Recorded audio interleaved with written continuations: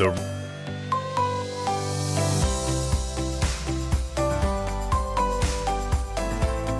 Asian Games 2022 will take place from June to July. Throughout this period, teams from 5 major Asian regions will compete against each other to top the inaugural Asian Esports country and regional groupings. Let the first ever Asia-wide esports program commence. The PUBG Mobile Asian Games version will take place over 5 days, from June 22nd to 26th. Out of the 5 Asian regions, Central Asia and South Asia will merge to create a single major competition region, while the remaining regions will compete independently. Each region will organize its own regional competitions.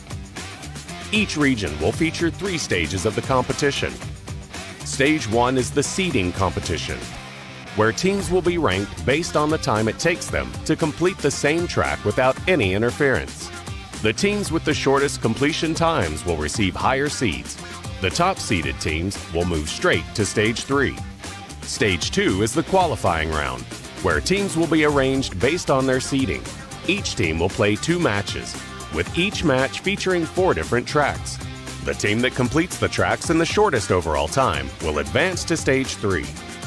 Stage 3 is the regional finals. Similar to Stage 2, teams will play 2 matches, and the team that achieves the shortest overall time will be ranked at the top. The allocation of buy slots and the number of qualifying teams from Stage 2 for each region will be determined based on the total number of teams participating in said region. The Central and South Asia regional competition features 5 teams: Kazakhstan, Kyrgyzstan, Nepal, Sri Lanka, and Uzbekistan. Let's eagerly await the thrilling performances these teams have in store for us. The road to the Asian Games is about to begin. Who will rise to the top in this battle for dominance?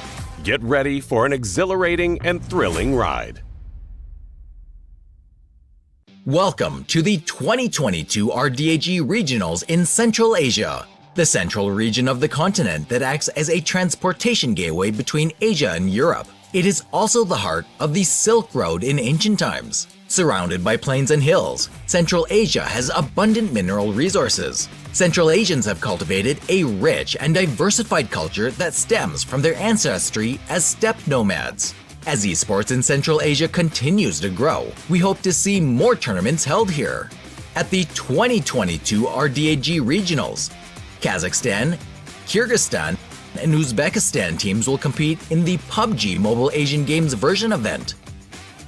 The Khan Shatter is an architectural wonder built with a distinctive neo-futuristic style, a feature often seen in Kazakh players' skills.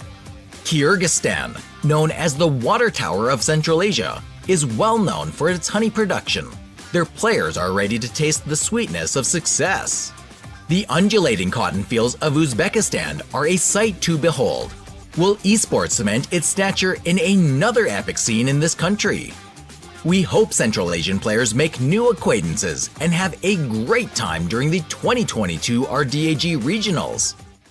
Greetings from the 2022 RDAG Regionals in South Asia. South Asia is located between the central and southwest parts of the Himalayas and the Indian Ocean. It has an area of around 4.3 million square kilometers and shelters more than 20% of the world's population. The esports industry in South Asia is expanding rapidly, and the region has also held many esports events. At the 2022 RDAG Regionals, Nepal and Sri Lanka teams will compete in the PUBG Mobile Asian Games version event. Nepal, the Mountain Kingdom, features 8 peaks over 8,000 meters above sea level, thus giving their players the courage to surmount any difficulties in the world. Sri Lanka's Ceylon black tea and gems are remarkable. Their players' performances will be similarly unforgettable. Here's to South Asian players having a great time at the 2022 RDAG Regionals and impressing the rest of Asia with their talents.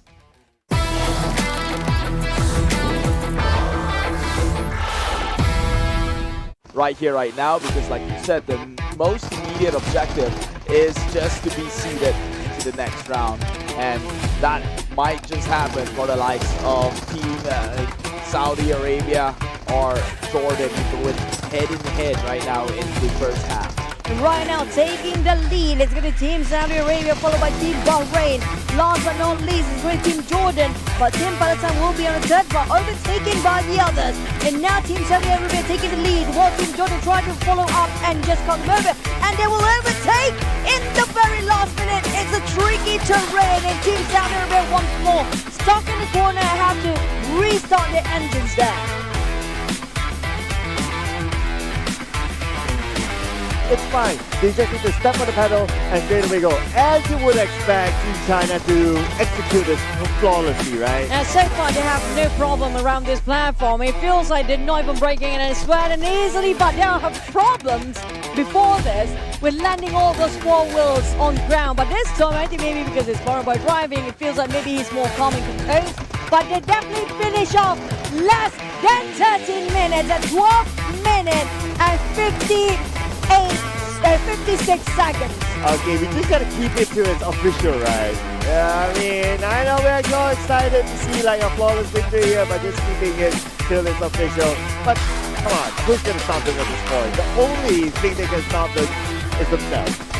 It's themselves, and we've seen how ordinary slip that was. We saw Could that. have been quite a distance, but even so, I think they're leaving them bounds ahead to just recover and make their way towards the end. So here comes the question. Chinese Taipei, they're already moving.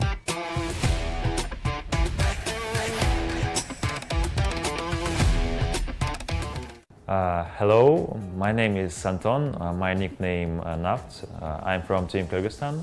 I'm 25 years old and I am captain of my team. Hello everyone, my name is Shokhruz. My nickname is Yakudza. I'm 18 years old. I came from Uzbekistan and I positioned my game as supporter. Hi everybody, my name is Rizni Azmi and my in-game name is Razor, and I am from Team Sri Lanka and my role is support fragger. Hello everybody, my name is Batar. I am captain from the national team Kazakhstan. Hello everyone, my name is Subin Kumar Prajapati. I am from Team Nepal. My in-game name is DRS Rules. I am the in-game leader of the DRS. This is part of my life.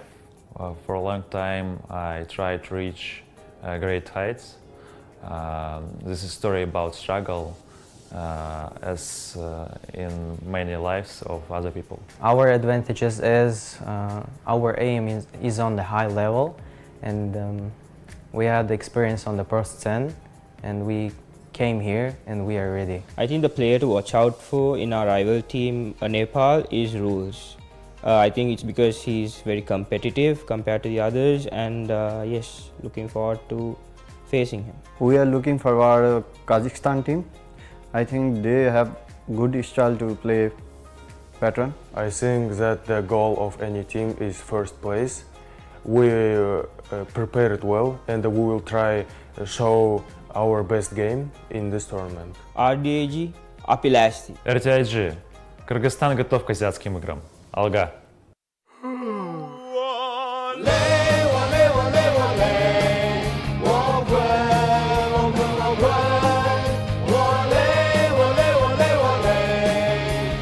累了困了，喝东鹏特饮。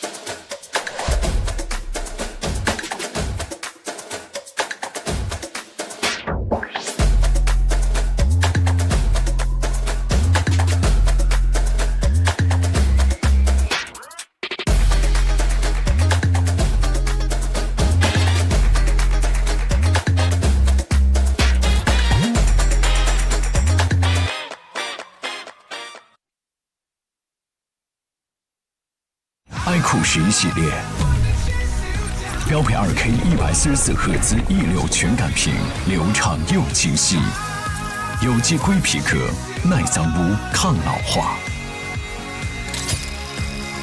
全新自研芯片 VR 与第二代骁龙8强联手，影像电竞全面升级，200瓦超快闪充，充电快，续航久。iQOO 11系列，未来电竞悦享操控。关闭外来的杂音，找准内心的节奏。奥迪 Q4 e-tron，让真的感受从开始才开始。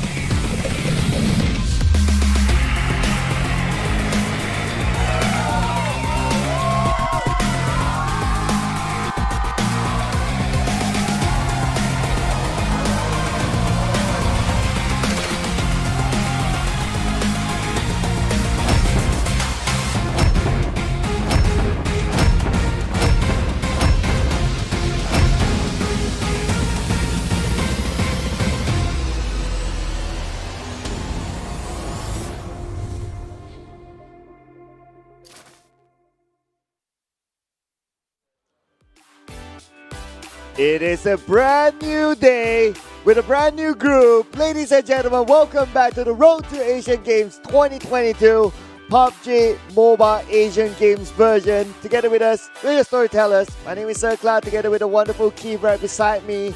And we'll be seeing Central and South Asia qualifying stage as our first set today. Yeah, brand new teams, brand new set, and we've got 4 tracks of each set, which means 8 potential maps to find out who are the top 4 within, well, Central and South Asia together in this one. It's a tricky one, but we'll get into it in just about a bit. First, to kick off this entire event, of course, a shout out to the sponsors itself. This competition is jointly organized by the Olympic Council of Asia and the Asian Electronic Sports Federation, operated by Digital Esports Asia and undertaken by none other than Neo TV. And of course, thank you to our prestige sponsor Audi Q4 e-tron Strong. Support for the RDAG tournament. Thank you so much for being together with us, and this is a wonderful model right in front of here. Maybe I can take one back. Oh, take one of these cars back? Yeah. Less likely, but you could probably walk away with that one on the screen right here. Take home today a special thanks to iQOO 11 here, the official mobile game equipment for the Road to Asian Games. The professional choice here to empower victory, embrace the thrill of control. And thank you as well to our official supporter Omen, with the new Omen 16, new journey to Road to Asian Games 2022. And none other than the comfort partner here providing us a full support is AutoFull with their brand new AutoFull M6, the official gaming chair partner to the Road to Asian Games. Be your own hero. And thank you to our official supporter East Rock for their support. At the same time, we also like to thank our official broadcasting platforms, Bilibili, Huya Live, Douyu Live, Kuaishu Games, Migu Video, and our channels Tencent Video, Weibo, Xianghongshu, YouTube, and Twitch for their support. All that good stuff bring you this exciting event here right before your very eyes. Without them, we would not exist on this meta space. So huge shout out to all these sponsors. Now, going back into the game here, we will be going into some very, very, I would say exotic names within this entire group stage. We have Kazakhstan, Kyrgyzstan, Nepal, and finally Uzbekistan. Yes, and they will be playing 8 tracks as a part of the qualifying stage in order for them to move on to the next stage, which is going to be the finals. But in the afternoon, we will be served with Southeast Asia. So there'll be a lot of games here today. And speaking about a lot of games, this will be the schedule for today. As you can see here, we're going to kick things off with Central and South Asia qualifying stage, followed by Southeast Asia qualifying stage round 1 and 2 round 1s back to back, and then we'll go to round 2, in which those teams will be reshuffled. But of course, we'll get to that a little bit later. We'll be focusing on to the Central and South Asia qualifying stage as our first series. Now that I mentioned, I've noticed actually within the group stage itself, there was Sri Lanka within that Central and South Asia qualifying stage region, which means, do you think that Sri Lanka was the seeded team forward, seeing as though the bottom 4 left? Well, that's your answer there. Yeah, direct to the finals. So Sri Lanka looking good so far as a start. So we'll be focusing on the other four countries. And looking at the numbers, quite a disparity that we can see. 14 minutes versus 17 minutes versus 19 minutes. Now for Sri Lanka and both Kazakhstan, that's good numbers to get on with. As we all know, the benchmark to be very competitive in this space is the 13-minute mark. So if they can shave off just a little bit more, I think they'll be in good condition. As for the rest below, I think a lot of work needs to be done. The 16, 17-minute run, sure, great, probably works within your own ecosystem. But when it comes to pitting up against some of the big giants, you need to be able to cut for time. Well, what we learned from West Asia is that some of the teams had some slight advantage. The fact that they played more games, allowing them more room, more time to actually learn more about the game, refine their tactics, refine the way that they play it, and to cut more time. And when it came to the final, if we took an example of the West Asia, Palestine did really, really well there. And one of the theories is that because they played more games. Yeah, I mean, that's one thing to consider too here. So does that put Team Sri Lanka in the back foot now that they are directly seeded into the finals? They will be missing out on all the experience building sessions that they're going to have later on through the entire 8 tracks itself. They definitely cannot take their foot off the pedal. We also know as a matter of fact, that the teams that were directed to the finals played a different format in which they shared a lobby with only themselves. Well, we only know that tomorrow. Yeah, because the finals will be played on a different day. But of course, today, one of the teams will be eliminated from the finals. So we'll be looking for the top 3 from this group. And I mean, just looking at the initial numbers, there seems to be a gap, but who knows? That could be a learning point for them. And from whatever that they learned today, they might be applying something different. Yeah, we hope to see a shift within the tables here. Kazakhstan moving into this match for today, looking very strong. They are one of those teams with the 14-minute markers. And so the rest of them playing at 17, hopefully they've brushed up enough, seen some of the past matches and seen some of the maneuvers being taken out from teams from the East Asian region who still hold record in terms of the fastest average time to finish the track. Yeah, and you kind of think about it, right? Like the 14-minute is close to one of the best average groups around, which was about 12 to 13 minutes. So it's not too far away. So it's going to be tough competition there. We can expect that. But whether they can maintain the level of consistency or not. And we also need to take into consideration that they are in a group where there are different teams playing. Before this, when they played the seeding, they played as a solo team. Yeah. So this time around, there's a little bit more competition for the targets within each section. Yeah, which means things are only get harder. Scarce resources, you know what they say, if you push comes to shove, it's only the one who could adapt is the one who can survive. And now they have to adapt with 3 other teams within the same lobby, fighting for the same resources. Really excited for that game to happen. Obviously, we have 0 information to go off with. I don't believe that the seeding stage was broadcasted for us to ever study from. So it's going to be just as much as a surprise for us as it will be for you. Yeah, as it will be for the teams as well.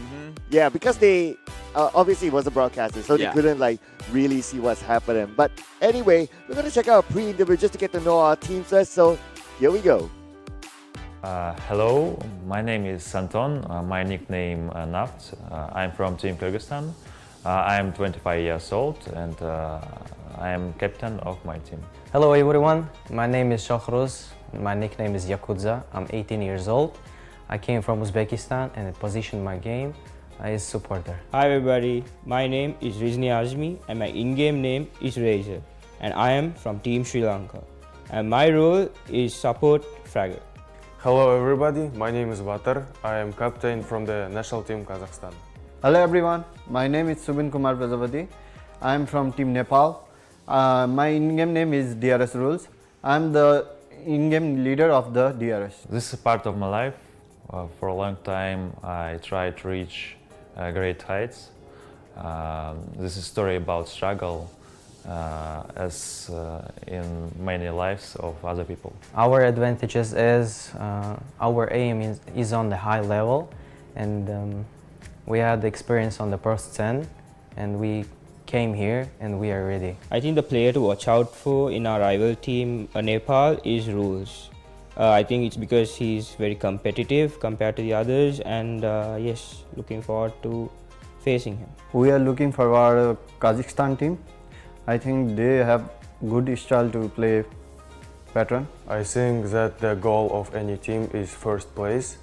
We prepared well and we will try show our best game in this tournament. RDAG, Apilasti. RDAG. Кыргызстан готов к азиатским играм. Алга.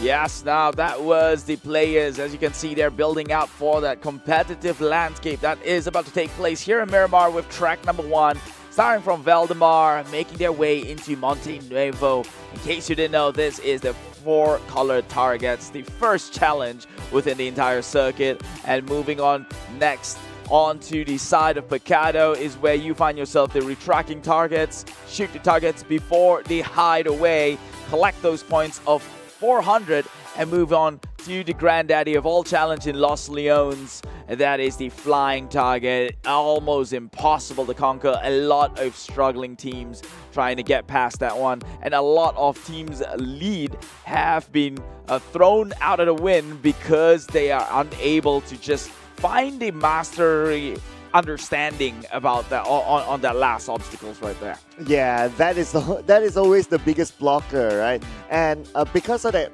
blocker as well, it also allows teams to come back. Like if you're like behind, like let's say you're 3rd or 4th place, but because you do well in section number 3, you can complete the challenge faster or be the first team to complete. You can speed all the way to the finish line and become the first team to do that. So we have seen that before with some of the teams that deploy that sort of strategy.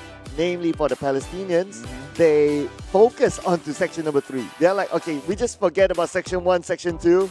That's fine. We just do decent, okay. But when it comes to section number 3, that's where they grind it all out, and they always maintain a number 1 spot, like for most of the rounds. Yeah, I mean, like in a sense, you could see that last challenge as your last leg.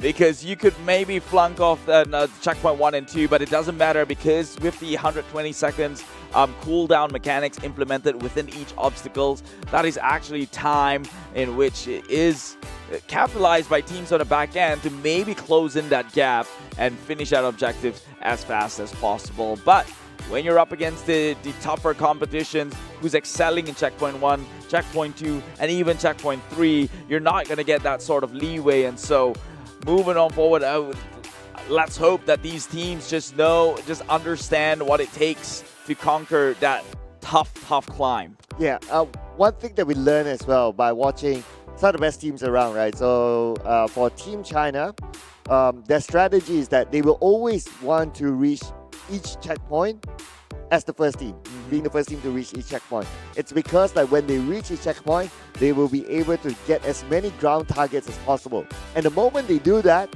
by the time the other teams arrive, there won't be enough ground targets for them to take. So they will have a big head start. They always have like at least 100 points and above head start before the main objective comes up. So it also shows the importance of whatever happens during the race itself, if you really want to refine your methods in order to be the best of the best. Yeah, I mean, it's all about being the earliest of birds, right? In this sort of game. And this is obviously more of a circuit kind of challenge. The fastest you are, the better you're in the better you're setting up yourself for success. And if any small and single details that you do that contributes into your progress, a percentage of completion, is always going to be a good part. So despite checkpoint 3 being pretty much like a last life, I think teams should really explore just knocking all 3 challenges out of the park and, you know, finishing with their record time as possible. Yeah, because right now, of course, objectively is to move on to the finals, right? Yeah. So you're competing within your region. But it will come a stage whereby you will be competing against the other regions as well. So by that time, of course, if you want to go for gold, you want to get the #1 spot, you got to fine-tune every single element within the game. So whether it's from the driving, to the looting, to even the communications, things that we don't get to see on the broadcast at least, to their coordination. I mean, every single element is really important to just shave off those precious seconds. Because right now, the benchmark is definitely Team China. They are one of the record holders. I believe in one of the tracks, they got a 12 minute when they were playing with other teams, but when they were playing on themselves, during the seeding stage, they got a record of 10 minutes. But realistically, now that we are at the stage where everyone will play against each other, trying to cancel out each other, especially stealing away the ground targets before anyone else. So I think that the 12-minute-ish mark is definitely the benchmark for now. Yeah, it's a gold standard right here.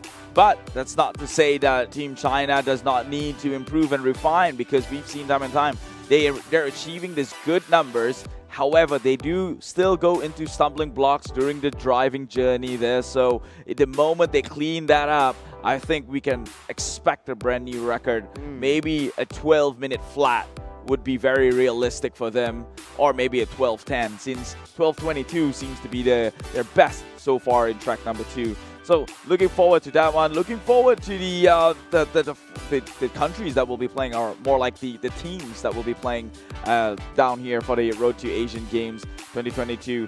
Now, you're very seasoned within the scene. Do you have any experience in maybe one of the players who has shown up for the interview, or is that a complete wildcard to you too? Honestly, it's a wildcard because it's a totally different game. So I have no idea what to expect. But for Team Nepal, they have played in global stages before. So as compared to the other teams, yes, they have that experience, but it is a totally new game that we're talking about here. So it's very hard to kind of make that apple-to-apple comparison. So I don't know, man. But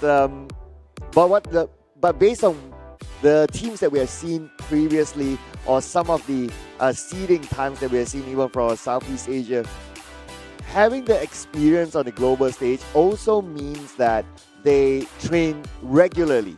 Yeah, at least on the mechanical skill stage. So if they are able to train mechanically, at least they would have that one step above other teams. Because at the end of the day, it still involves a lot of shooting. Now, I like how you said it's not an apple-to-apple comparison, but some elements do transfer, right? Like if anything, this version of the game is as accurate of a skill representation as it can be, right? If you shoot well, you shoot well. There's literally no external factor besides a very minute RNG element into it. So if the team is representing on a global platform more often than not, which means that they have probably better understanding within the mechanics, that they should be looking like a favorable contender coming in. Yeah. Well, from what we have seen before this as well, yes. Okay, I'm going to give a flip side to it, right? So say yesterday's example, like for Team Republic of Korea, they have experience playing in the global stage. But for like Team Hong Kong China, they don't. In fact, they are part-time players, but yet they could still do better than Team Republic of Korea. So I don't know, man. Something that have unlocked that we don't know, that they're able to refine. And maybe, okay, I'm just putting out another theory. Like maybe because of the theory is that because their objective is only to play for Asian Games or Road to Asian Games, hence they don't need to worry about the professional circuit. So they could focus onto this. And I'm talking about Team Hong Kong China, Yeah, as compared to Team Republic of Korea that has to mix their careers of playing professionally as well as this. But I could do you one better. Right. Team China won many global platforms. Here they are again, just showing that mechanical prowess. So we can only speculate, but again, this one, our wild card to us. We have zero clue on the data and probably player statistics, so we'll have to see it firsthand here in track number 1. Here we go, track number 1. The Central and South Asia qualifying stage. Here we go. We'll be playing a total of 8 tracks, ladies and gentlemen. So you don't want to miss out on the action. Make sure you stay together with us because the first track will definitely set a bar among all these teams as they head down. And as usual, they're going to start it off with the loot. And how fast do they get onto their vehicles and go how much they want to loot is all part of the strategy. As our teams start to move now, as usual, the first stretch is going to be kind of close. What will be the big differentiator, at least from the start, is going to be after the first section. Whoever completes the first task will have a good advantage of heading on to section number 2 first. Right now, taking in the lead, it is Team Nepal here, but this is going to be a tight curve, and they did so without compromising too much of their speed. Still maintaining status quo, but it seems like Team Kyrgyzstan might just make a nosedive and cut them in the process here, especially with this one. Team Nepal took a little bit too wide of a turn. They will lose a little bit of that lead here, but Team Kyrgyzstan still fairly measuring well, trying to keep up with the number 1 position. Meanwhile, they cannot be too comfortable as well because Team Kazakhstan now trails behind. Interestingly, we don't get to see one of the teams on screen, Team Uzbekistan, so they need to do a lot of catch-up here. But a slight flip there that I noticed for Team Kazakhstan. But then again, it is a neck-to-neck race between the two teams. But look who's trailing behind. It's going to be Team Kazakhstan, not too far away. So one mistake from the front will allow them to overtake. Team Nepal and Team Kyrgyzstan, actually this is just seeing the way they rotate, and after witnessing so many games yesterday, it is very apparent that Team Kyrgyzstan has got a better understanding in the rotation. Team Nepal seems to be taking so many long routes, taking the full brunt of the curves and not cutting lanes in which can be a straight line potentially. So perhaps they might want to look into that. Team Kazakhstan, meanwhile, or Kyrgyzstan, on the other hand, they really know how to mimic the pathway that Team China has been displaying the whole day yesterday. Yeah, I guess based on the data, right, when it comes to speed up target hits, they're pretty close to each other. So I guess the theory is like what you said. It's just the routes that they take. Are they cutting enough corners to shave off those precious seconds? So it's something that they might need to refine when it comes to the later tracks, or even a repeat of this track when it comes to the second set. But now all these teams have arrived onto checkpoint number 1. And as usual, it's going to be a race to get the ground targets first before the main objective comes up. Taking that points in. Unfortunately, we do not have eyes on it right now. However, the speed up targets hit. Uzbekistan seems to be the one in the lead, despite it is Team Kyrgyzstan who made their way into compound first after overtaking the likes of Team Nepal. Now 48 out of the 100. Now the benchmark is 100 pointers before that activity come online. Oh, very close score with each other. Even for Team Uzbekistan, despite them arriving fairly later than the other teams, but the point difference is not that far. And now this is where the differentiator will start. Whether the teams can take down their respective colors faster than the other teams, this will be the one. This will be the big one here. So far, again, all these teams fairly close to each other in terms of points. Team Kyrgyzstan, though, is the one with the lead at 151, 170 now, but Team Kazakhstan coming in really, really close, and this is what we were talking about when we looked at the group stage and the timings. Team Kazakhstan is the one with the 14-minute marker, so they should, in theory, know what to do in a much more efficient scale, and it looks like they might just do it. Close enough, 290 to Kazakhstan to Kyrgyzstan, and they take the lead, Team Kazakhstan here. But it is the ones in purple, which it is Team Kazakhstan, who will be making their first exit out of this checkpoint despite being third to arrive. Yeah, but not too far away are the other teams. We can see that at least 2 teams making their way onto checkpoint number 2. Make that 3 teams, but nevertheless, it's still going to be Team Kazakhstan on the forefront. They have a slight lead here. And what we'll learn from the previous days is that if you're able to reach the checkpoint first before any other teams, you will have the advantage of taking down the ground targets, giving yourself extra bonus, and not only that, denying the ground targets from other teams. Deny they will. They will try their best, but they have to hold their lead and not get denied for it. But a quick break here because the future gaming of smartphones is the iQOO 11. Do check that one out. Now, Team Kazakhstan is inching closer towards this next objectives. It all goes down to the rotation here, and if anything's going to go wrong, it shouldn't be now. We've seen many teams getting stuck within these rocks here. Let's see if Team Kazakhstan will make it. They will. They Successfully will. so. And now the next challenge is the trees. Oh yeah, the trees. Okay, it's going to come up next, but looks like they have a decent lead right now. They even have a decent lead enough that they leave all the other teams behind, allowing them to have that one full screen for themselves. And even if you look on the minimap, they're way far ahead. So I guess they definitely know how to cut those corners. But we also noticed that some of the teams, I believe it was namely Team Uzbekistan, not using the ramp to their advantage. But nevertheless, now we have Team Kazakhstan now arriving, being the first team to arrive at the second checkpoint. This is reflective of the seeding stage earlier on, with Team Kazakhstan is the one with the 14 minutes, leaps and bounds ahead of their contenders here, who closed in an average of 17 minutes each. So that's huge gap, about 3 minutes apart here. And if they can maintain that, Team Kazakhstan could look towards a very fruitful journey here during the qualifying stage. 3 minutes is quite hefty, not gonna lie about that. So it's all about, not only about refining, but we need to retune whatever that they learned from yesterday's seeding stage. But now all the teams have arrived in section number 2. Team Uzbekistan still at a single digit, but for the rest who arrive later, again, the points are not too far away. The ground targets will be their aim. And so far we can see Team Kazakhstan still at the forefront, but the gap is not too far away. But looks like time is no longer on their side. The main objective will be up really soon, as we can see the team starting to reposition themselves. And the main objective will be up in about 5 more seconds. 3 seconds and counting down for the next one. It is retractable targets. Shoot those targets before it is retracted back on the inside. Limited time offer, as you might say.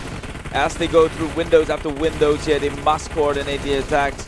I've seen yesterday Team China, they actually have all 4 members across this entire place, and they divided this entire range into quadrants, with each members actually guarding within their jurisdiction. And also, my observation of looking at how they're playing here today, again, just like yesterday, nobody really cares about the top floor. Everyone's focused on the first floor and also the ground floor. So looks like that seems to be some sort of a meta trend here for the team. Meta or not, this region is a wild card here, and Team Kazakhstan has lost that lead to the likes of Kyrgyzstan, but only for a moment here as they take back that leading point. 261 out of the 400 has been built, very close neck and neck against Team Kazakhstan here. Kyrgyzstan and Kazakhstan, they are looking like they're setting themselves up for a race towards the checkpoint number 3. You can feel the frustration from the Uzbekistan athlete. Every time he tries to aim, every time when he wants to shoot, the target is taken by another athlete, another team, denied away from him. And now, in terms of points, they are way behind. But the first team to complete the challenge is going to be Team Kyrgyzstan. Team Kyrgyzstan, but also Team Kazakhstan, both gets to make their way out of this checkpoint and into the next here. So it's going to be quite close. Now, you mentioned that you wanted to see a close race towards the end of the finish line, and these two not only phonetically sound the same, they are also matching up each other in performance alone. All right, so looking at some of the stats here, I think this is starting to be some sort of a trend.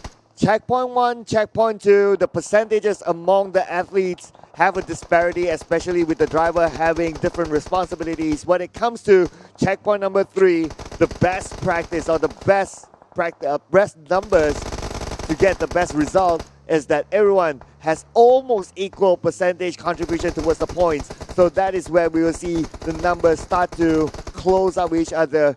And so far from that, it allows teams to get the best result. Oh, goes in for the jump, but Team Kyrgyzstan, that is a dire mistake. Make your way to the likes of Team Kazakhstan, who is supposedly the best contender here. They had one chance to maybe keep them at bay, but that chance was long shot off the moment they made that mistake. But same can be said to Kazakhstan. They fumbled a little bit on the drive, but nothing too irrecoverable to keep them back. Oh, but okay, so now this allows as well for Team Kazakhstan to open up a gap. And within our area view, no other contenders until now. Okay, the next ramp is in effect. And so far, the two teams that we can see here managed to use the ramp. But unfortunately for Team Kyrgyzstan, they didn't get that much airtime as compared to their opponent. And that's despite them, Team Kyrgyzstan, having the more speed-up targets earned onto their end. So that right there just did cost them pretty heftily. But not over just yet. They still, in the end of the day, arrived neck to neck within checkpoint 3, and this goes down to the mechanic prowess between these two teams. As we saw earlier in checkpoint 2, it is Team Kyrgyzstan who outgunned the like of Team Kazakhstan. Can they do that again? Ooh, okay. This is going to be the opportunity, because this is where we see. This is going to be the final stretch. This is going to be section number 3. So this is where we see teams starting to find that disparity between each other, especially if you're able to complete this challenge the fastest and you go on to be unchallenged to be the first team. But okay, a little bit of a stuck there. Hold that thought for a second. Uzbekistan. Ooh, they got to refine the way they navigate around this compound. I like how that sounded intentional. Uzbekistan. Team Uzbekistan. Yeah, well, maybe early in the morning. They haven't gotten their driving warmed up just yet. These tires got to warm up for the more efficient of driving. So hopefully a cleaner round with more tracks to come. But right now they will pay the price of that little maneuver, but it's still recoverable because they are here now in checkpoint 3, and if they can outgun the likes of Team Kazakhstan and Kyrgyzstan in the next 2 seconds, then they might be the ones to find a faster exit out of here. Well, at least the starting gap is not that far, so they still have that opportunity. But now it's a matter of tracking skills, your mechanical skills of shooting a target that's almost impossible to hit, and looking at their meta, looking at how they are positioning themselves. This is almost similar to how the West Asians position themselves. They have a couple of athletes on one side and a couple of athletes on the other side, so they're surrounding the main target. But at the end of the day, it's a matter of, are you able to hit them?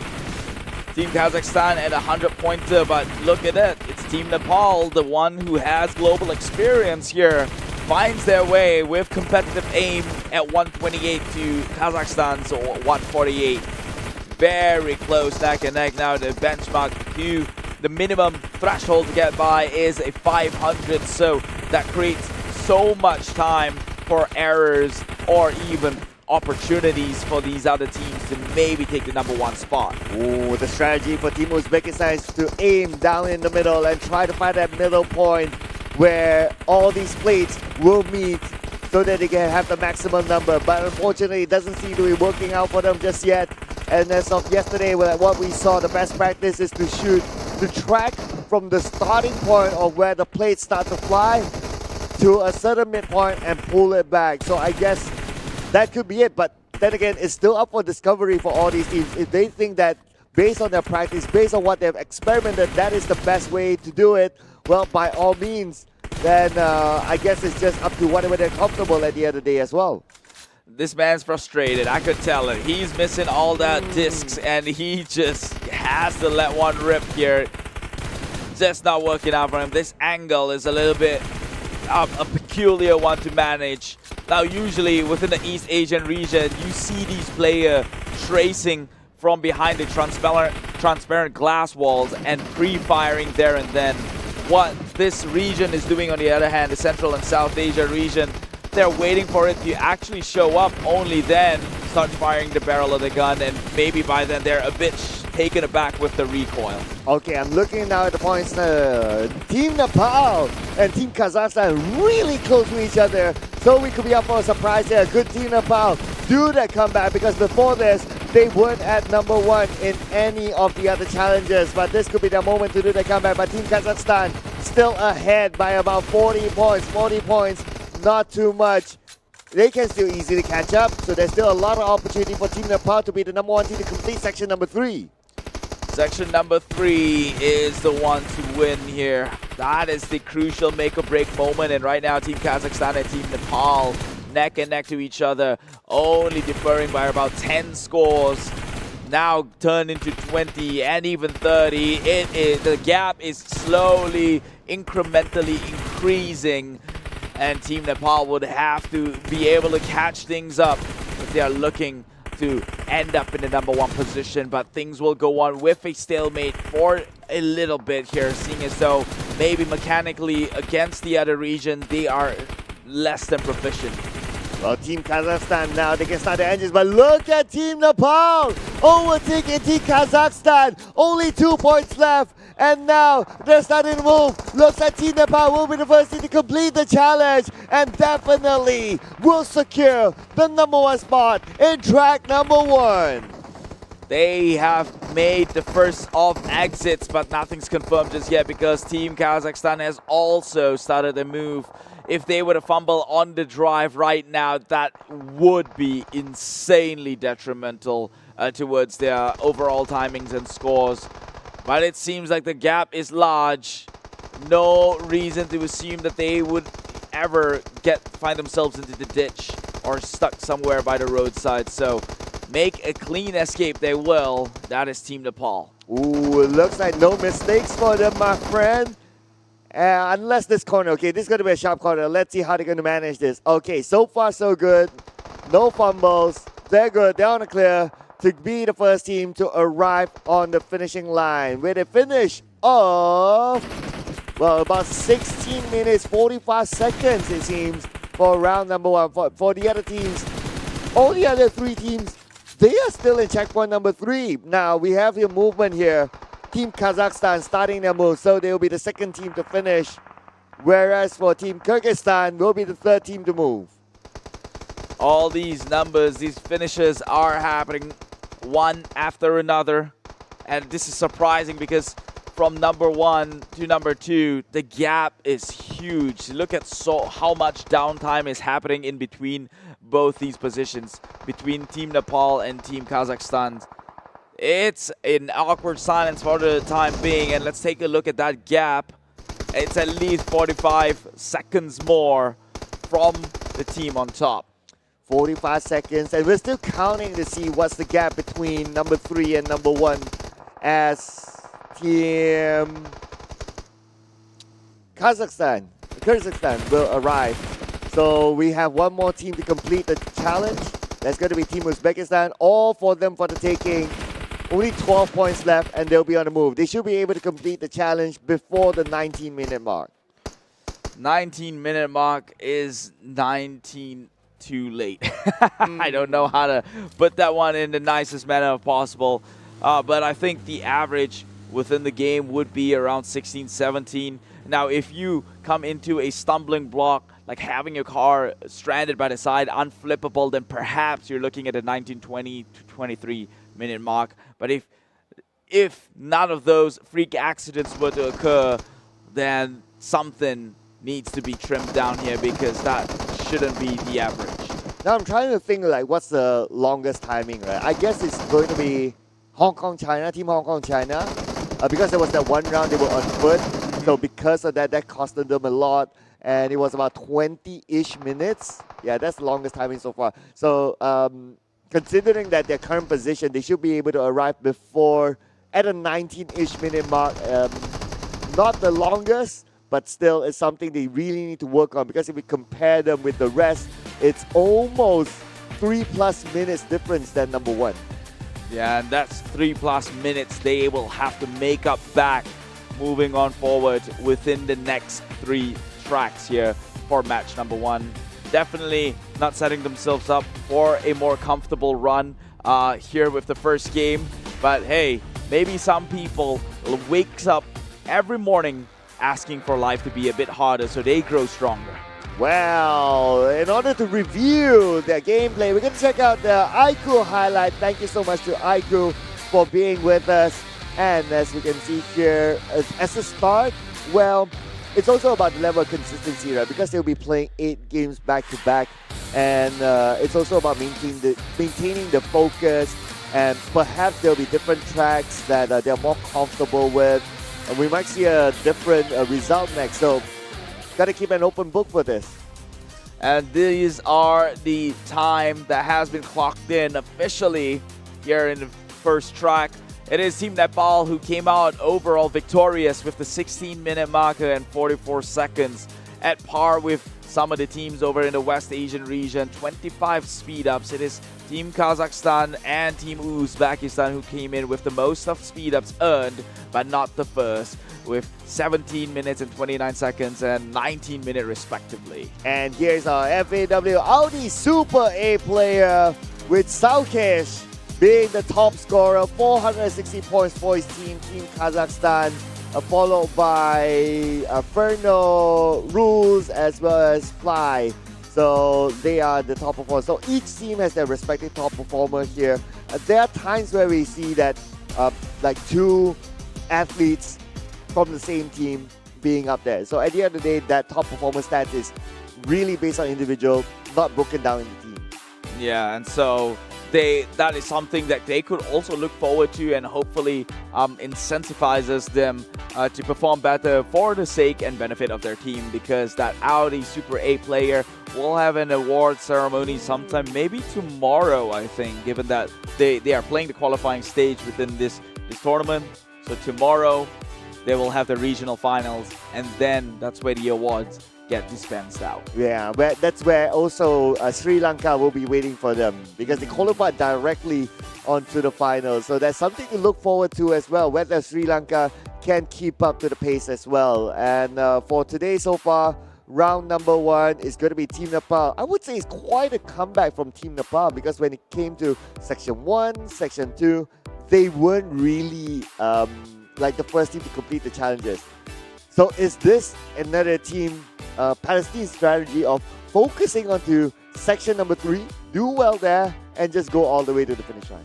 Well, I would say yes, there are similarities drawn across, but perhaps no, because the big difference between that and Team Palestine is that Team Palestine absolutely destroys the rest when it comes to the checkpoint 3. This time around, it was a very neck and neck with Team Kazakhstan, so it could have gone either ways. But more games later on, but first a quick break from the both of us at Sir Cloud and Keith. We'll see you in just about a bit. 关闭外来的杂音，找准内心的节奏。奥迪 Q4 e-tron 让真的感受从开始才开始。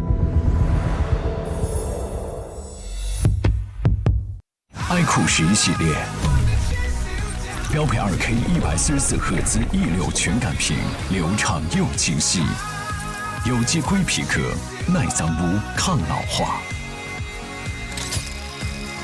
全新自研芯片 VR 与第2代骁龙8强联手，影像电竞全面升级，200瓦超快闪充，充电快，续航久。iQOO 11系列，未来电竞越想操控。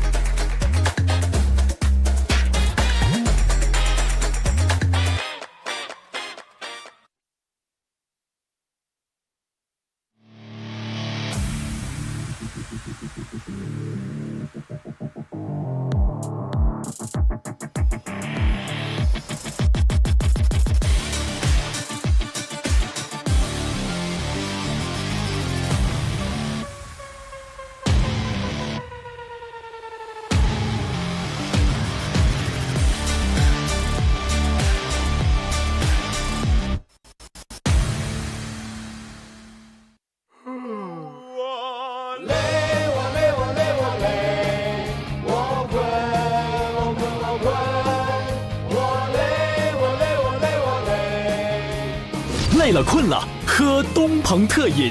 Welcome to the 2022 RDAG Regionals in Central Asia, the central region of the continent that acts as a transportation gateway between Asia and Europe. It is also the heart of the Silk Road in ancient times. Surrounded by plains and hills, Central Asia has abundant mineral resources. Central Asians have cultivated a rich and diversified culture that stems from their ancestry as steppe nomads. As esports in Central Asia continues to grow, we hope to see more tournaments held here. At the 2022 RDAG Regionals, Kazakhstan, Kyrgyzstan, and Uzbekistan teams will compete in the PUBG Mobile Asian Games version event.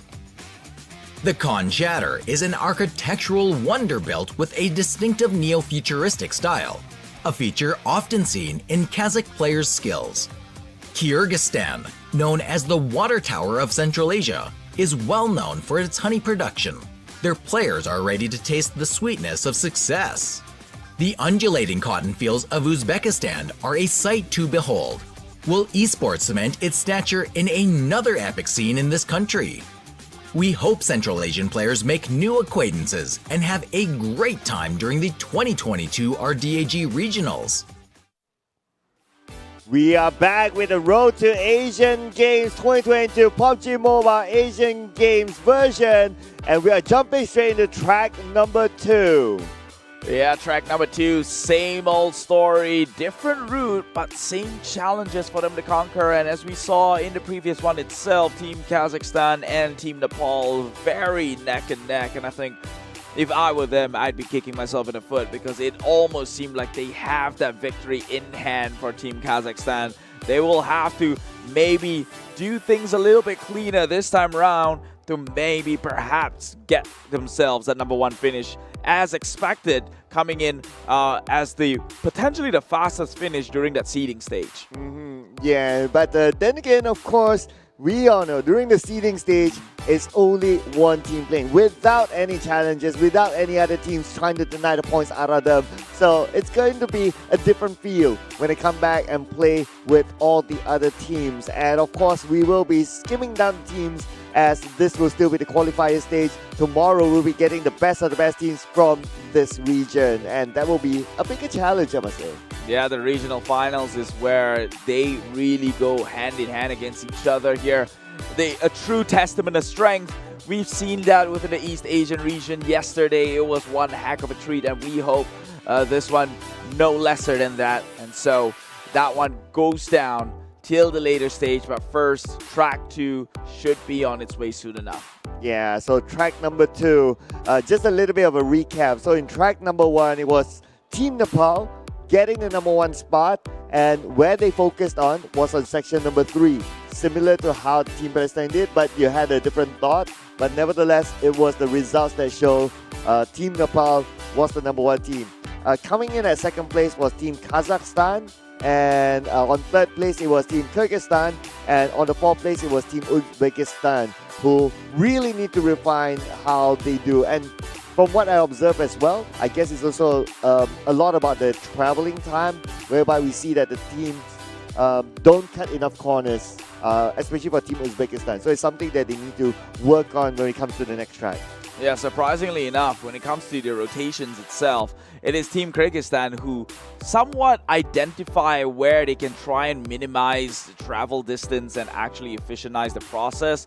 But Team Nepal, they took the long way. They won with sheer firepower towards the end in checkpoint 3 itself. But if Team Nepal tries to maybe mimic those routes and apply it within themselves, no doubt they could look like a very scary competitor. I mean, just to echo on what you told me, they are a global, they are a team who has presence within the global scale. Yeah, and I wonder, will that be like a significant advantage for them? Yeah, but of course we need more games to really see if they're able to adapt. But one thing about being active in the global scene, playing in big stages amongst the biggest teams around the world, to a certain extent you are challenged to be mechanically good or great, yeah, or even at least able to follow up to the other team. So I guess that's where they've already exercised themselves to be able to do so. Yeah, mechanically sound. That's how they outgun the likes of Team Kazakhstan here in shooting these flying plates. Although it was very close. It was a 498 to Team Nepal's 503 towards the end there. And there were, surprisingly, after Team Nepal left their station, that checkpoint, there was still some period of time being spent by Team Kazakhstan to just hit that 500 marks. So perhaps that is some sort of tell on the potential weakness coming in from the team. Well, it's only one game. It's only one game, ladies and gentlemen. We need to look at trends as we will head on to track number 2. And will there be consistency or will there be a rise from Team Uzbekistan? We'll finish at number 4. This could be their favorite track. We don't know yet as we jump into it right now. Here we are in track number 2 with being the shortest of all the circuits here. This is where you're expecting a little bit of a lower number, perhaps within the 15-16 range minutes to complete. Should be on the acceptable side. Anything above is a little bit worrying, to say the least here. So let's see how these teams play things out right now. They have each gotten their vehicles. They have each gotten a decent amount of loots to start off with. Some scarce resources, but now they will have to jet their way into the next checkpoint in which they can have all the resources within that compound should they be the first one in. Yeah, and for a start again, seems to be similar from before, whereby Team Nepal, oh okay, so Team Nepal is at the front. I thought the moment we saw like only 3 teams, like oh they're still way behind, but now they seem to be in the forefront for Team Nepal. And they are skidding away from the other teams. Looks like a little bit of an accident there for Team Kazakhstan. They had an accident with the cactus, I believe, and because of that, that set them back quite a bit now. They will be at the 4th spot as of now, but it's not that far at least. So all these teams should arrive at the first checkpoint at a pretty similar time. What's impressive? Oh, again? Yup. More and more sloppiness has been demonstrated here within this lobby, but it is Team Uzbekistan who took somewhat of a long rotation from the first place, now finds themselves trailing behind Team Kyrgyzstan itself. Now Team Kazakhstan showing the prowess in which they have during the seeding stage, which probably could explain and justify their 14 minutes, making headway with cleaner rotations against the rest here. Meanwhile, all the rest of the teams right behind him, they will have to try and conquer some of these challenges off the terrain. Team Nepal being persuaded back by a rock on the front side. Oh, I'm liking this. I'm liking this back and forth. It's like they're switching with each other. But that also means that every single mistake can be costly. It's not something that the teams can afford because you always want to be the team that arrives first onto the checkpoint to get yourself that advantage of hitting the ground targets. And for the rest, it's really just to follow up from there. And this is official right now that Team Kazakhstan will be the first team to arrive. So they will have a slight advantage of looting first, getting onto the ground targets first. But because the gap is not that far, all the other teams can also deny them of the points.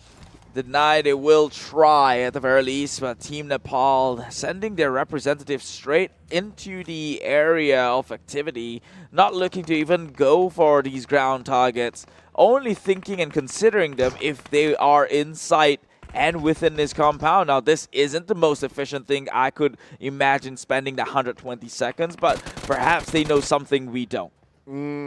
Yes, I guess it's also a discovery for them, for us, and also for the other teams that will be waiting for them or even learning from these games as well. But Team Kazakhstan now having a double-digit lead, 50 points in fact. As for Team Kyrgyzstan, just only arriving on this double-digit. Team Nepal still behind. Team Uzbekistan, interestingly, no single point yet. Maybe they're focusing on the loot instead, and their main goal is just to get the main objective when it shows up. There we go, one member from Team Kazakhstan again just raking in the points, doing pretty well within these 120 seconds. getting themselves 80, so ideally you'd like to get 100 to be able to match that one up with the East Asian region, but 80 is a good head start considering none of the other teams are halfway there. So Team Kazakhstan 115, 120 now in the score charts, the only team within the triple digits, and they're making their way to halfway through 300. Yeah, Team Kazakhstan got a second place before this, so they'll definitely not be happy. They want to reclaim that #1 spot, take it away from Team Nepal. But if we talk about Team Nepal, well, they managed to get to the halfway mark right now. But for Team Kazakhstan, oh, wait a second, hang that thought. Team Uzbekistan actually now is at the forefront. And from behind, from the last team to arrive, they could potentially be the first team to go. But Team Kazakhstan will not go down without fight. It is neck to neck between the two teams. Both teams actually hitting the 300 mark at about the same time. Team Kazakhstan find themselves yet again another close contender. First it was Team Nepal, now Team Uzbekistan to fill in where Team Nepal might have left off here.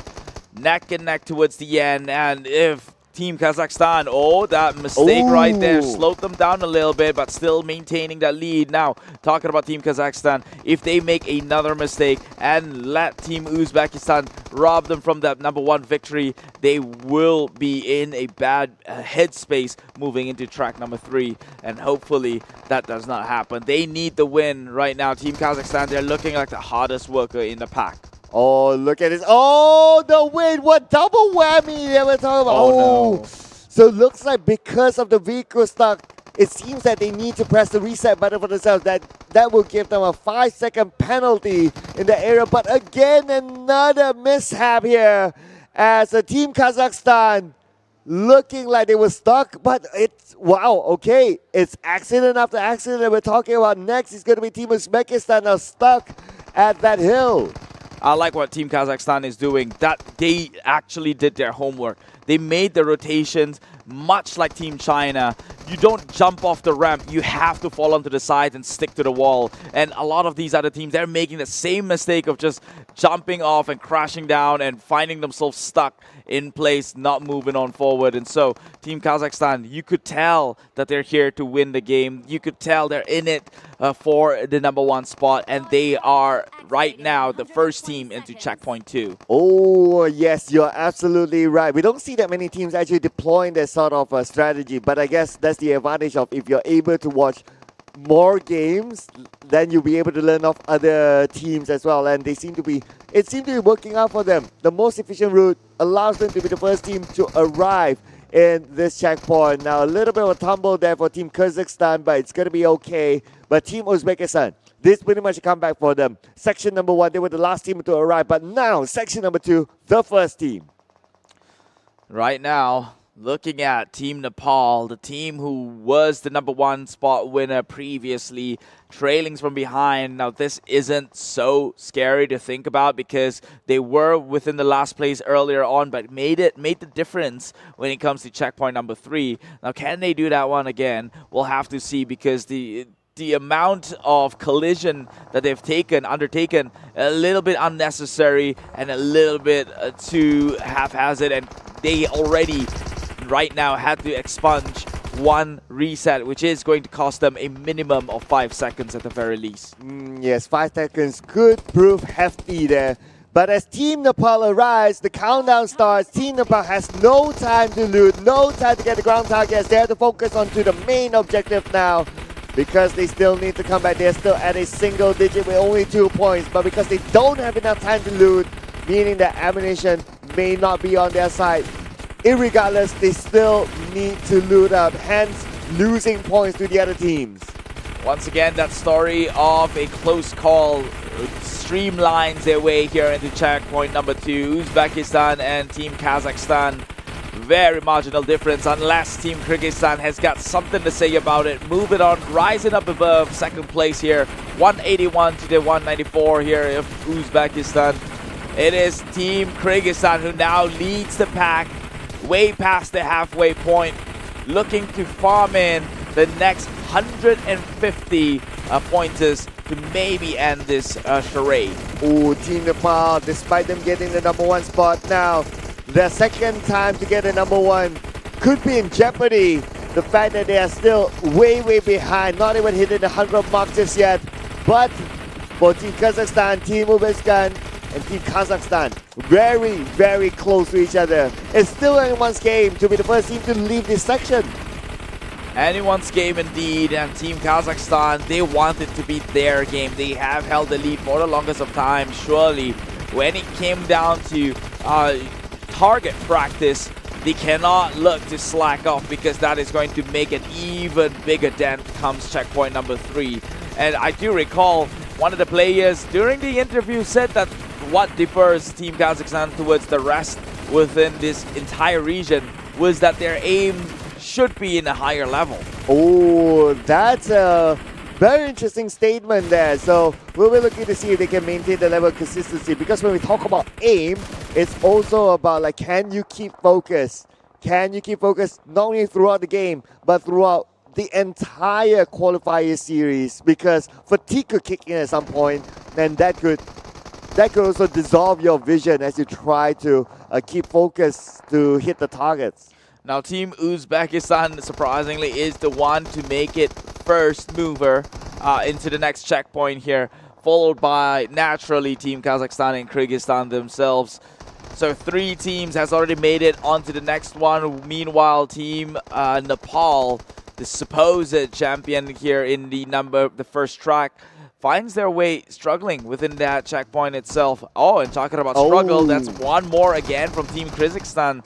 I guess if you could draw a trend line of conclusion within this region here, I think they need to really polish up in the rotations within the map. Yeah, based on the observations, it does look like that is the case.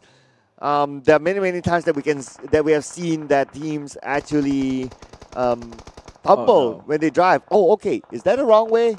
Circling around? All right. I guess he was trying to hit that one more boosted target just to give themselves that advantage. But because of that, they trade off the amount of time. So I'm not sure if that's going to be worth it, though. It's actually the angular approach. They missed the beach flag, and they had to turn around just to qualify for the next flag itself. And so, again, like what I'm saying, it seems like when it comes to this region, the Central and South Asia, their rotations needs to be polished even further, because if you're going to expect to shave off a lot of time, it should be from this. Yeah, I think this is rather costly though, and it's like across the teams, right? It's not like only one team but across, so it's something that they will need to refine as we have another 6 more tracks at least to play. But now all the teams have arrived into section number 3, and this will be the main section, and this is normally the section where we'll see a differentiator between the last place and also the first place, and basically this is also the comeback section for these teams. This is it.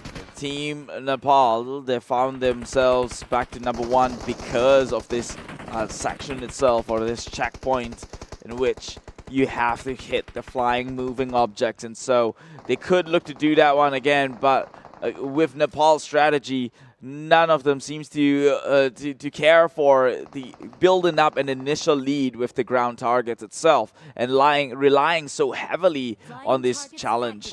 Now we will see if that is going to pay out dearly for them, as the challenge has begun with Team Kazakhstan having a 46 hit start. All right, looks like all these teams positioning themselves in the front of the objective. Anything going behind? I do see a movement on the other side. I believe it's from Team Nepal, going to take an off angle onto the main objective. But is that going to work for them? Because right now, it's not a matter of experimentation for Team Nepal, because they're still at a single digit. Single digits. They now hitting the double and hopefully the quadruple here, because they will have to pull a hefty amount of load just to carry their way through and up the ranks before then the counter hits onto the 500. So fortunately, they do have time, but it's going to take so much more accuracy and consistency in hitting those marks before that timer runs out.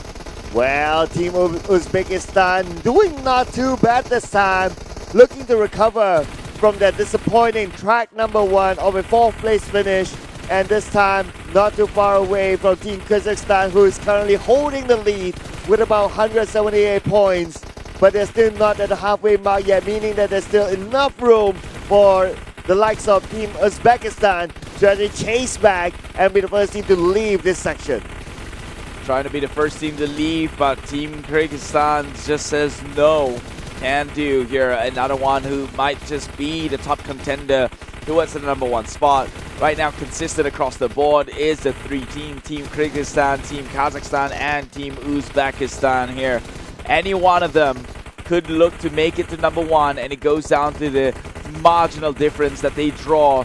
Kyrgyzstan with 238, Kazakhstan with now just taking the lead at 256, but still not in comfortable position to confidently secure that 500 points. Oh, and with the gap now being there, Team Nepal, what are they going to do? Are they going to let go of that #1 spot that they got from the previous track?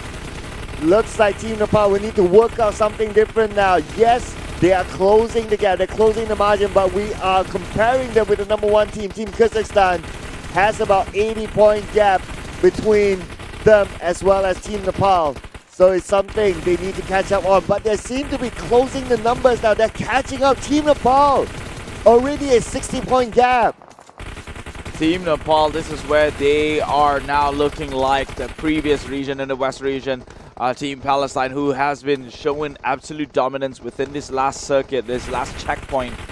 They looking like they might be able to close the gap here, especially with still about 150 more on average for all the top three teams above.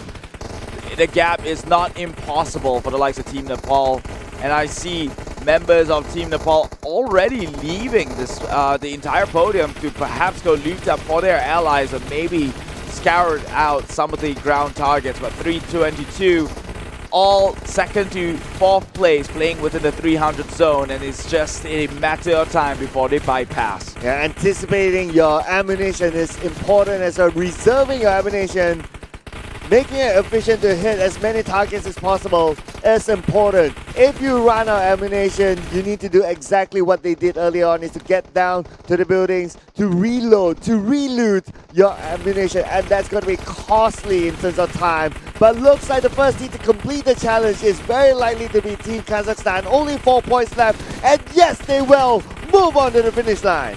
Team Kazakhstan with resilient and very, very headstrong effort and attitude here will finally get themselves that first ticket out of this checkpoint. They've been denied before by the likes of Team Nepal, but it is them who's leaving Team Nepal in the dust here in track #2 as they speed their way towards that finishing line. There you go, unchallenged, unfazed by the other teams. They will claim the #1 spot for Team Kazakhstan. Before this, they were at second place, so it's an improvement for them in this round. And time is locked in at about 60 minutes, 46 seconds in this track. Well, a well-performed track circuit, I would say. Could have been a little bit lower, but that was the benchmark we were looking for, 15 to the 16 mark for at least this region to perhaps qualify for and set themselves up for faster tracks comes to when they have to fight against the other regions. Okay, so we'll be locking in the next timing very, very soon. Let's check out the difference in the official time. Will be 34 seconds difference between Kazakhstan and Team Kyrgyzstan.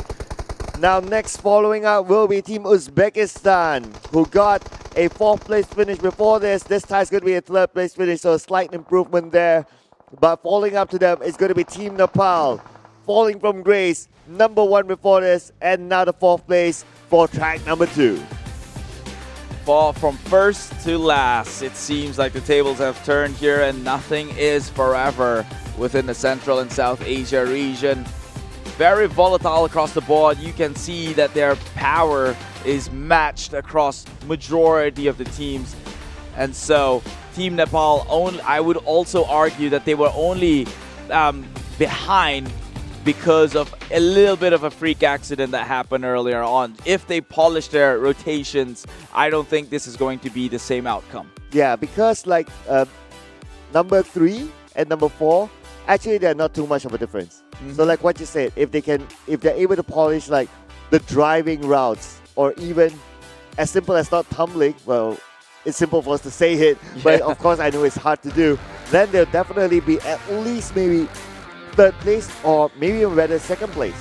Yeah, it's all the miniature things that do matter here in an efficiency game for the PUBG Mobile Asian Games version. As you can see, a lot of these other teams also suffer the same tumbleweed in their driving and rotations across checkpoints. But let's take a look at the IQ highlights. Some of these shots that are coming out from these teams here, I would say in terms of firepower, they're all equally matched across the board here, especially the top 3 teams during this track. And interestingly, for the speed ups, it's actually Team Kyrgyzstan with the most speed ups, 33, 10 more than the number 1 team. But the team that got a decent number of speed ups is Team Nepal, 28 at 4th place, meaning that it's about the efficiency of using the routes and cutting the right corners. Cutting corners is something they have to get used to here in order to shave some of the times off, especially Team Nepal. They have to, right now in terms of rotation, Team Kazakhstan seemingly understands the game the best, learning from the likes of Team China itself. And for the Audi Super 8 player across the scene, these are potential winners later on tomorrow when it comes to the regional finals. That's where they will be awarded the MVP award. And in general, in summary, as of the 2 tracks that we've seen, there's no one team that just goes all the way yet. They're like pretty close to each other. So really anything can happen, and it's hard to tell based on the 2 tracks who will move on to the next run and who will be eliminated. So it's still up for us to really still analyze the games coming forth. But some simple conclusions can be made though, and that is Team Kazakhstan seemingly within the seeding group stage looking like the best out of the 3 or out of the 4 with the 14-minute finish, although different format, but you can see it here again, very consistent. Number 2 finish in track 1, number 1 finish in track number 2. And referee notice right now from Team Kyrgyzstan, in fact, Flyaki, Zarike and Shahaz. And also, the one from Uzbekistan, it's Dino, for unauthorizingly leaving the game during the first game of PUBG Mobile. So make sure to, adhere to the rules, guys. Really, it doesn't do me any justice to be reading your names out this way, but hey, we're obliged to. Now, more games to be played, 2 more within this first set. A quick break is in place. This is Sir Cloud. Keith, I'll see you in just about a bit. 关闭外来的杂音，找准内心的节奏。奥迪 Q4 一创，让真的感受从开始才开始。iQOO 11系列，标配 2K 144赫兹1.6全感屏，流畅又清晰，有机硅皮革，耐脏污、抗老化。 全新自研芯片 VR 与第2代骁龙8强联手，影像电竞全面升级，200瓦超快闪充，充电快，续航久。iQOO 11系列，未来电竞悦享操控。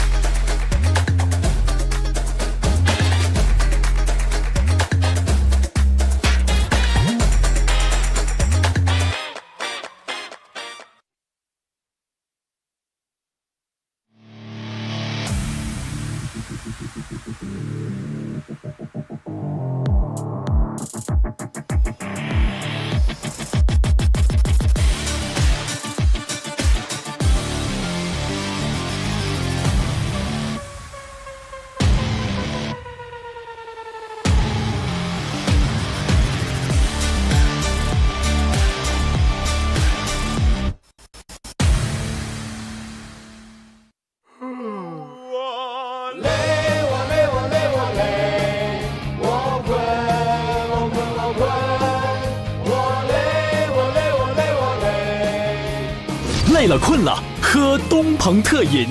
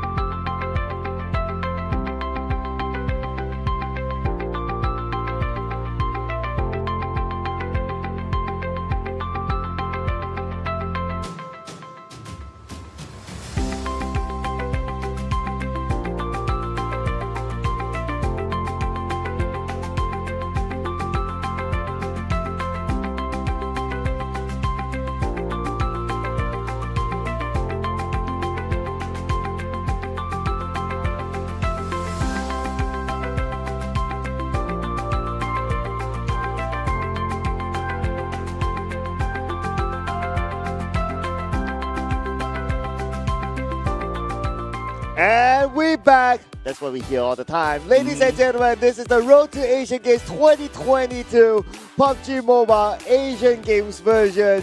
Together with me, Sir Cloud, as well as my wonderful buddy here, Keith. And we still can't really see a trend of who can dominate this region. But looking like it's heavily sided on the side of Team Kazakhstan, at least for the first two tracks here, with a first and second finish. But before we get into it any more further, a quick notice from the referee: caution to Kyrgyzstan member Fly for shooting violation in the second game. I wonder what that might be. We do not have the details specifically further, but just a word of advice: maybe not violate the gun laws here. And also, we're doing this to ensure that this entire tournament is executed in the most mannerful way, with respect and ethics and fair play and so on and so forth. Yeah, and of course the people working hard behind the scenes to ensure this goes smoothly. Thank you so much to the production team, to the refereeing team, and everyone else behind the scenes, even the teams themselves, the management, the coaches, to ensure that we all have a smooth show. And it's been a great show so far. I'm really enjoying what we've been seeing for the past few days, and I'm sure that we'll enjoy the next few days as well, as we head on to track number 3, a whole new track for all 4 of these teams to be playing against each other. Playing against each other, that is the name of the game here when it comes to competitions. Road to Asian Games 2022. Just to address the elephant in the room, it's not 2022 because we're back in time. It's 2022 because it was long overdue from a postponed event last year. And so we finally get to see it in front of our eyes, and we are not going to hold you back any further because track number 3 is on the go.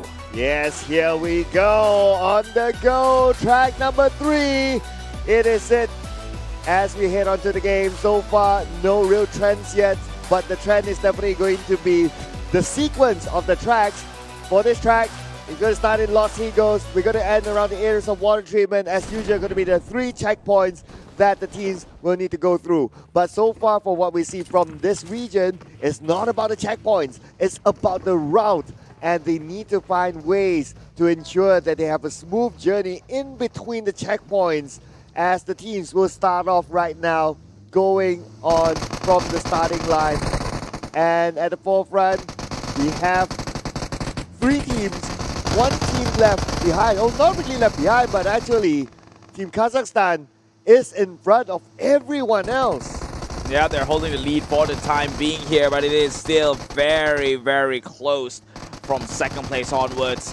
It's anyone's game, and we all know that for this region, the driving is not really the cleanest, and that could also add a new layer of competition, because that could be that could very well be the factor in which these teams can capitalize and maybe look to make headways within this position and moving on to the checkpoints and giving themselves their head start. So right now, Team Uzbekistan in purple falling behind, Team Kazakhstan in red leading the pack. In between, interchangeable. There is some sort of a commotion happening in the mini-map. It seems like some of these teams who had a spin out, their car lost a little bit, lost control, and maybe is twirling a little bit. Oh, again, costly time there. If that happens, allowing the other teams to actually overtake each other.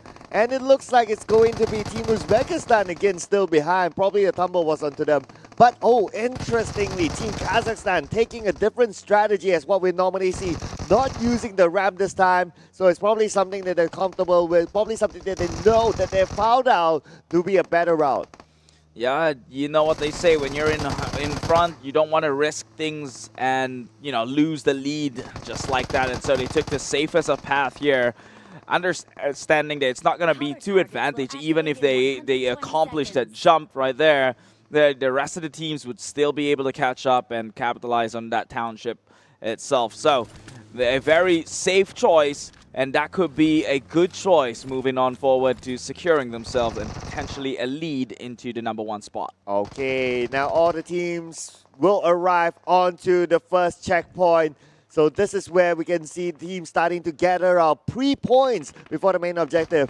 Based on the trend for this region, none of the teams start off with 100+ points before the main objective comes. It hovers around the 50, 60 point mark, and that's about it. There seems to be a trend. So if we were to talk about like efficiency versus other regions, there is still room for improvement on how they start off. Talking about improvements, it seems like Team Kazakhstan again just outshowing the competition. They just know what to do or know what objectives to hit within these checkpoints. They really have done their homework, studying from the greats, the likes of Team China themselves. They're trying to get the points in to maybe make headway of 100 pointers before this activity begins.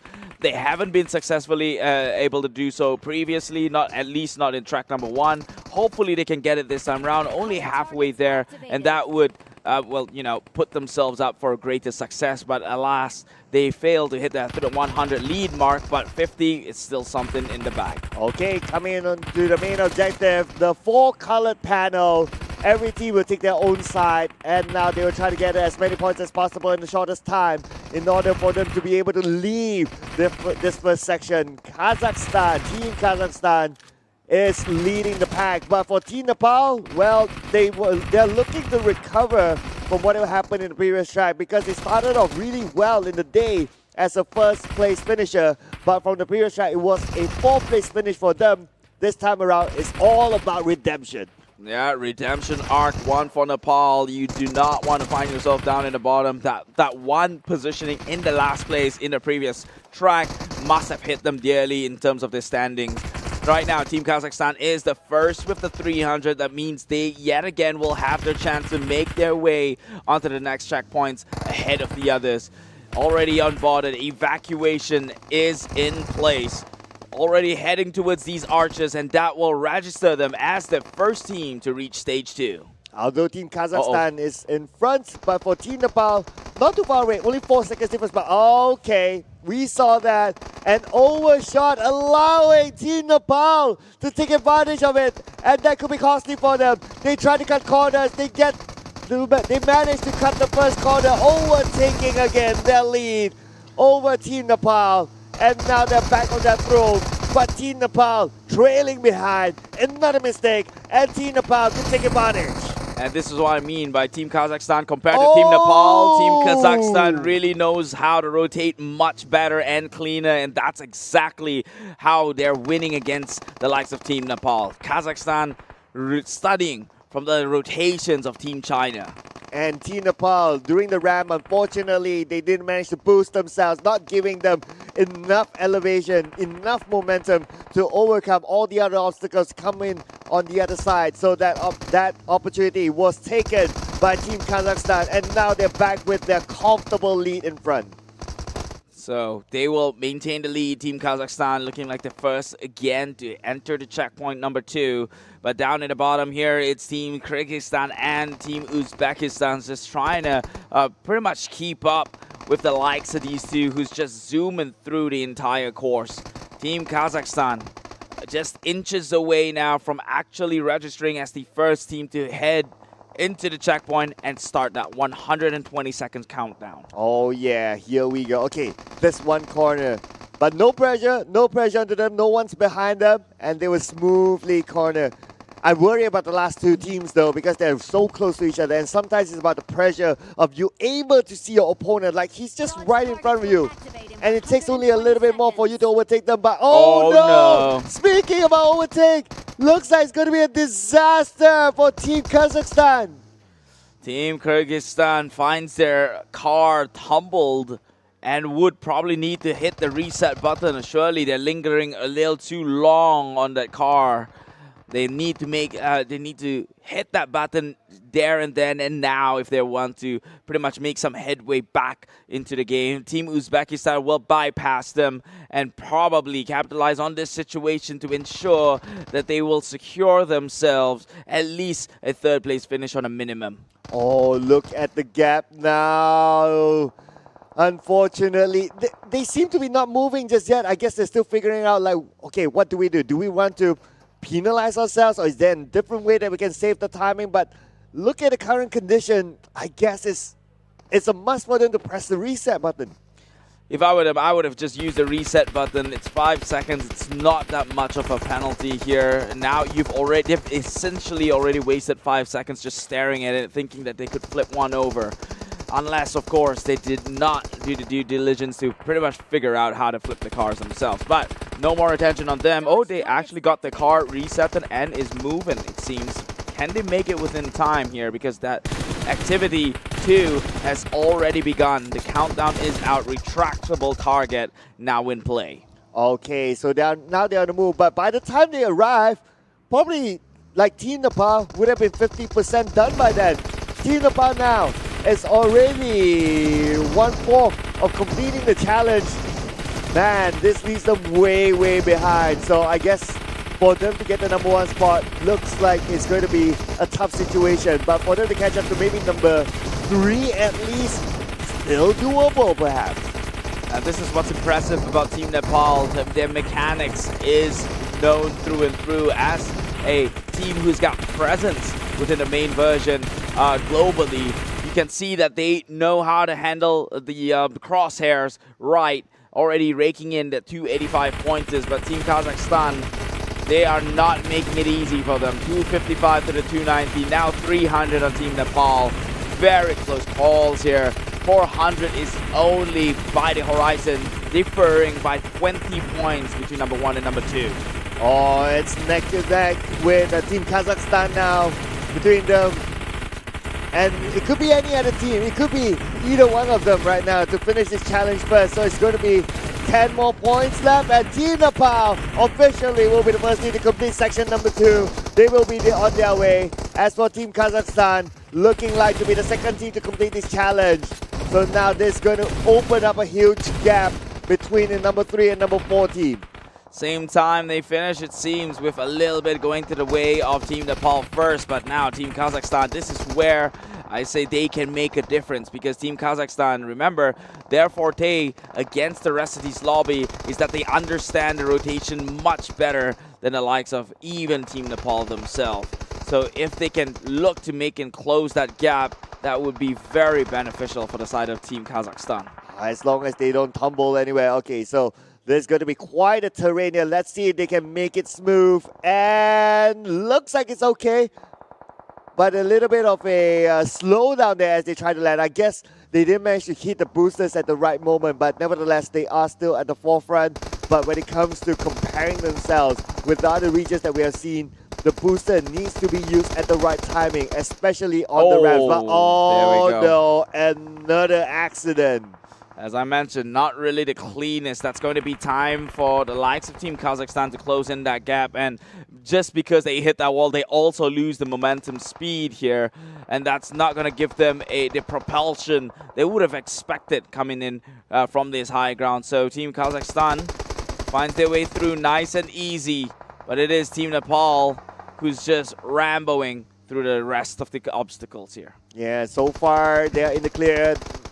Don't expect much competition for them to arrive onto the final checkpoint. And at the same time, the speed up targets it's well for Uzbekistan.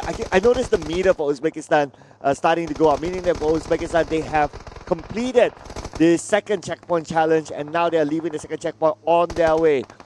Nice to see that Team Uzbekistan is able to catch up so far despite them losing a lot of time between checkpoint number 1 and checkpoint number 2. Talking about checkpoints here, look at that. Finally, they're trying to do it as efficiently as possible. And these two teams going through beach flags the best way they could. But to what avail here, they will find themselves arriving towards this next checkpoint already. This is where things will be on a make and break basis.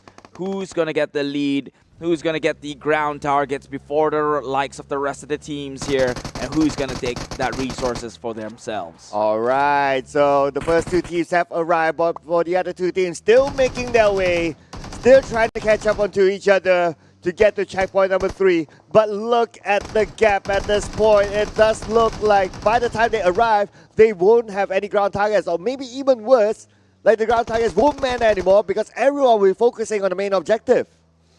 The main objectives happening in still, I think, at least 80 seconds here. So they don't have to worry too much about that for the time being. But talking about things to not worry about, initially was Team Kyrgyzstan, but now that they've gotten their reset, it's Team Uzbekistan who now has to pretty much turn on the pace here and amp things up, because Team Kyrgyzstan is only behind them by a slight margin, and the both of them has yet to even begun point number 3.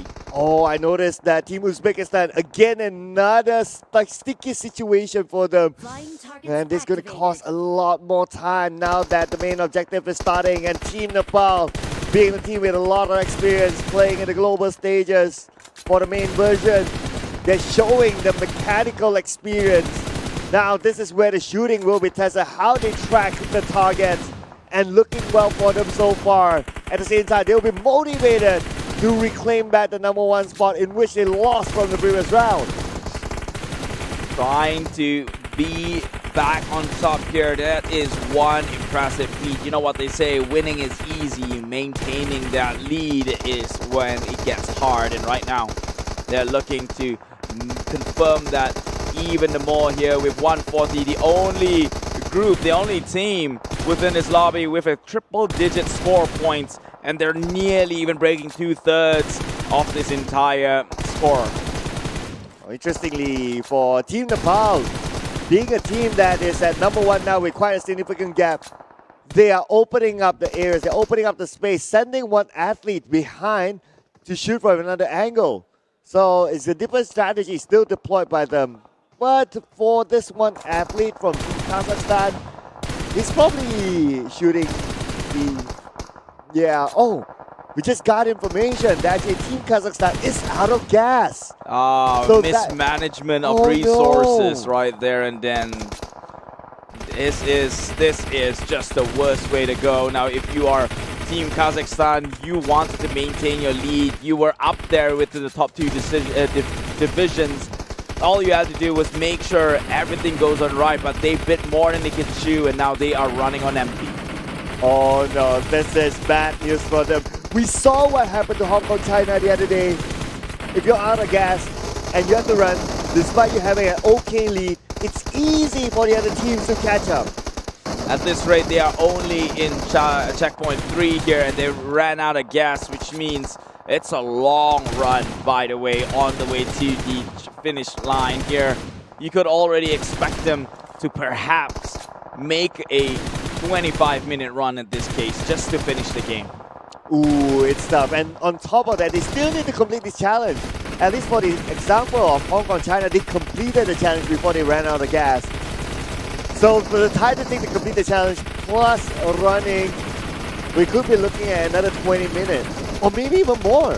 Maybe they won't even complete this game before the 30-minute mark. That's looking very possible right now, because I can tell you straight up, just to rotate inside this checkpoint is going to cost them their time. And they're at 300 and 500 already. And soon, when they are low on the resources, they will have to walk their way into houses and walk their way back onto this podium. Oh no, this is a disaster for them. But nevertheless, it is not a disaster for Team Nepal. Now that they're on the verge of hitting the 500 mark and being the first team to leave section number 3, it is now Team Nepal who can reclaim that throne to sit back on the podium spot at the #1, at the top of the hill. And Team Nepal is back on track. And they're reclaiming it in style, in absolute style here, because they were up against a team who was neck and neck with them. Now, Team Nepal was denied and had a last place finish previously, but this is one way to pretty much elevate themselves and assert their dominance within the map.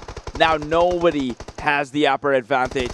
The lead has been neutralized due to the mismanagement of resources.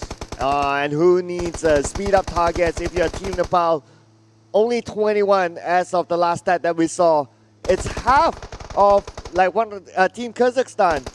So with that being said, it's a matter of them finding the most efficient route to go in, even without depending on the boost. But okay, just as when I was trying to up them, that just had to happen. And this is the craziest thing, right? Because if Team Kazakhstan just played just managed things a bit more resourcefully, at best they end up in second place, which would still put them in the lead, because remember, Team Nepal finished last in the previous round, so they took higher time than a second place finish.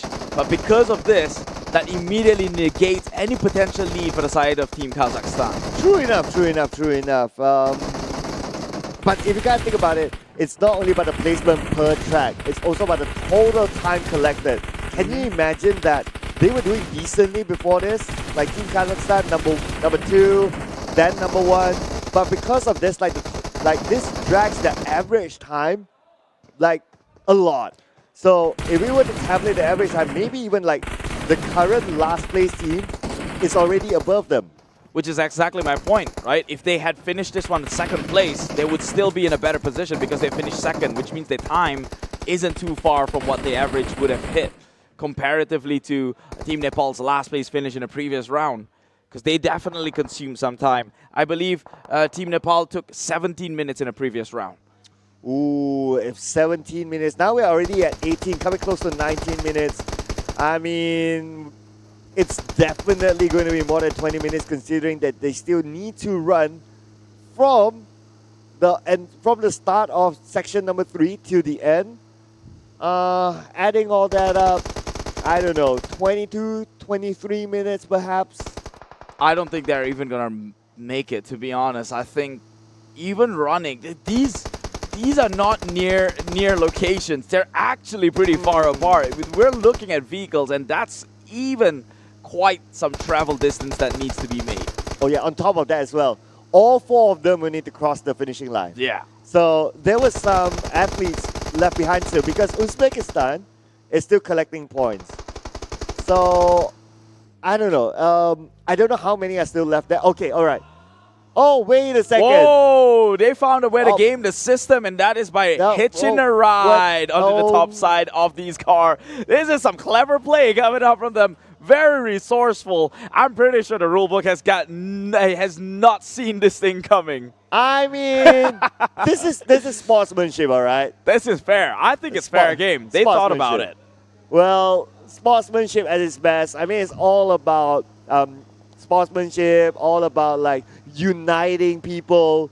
I guess it's a good example. This is amazing. I did not expect this one to happen. Now I'm all on smiles. I had the thought of like maybe hopping onto another person's car and vehicle, but this is where they'll fall off though. It's an entire jump. Would they? They do! Oh, they do! But at least they got half the journey covered. It's confirmed there is no fall damage, and it's still fair game. I don't think they should be penalized for this. Because number 1, I'm pretty sure the rulebook didn't see this one coming. Number 2, they still have members who fell off from the car, so they still cannot register legally as crossing that checkpoint. True, because you need to have all 4 of them exactly. there. So there's no foul here, I feel. All right. So, are we going to see the first maximizing of time? Like 30 minutes gone. Like, does it take them 9 minutes to run to the finish line? Potentially, I think. Look at the map. All that distance, and they're still there. They just left the checkpoint.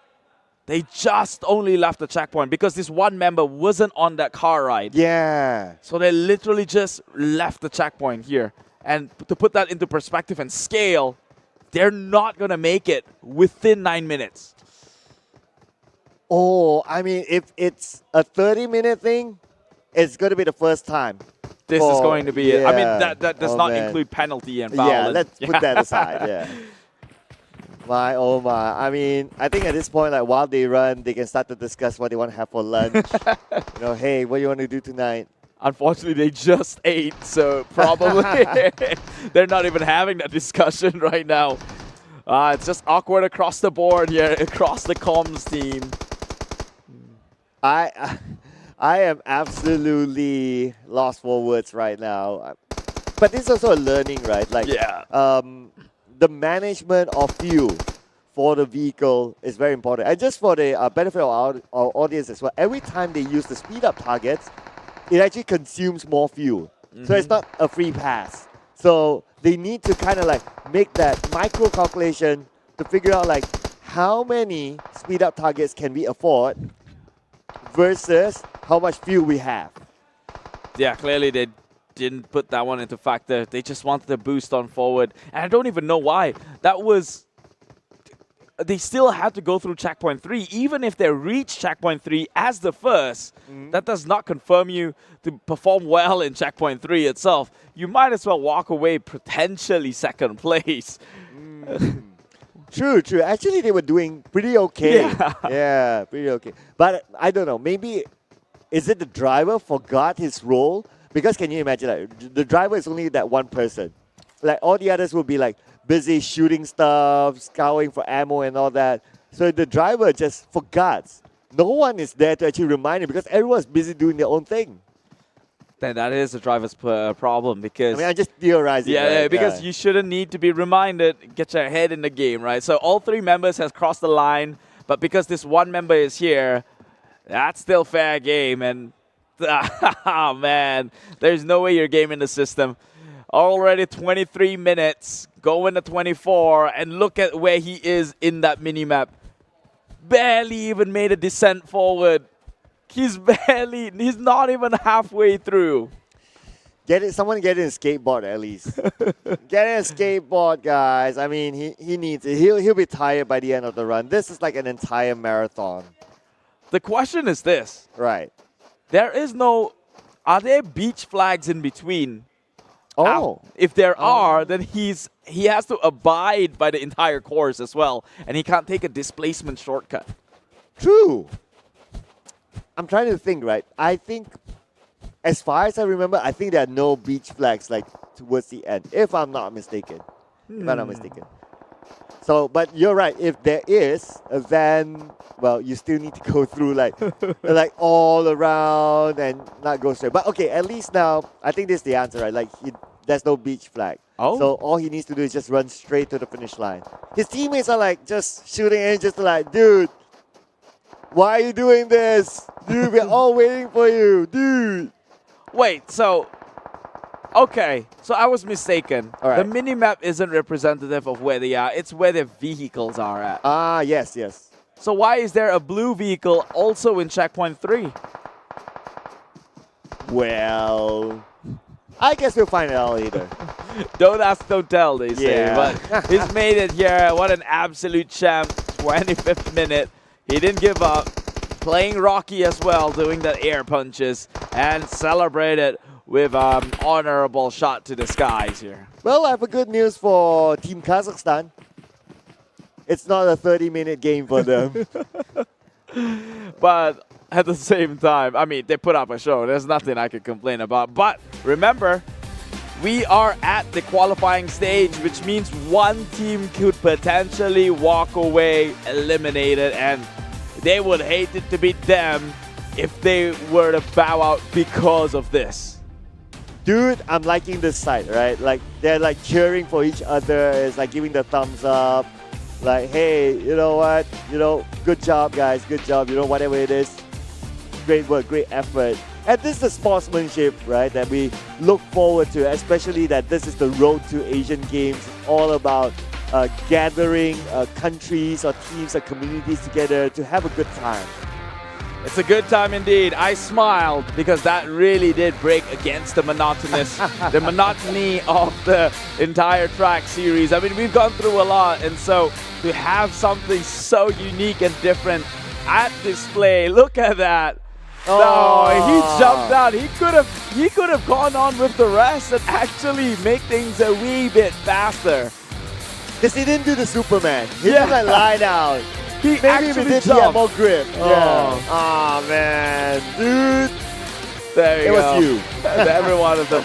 I really wish they walk away scathe-free because they got punished enough, right? It's no harm, no foul. They didn't cause any other team a detriment and a negative impact. So hopefully so, but it's not my decision to decide. Here, check out the results of the overall. Team Nepal claiming back #1 at 17 minutes 42 seconds. Kyrgyzstan in #2 at 19, but it is the ultimate 25 minutes coming out from Team Kazakhstan. And the award for the FAW Audi Super A player goes to Kiki with a 537 score, and followed by the other Soundcash. We got Zeri, we got Shahas, they are all up here representing their own team. No overlapping of teams so far for this time around, but of course, ladies and gentlemen, that is done with track number 3.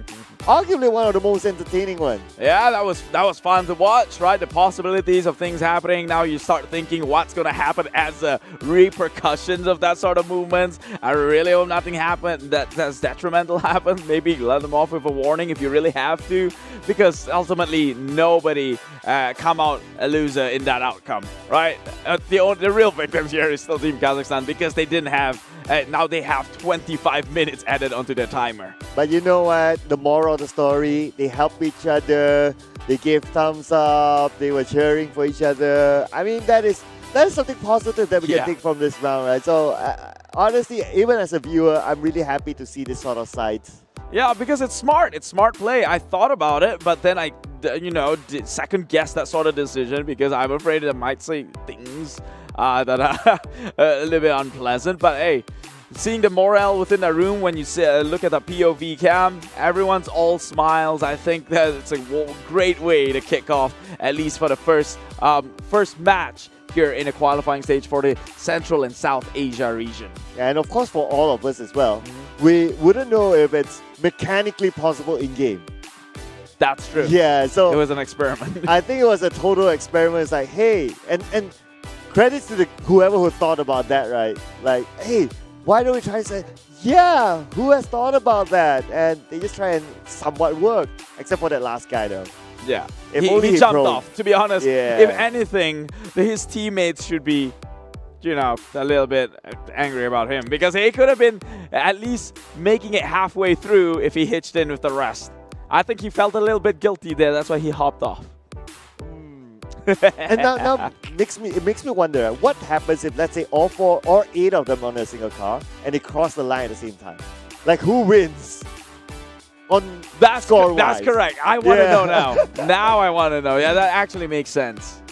Like, maybe the driver or whoever who's like have that little tip at the front? Yeah. I don't know, man. But if that's the case, then for sure, it will still favor the team within the car. Because look at the animation mechanics. When you're on the car, you get dragged back. You were still sticking by an invisible line, but I'm sure they're going to register the entry of the drivers themselves first. Okay. Very logical answer. I like that. We like to make logic out of things, ladies and gentlemen. But speaking about logic, it is logical for us to get onto track number 4. So as you've seen early on, it's the explanation. It's going to be the same checkpoints. It's just that it's a slightly different route. So it's more of the route that the teams will need to adapt to. Well, technically checkpoints as well, because it's a different compound just with the same objective. Yeah, but for this specific region of Central and South Asia, huge emphasis in the rotations. Look, we've played 3 tracks now, and 3 tracks are all determined by the rotation. How clean it is, how many stumble blocks that these teams go through, and even just now, not mismanaging the resources during those travels is exactly what caused an outcome, right? And even before that track itself, it was Team Nepal who, pretty much mishandled their vehicle, and what caused them to fall in the last place. So the theme for this region has always been a huge emphasis in the way they rotate. Yeah, other than that, when it comes to checkpoint, they do okay. Neck to neck. Yeah, neck to neck. All 3 teams. Yeah, totally agree with that. I think for any of the coaches or the management team who wants to go back to the drawing board later tonight and just rework their stuff in preparation for the finals, that is something that they'll be definitely looking forward to. And I guess to a certain extent, it is doable on their own as well, because if they don't want to use this game version to practice, they can also use the regular game version, get into the training ground, and also practice like driving through slopes and all that. That's correct. Let's all smile across these faces here. That's the most important thing, especially in a competitive landscape. Waved upon the screen too. Well, if only we could wave back, but they cannot see us as we see them. That sounds as creepy as it can get. Well, okay, from our seat here to the backstage where the players are at, we can hear their cheers. That's I true. noticed that. Like everyone is genuinely having a good time. So I guess the vibes for this region is all about positiveness. I'm liking this. I'm liking this. Like for the other regions, maybe some of them are like, oh, we're here to win. We're serious. We don't talk to anyone else. We focus on ourselves. But here it's like, you know what? It's all good fun and games. And I like that because it's, let's be honest, if I were to put it as frankly as possible, this region, they're not the most prominent or at least a synonymous to the name of esports, and I guess that's why the community is a bit more lackluster, a bit more chill. They're not too competitive yet, you know, as compared to maybe Southeast Asia where mobile gaming is like giants, right? So that's why the positive attitude is shared across all, and I hope they keep this one going as we move into the final track of the first set of match. Oh, I'm liking the vibes already coming in from the teams in this region. Let's go! Before we wrap up the first set of games, the first set of tracks, as they will drop into Toria Humada, making their way onto the first checkpoint, which is San Martin, and then to Impala, and then to Al Azhar, finishing off in Campo Militar. So right now, we do not know who is in number one because it seemed like Team Kazakhstan had the chance, but after that stunt previously, maybe we have to rethink on that sort of decision here. In blue this time around is going to be Team Nepal, and in red, Team Kazakhstan remains that badge, going head-to-head with each other, and going in purple is going to be Team Uzbekistan, and finally, Team Kyrgyzstan on the yellow. Yeah, and so definitely for Team Kazakhstan, they'll be looking to recover themselves this time. So far, a decent start for all of them. Everyone's really close to each other, but like what you said, for this region, it's all about the driving. That's the main differentiator now as compared to the other regions. It's something they need to work on, but so far, at least for the first stretch, it's looking okay so far. But I think for the biggest challenge for this track is definitely going to be between Section 1 and Section 2. It's not only the longest section, but there's also quite a curve somewhere in the middle for them to adjust themselves. Adjusting themselves, refining, retuning. You could use all the jargons in the world, but it all has to result to a faster track here. Right now, Team Nepal again going away with that lead, and now Team Kazakhstan trailing behind Kyrgyzstan, not taking over each other just yet. However, now that the gradients is in play, I feel a mistake is bound to happen to one of these teams. Ooh, okay, you don't say. Skimming past by. Oh, yeah, I told you so. Man, that's like, that feels like a spoiler, you know? Well, I'm glad I got that one right. And so a little bit of a hindrance towards the team in the top end. That would be Team Nepal. And another so, one. Yeah, immediately. The team in yellow, Team Kyrgyzstan, nearly had a chance to cut over, but because of the way they took on the fall from the high grounds, they will also be held back. You know what? This is arguably the noisiest bunch. Like from the player area, we could hear them like giving all those expressions like, having a good time. They're probably teasing each other as well. Yeah, that happens very often here. In case you've never been to an esports event before, so the player booth will be right next to each other, so every cheers and frustrations is shared across the entire hall here. Good fun at the end of the day. But now, it's back to business. Which team can collect the most points, the fastest to reach the 300-point mark? Team Nepal still showing the mechanical prowess to be able to collect the most points as of now. As for Team Kazakhstan, who will be looking to do that comeback after the mishap from the previous round, still behind. Still behind, but they at least know that they can look to catch up. I hope Team Kazakhstan walking into this this new track, this final track of set number 1 here, do not lose composure and just play the game the way it should be played. Make sure their resources managed. It doesn't matter if you're in a first place. You can also still make up the difference from second place. But now, after that match, that previous match, perhaps you want to be in first place. All right, get into position, ladies and gentlemen, as the main target will show itself. And as the main target arrives, that's where we see the teams getting onto it rather than being there before it shows up. Now the airdrop has shown itself as well. It seems that for the airdrop, Team Uzbekistan has the advantage of getting it. But other than that, for the main target, it's still for them to catch up onto. Now, for the benefit of our audience as well, for the airdrop, it also provides an extra 40 points for the team that got it.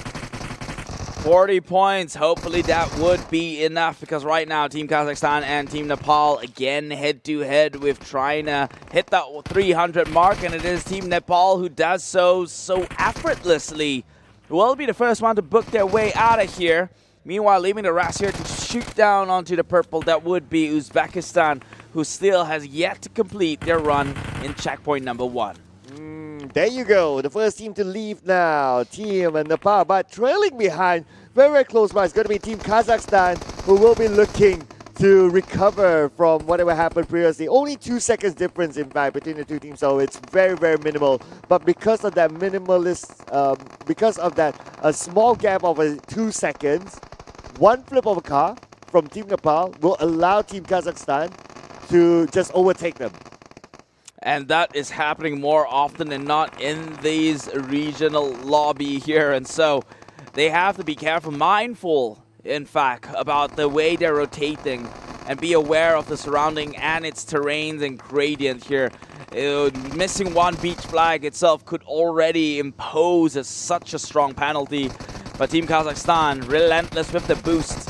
They have got burned once before. Will they get burned again? Oh, wait. Nepal and Team Kazakhstan. Oh, no. It seems like they're just bouncing around, both making a mistake, but it is Team Nepal again who will capitalize on this. And this is what I mean. They are reckless when it comes to the rotations. Oh no. But nevertheless, Team Nepal, lucky for them, the opponent made the mistake at the same time. So it's like, okay, we'll reclaim it. Thank you very much. But that in overall is also going to be a precious time wasted. Now with another one on this corner, we can see behind them is going to be Team Kyrgyzstan still trailing. But for the other team, Team Uzbekistan, quite far away. They are now within the trees. Both of them get out unscathed here, but it is Team Nepal who took the more efficient rotation. I do see Team Kazakhstan who had to cross in a little bit, but that boost right there probably gave Team Kazakhstan a little bit of a lead. No, still goes to the side of Nepal. They're taking 2 different entrants into this checkpoint. Okay, here we go. The first team to arrive. Well, wait a second. Is there an overtake there? Team Kazakhstan? Okay, no, it's probably not. But nevertheless, it's going to be Team Uzbekistan still making their way through. But another accident there onto the beach flag. It's just happening all over the map, like all 4 tracks. It's so frequent here that I like it. It makes the drive even more interesting, but for their sake, I really do hope that they tune things down a little bit more, make things a little bit more cleaner to play around, but worry about that some other time. You know what they say, if the entire lobby is being sloppy, then you are not sloppy. In fact, you are just the norm. Wow. That is a mind-blowing thought. I get it. It takes a while to process, but I get it at the end of the day. But nevertheless, we have all 4 teams now in section number 2. But again, it is still Team Nepal with the mechanical skills. And we must remember, it's like a small difference between them and that second place team for them to arrive. But look at the gap difference right now. It's way, way ahead.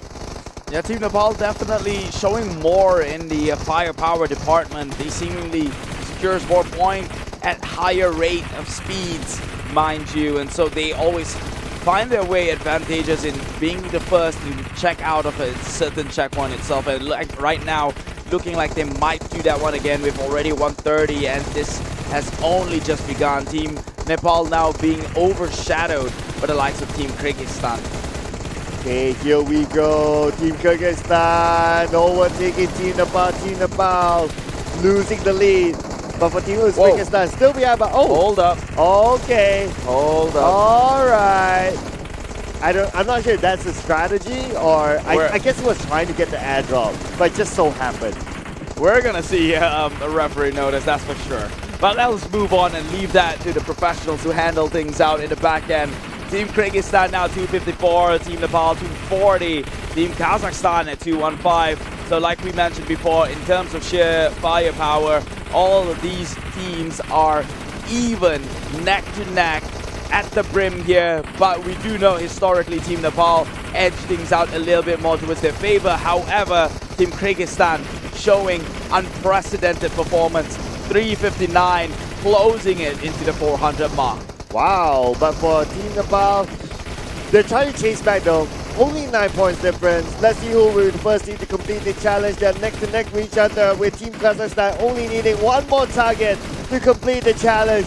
Team Nepal needing 2 more, but make that Team Nepal be the first team to complete. They came from behind to complete the challenge. Now they're en route to the next stage, but just next to them, it's going to be the adversaries. So it looks like they have a tough competition this time. Team Kyrgyzstan and Team Nepal. It seems like Kazakhstan has made way for their neighboring countries to come in and probably put up the fight against Team Nepal here in a match of driving skills, I guess. I don't know, I'm lacking of better words right now. What do you call this, a rally? Oh, as long as they don't tumble, you can still call it a rally. But looks like a little bit of a tumble there, as always, as Team Nepal. No. Okay, opportunity Team Nepal, but the speed boost will allow them to maintain their lead. Look at that, the more efficient movement coming out from Team Kyrgyzstan. They went straight, meanwhile Nepal went into a huge curve, which maybe put them back a little bit on hold. And that gave the side of Team Kyrgyzstan the lead for this second half of the travel. But now Team Nepal takes the high end.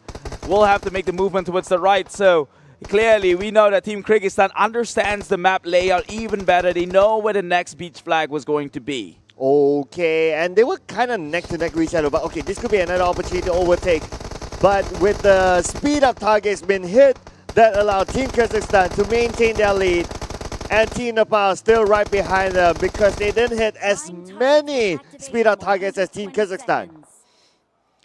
Now Team Kyrgyzstan is the one to lay nest into the next checkpoints. First hand here, hit the 120-second counter. I'm pretty sure the other teams behind have gotten that prompt and cue as well. But now it goes down to these two. It is Team Kyrgyzstan and Team Nepal out to duke it out within checkpoint 3, which is a make or break moment. And this is a firepower moment. And that usually swings the sides of Nepal. Oh, yes, when it comes to that. Even like in the previous track, they somehow lost that lead and the gap was starting to widen. But all of a sudden, at the finals, oh, wait a second. Oh, no. Again, another miss of the beach flag, needing Team Uzbekistan to U-turn to go through the checkpoint. If not, it's not going to be registered for the next stage. Luckily, though, they have made their way into this checkpoint just in time. They have not started the counter just yet. So perhaps if Uzbekistan, I hope this isn't too much of an ask, but if they can outgun the rest of the teams within this lobby, that could pit them up for a chance of success in towards the late game. Remember, there's only one team will not make it out to see the light of day comes the next round here, and all you have to do is beat the man in number 3. Okay, this is where all matters now. Team Nepal, despite them still behind Team Kazakhstan, but we are seeing them come back at section number 2 to get that number 1, to take away that first lead. Although the lead isn't that big, a lead is still a lead at the end of the day. Team Kazakhstan not wanting to make that same mistake again. They are still in front. Now looking over at the stats for our athletes. The driver, assuming that not is the driver, only 6% contribution. And as compared to best practice, everyone has equal. Is also something for Team Kazakhstan to work on. And potentially this could be that one checkpoint where some of those stats even out here because they need all the help they can get. And Team Nepal similarly reflecting that, but it is Team Kyrgyzstan who seems to get a better hang of this checkpoint 3. Already 240, looking to breach in the 250 mark. That is the halfway, 50% through in the objective completion.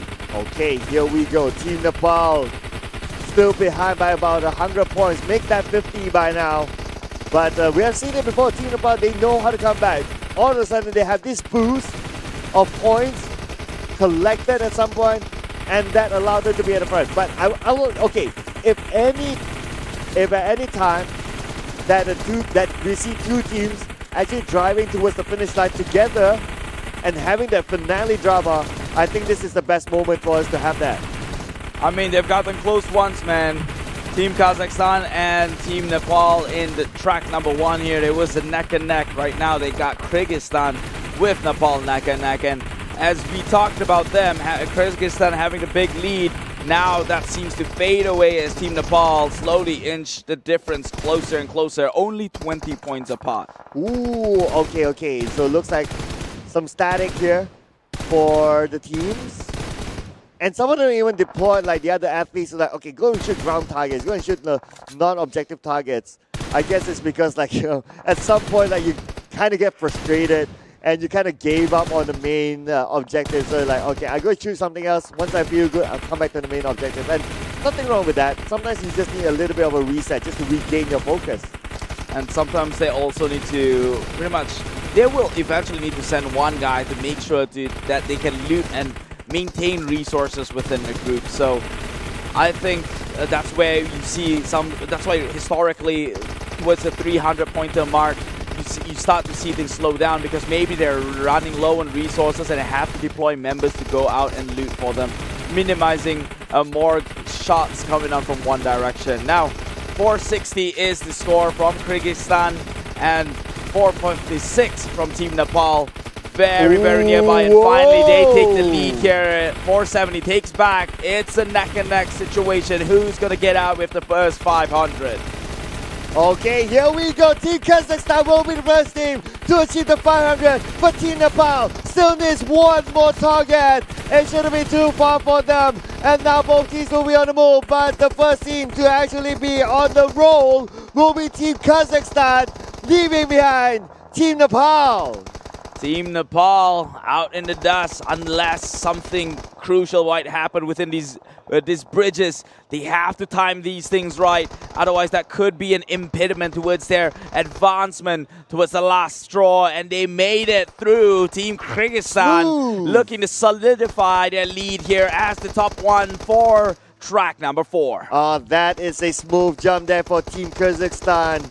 And now the first team to arrive in about 16 minutes, 34 seconds. It's going to be followed by Team Nepal, who is going to be finishing this in about below 17 minutes. Now, we're going to clock in the official time.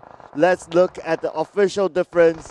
And it is going to be plus 16 seconds down to the last two teams. Yeah, so congratulations right there, but I still think the most consistent would have to be Team Nepal here. Top 1 finish in track 1, top 2.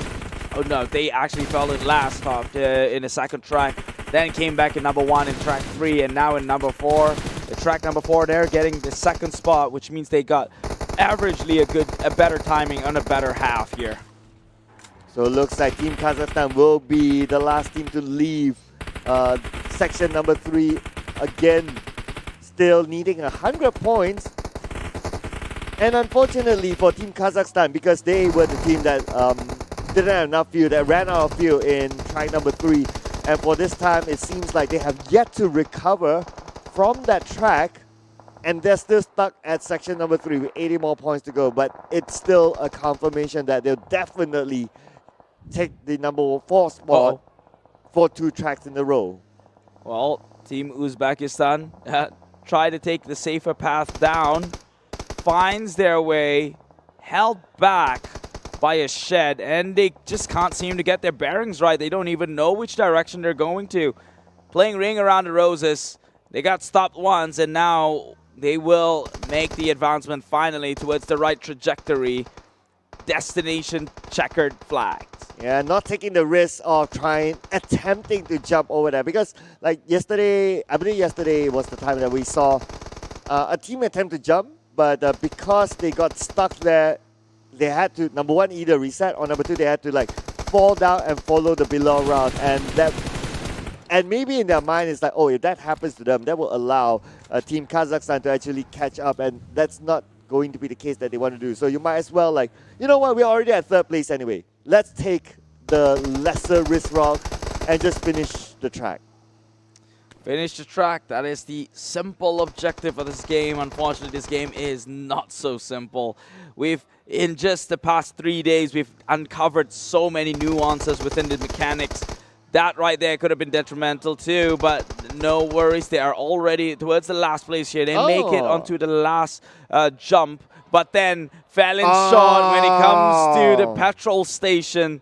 All that effort trying to be flawless, and in the end, will trip and fall eventually here for Team Kazakhstan. And that's probably what goes through the minds of Team Uzbekistan. It's like, okay, it's flashy, but we don't want that to happen.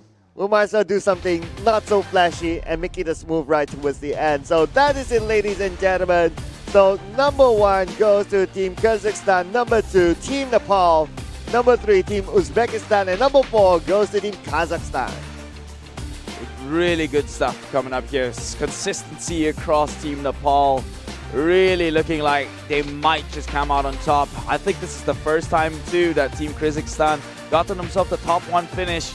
And so they might be close within the top 3 positions. But after that poor performance from Team Kazakhstan due to the mismanagement of resources, plus this one over here, which they got yet again back-to-back last place and a lot of delays within the time frame, I'm not even sure if Team Kazakhstan could call themselves safe despite a top 1 and a top 2 finish. I guess that's the excitement for this group, right? It's like, after 4 games, there's still no clear direction of who might be eliminated. Like, you keep swapping around. But anyways, you're going to check out the highlights thanks to iCrew. This is the Central Asia and South Asia region. But I think that one team who, at least as of now, looking good to move on to next. I want to say Nepal, but they had a 4th place finish once.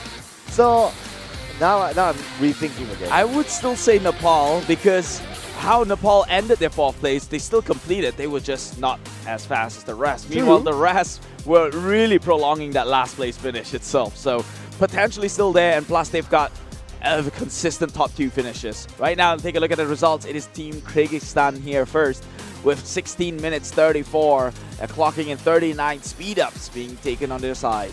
Yeah, and of course we have to award the FAW Audi Super A player. And a fact from Kazakhstan will be the highest top scorer with 444, followed by, again, Vicky, and there is Ferno and Saukesh. So all these players are the top players for their respective teams, as we can see here. Well, the boys bringing the points, basically. They're bringing the points, they're bringing the heat, and man, that was an eventful, I guess, towards the end, it was an eventful set number 1.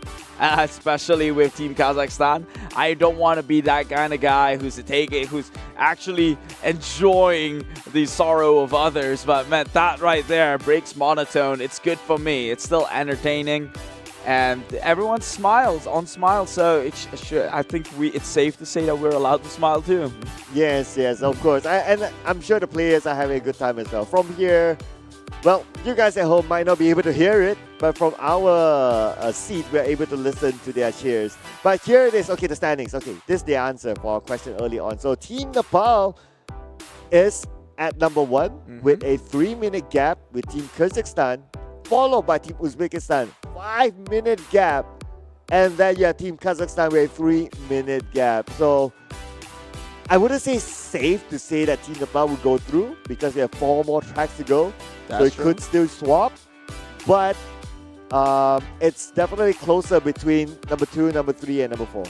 Yeah, and so because Team Kazakhstan, despite having the 2 good start here, because of the 2 bad finishes that they had, unfortunately will have to make way for even the likes of Team Uzbekistan, who for the most part seem to be struggling throughout this entire circuit. So, okay, but before we get on to our next segment, so there's a referee notice here, warning to not for intentionally blocking another team shooting by using the vehicle as an obstacle during the 4th game of PUBG Mobile Asian Games version Central and South Asia qualifying stage match 1. So this was the event that we saw earlier on, that we were kind of like wondering whether it's intentional or whether it's just so happened that he was going for the airdrop. So that's the answer from our referee. Yeah, so don't do it again. We need fair play around here. Road to Asian Games. Anyways, quick break. Do we have a break after this? So we'll be going for a break, ladies and gentlemen. But after we're back, we'll come back for another 4 tracks for this region. But for now, my name is Sir Cloud. Together with Keith, we'll see you guys after this break. 关闭外来的杂音，找准内心的节奏。奥迪 Q4 一创，让真的感受从开始才开始。iQOO 11系列，标配 2K 144赫兹一流全感屏，流畅又清晰，有机硅皮革，耐脏污、抗老化。全新自研芯片 VR 与第2代骁龙8强联手，影像电竞全面升级，200瓦超快闪充，充电快，续航久。iQOO 11系列，未来电竞越想操控。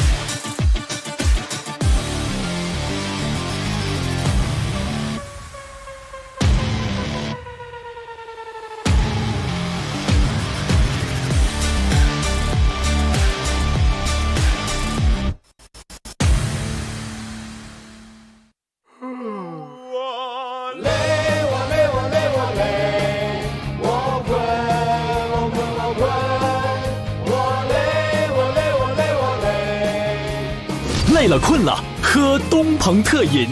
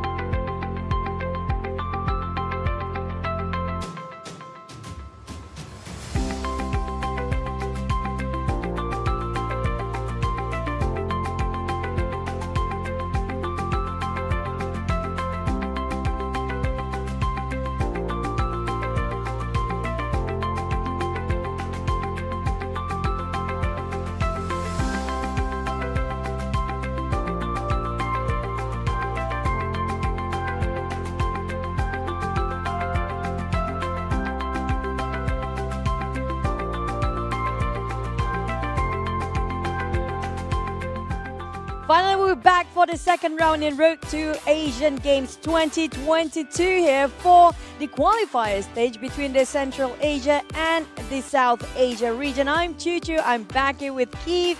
How you feeling, bro? Nice to have you back on the desk here. I guess Cloud just had to tap out for the time being. Maybe he's feeling a little bit frisky after that late lunch, so thank God you're here to step in when he need to. But I do know there's such a blunder we had before. That's the first time ever. A very comical situation between the team of, if I'm not mistaken, it was Kazakhstan and Uzbekistan, where I don't know how to explain it, but you don't blame them. They're being very geniuses themselves by taking a different ride entirely because they're out of fuel. I think that's the smartest way to go about it, right? And to be fair, it does not impact any other teams in a negative level. So I don't see any foul here. I thought I had a lot of fun. I was a little bit sleepy till that thing happened, and now I'm all excited for the next set. Oh man, I just hope we don't have to witness that again because it caused them quite a number, especially when it comes to the time. I think we do have the cap of 30 minutes and they almost hit the capacity of 30 minutes at max. It was around 26-ish, almost 27 minutes for the ending. But so far we do have a different average of timeline here for this particular region. And it's a little bit on the slower side, I would say so myself, and I think you wouldn't disagree with that, seeing as though how long you waited in the back end. At the same time, a lot of that contributes is coming in from the drive. Like, rotation in this region is seemingly raw. It's as raw as possible. It is far from the word refined, that's for sure. And it's so unpredictable. But we predicted this is going to be the teams that will be participating for this round as well. Team coming up from Kazakhstan, Team Kyrgyzstan, and Team Uzbekistan, and also a team coming up from Nepal. And so far, is there any sort of particular team that you feel might be dominating when it comes to their, time spent overall in all the tracks? I would say I think Team Nepal seems to be the most consistent. They are at par with at least the West Asian region with the 16-17 minute timings per track. And so they're well in their way to kind of compete with that region per se, seeing as though that the majority of the teams that are playing within the Central South Asian region averages out 18 minutes and up. So definitely Team Nepal looking like they are a league above at the very least. Well, I want to agree, but the thing is, consistency. You need to have all formats pretty much on the same placement, except for the second track, though, where they do have a bit of a blunder. If I'm not mistaken, they have a bit of accident before, so they place themselves in the last place in the second track. So I hope that will not be the case because we will be repeating again from track 1 all over again for these teams. Now this is their time for redemption if they made a lot of mistake in round 1 before. Yeah, I think that also contributes because perhaps they were not aware of the reset mechanics. See, whenever you tumble your car, you're allowed to hit the reset, right? But maybe they don't know what the button was and they had to explore, which wasted a whole lot of time. If I'm not mistaken, the reset button will come at cost as well. You get penalty for 10 more seconds addition to it if you have to press the button. But might as well just press it exactly. if you're waiting for, like, the last time we saw around 7 minutes wasted just to tip over the car again, right? Yeah. So might as well just get penalty for 10 more seconds. So if put that in perspective, it's 7 minutes just to try and tip the car, and eventually you do hit the reset anyway.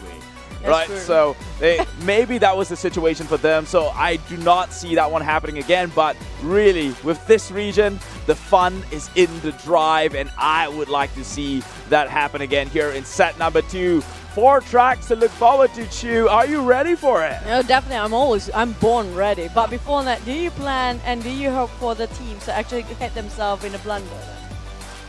I would be criminalized to be dishonest, so I will not answer. The way you say it, you're like, come on, guys, crash into something. But do have the same tracks all over again, as per usual, coming up from the side of around Valdemar, and might ended up right and around Puerto Paraiso for this first track. Is always going to be Map Miramar for now. And we do have all 4 teams having a very equal start here for all teams moving at the same time. I'm not sure about Team Nepal. They lost one man before, now hop onto that vehicle. It's going to be a gap here in between, but so far Kazakhstan and Kyrgyzstan taking the lead.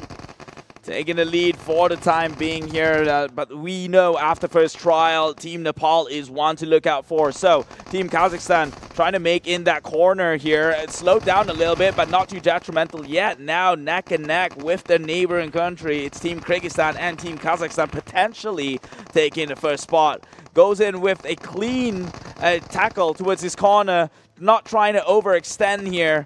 Keeping it as tight as possible, but still losing a little bit of that momentum, it seems. You know what I miss most when I'm looking at races? You know, when we used to play race game, there's going to be some crowd cheering at the sidelines around the mountains, right? We don't have it here. But we have a lot of drones, though. What do you mean? We are the crowd. We are the only crowd. With that two-person, they're trying to wave. Come on, guys. You see, when you're an introvert, two is a crowd already. That's kind of true. Maybe even 1.5 is already crowded, right? But we do have a bit of a flip of a call coming out from the team Kyrgyzstan just now. They have a bit of a problem to have a head start, even though they were on the front line before, but will be falling back all the way. While Team Kazakhstan have no problem pushing forward. Pushing forward indeed, and now they take the leap of faith, but look at that. Team Kyrgyzstan not done it out just yet. Makes a jump of their own. Unfortunately, Uzbekistan once again getting hit by that obstruction in the place here. Now, meanwhile, taking a look at checkpoint 1, it seems like they have arrived. It is Team Kazakhstan being the first there. Second would be Team Nepal, and third at Team Kyrgyzstan, and followed by Team Uzbekistan itself. Well, at least, even though they got themselves in rut just now for a tiny bit, just bought themselves another extra 10 seconds, but at least they arrived timely manner as well. But this is going to be, if you look at the standard, the highest standard we've seen before, which coming out from the region of East Asia, I think there's going to be the cap for, like, example, for the teams who want to put up one objective to the other. They have to limit themselves, maybe just maximize it 4 minutes in one objective or one checkpoint, right? Yeah. Not more than that. Then you get yourself at least, or the most, around 14 minutes at max. Yeah. And so 6 minutes is a definite burn within the entire track itself. Right, that's 6 minutes because you have to wait 120 seconds for each and one of these checkpoints. And so you have a couple of minutes left to spare here. But if you can kill 2 birds in one stone, actually do whatever Team China did within the East Asian region, and that is to accumulate at least 100 pointers before the activity begins. That's as efficient as you can look forward to. So 13 minutes is what we call the gold standard so far here in the PUBG Mobile Asian Games version. You can see they are trying, but Team Kazakhstan right now are leading off with almost 100 points as a start. But the thing is, I noticed it took them a longer time to jump from one checkpoint to the other. When it comes to the Central Asia and South Asia standard right now, the average time spent in one checkpoint is plus minus around 5 to 6 minutes. So it kind of the average of the 18 minutes of overall. So that adds up, right? Yeah, that's not a good average to go off from. If you're spending 5 minutes per checkpoint, you're already expecting at least a 15 minutes as the fastest you could ever go into. And remember, when it comes to the point where you face different regions, 13 minutes is the time to be beat. But let's take a look at the games right here. I see some of the teams already have hit their quota of the 300 pointers mark and will be making their way forward. And that will be the team in blue. That is Team Kazakhstan now taking the lead once again. Yep, same goes for Team Kyrgyzstan. I think they are just catching up as well. But I talk about how the average of around 5 to 6 minutes. They're starting off leaving the first checkpoint around 4 minutes and 30 seconds. But the one that they really spend a lot of time in is going to be the final checkpoint. So far, when it comes to the first checkpoint, a lot of teams kind of in the good average of per checkpoint, which is going to be 4 minutes and around extra 30 seconds. But if you're actually taking longer time than that, there's something wrong with the entire team. Well, maybe not the team. Okay, fine. No, not the team. It's more like things can be optimized, right? Like, true. Drive better. That's the Audi. They need to use the Audi. You got to use an Audi. That's a good thing you bring up. Handling is a thing that Audi is also known for, so might as well.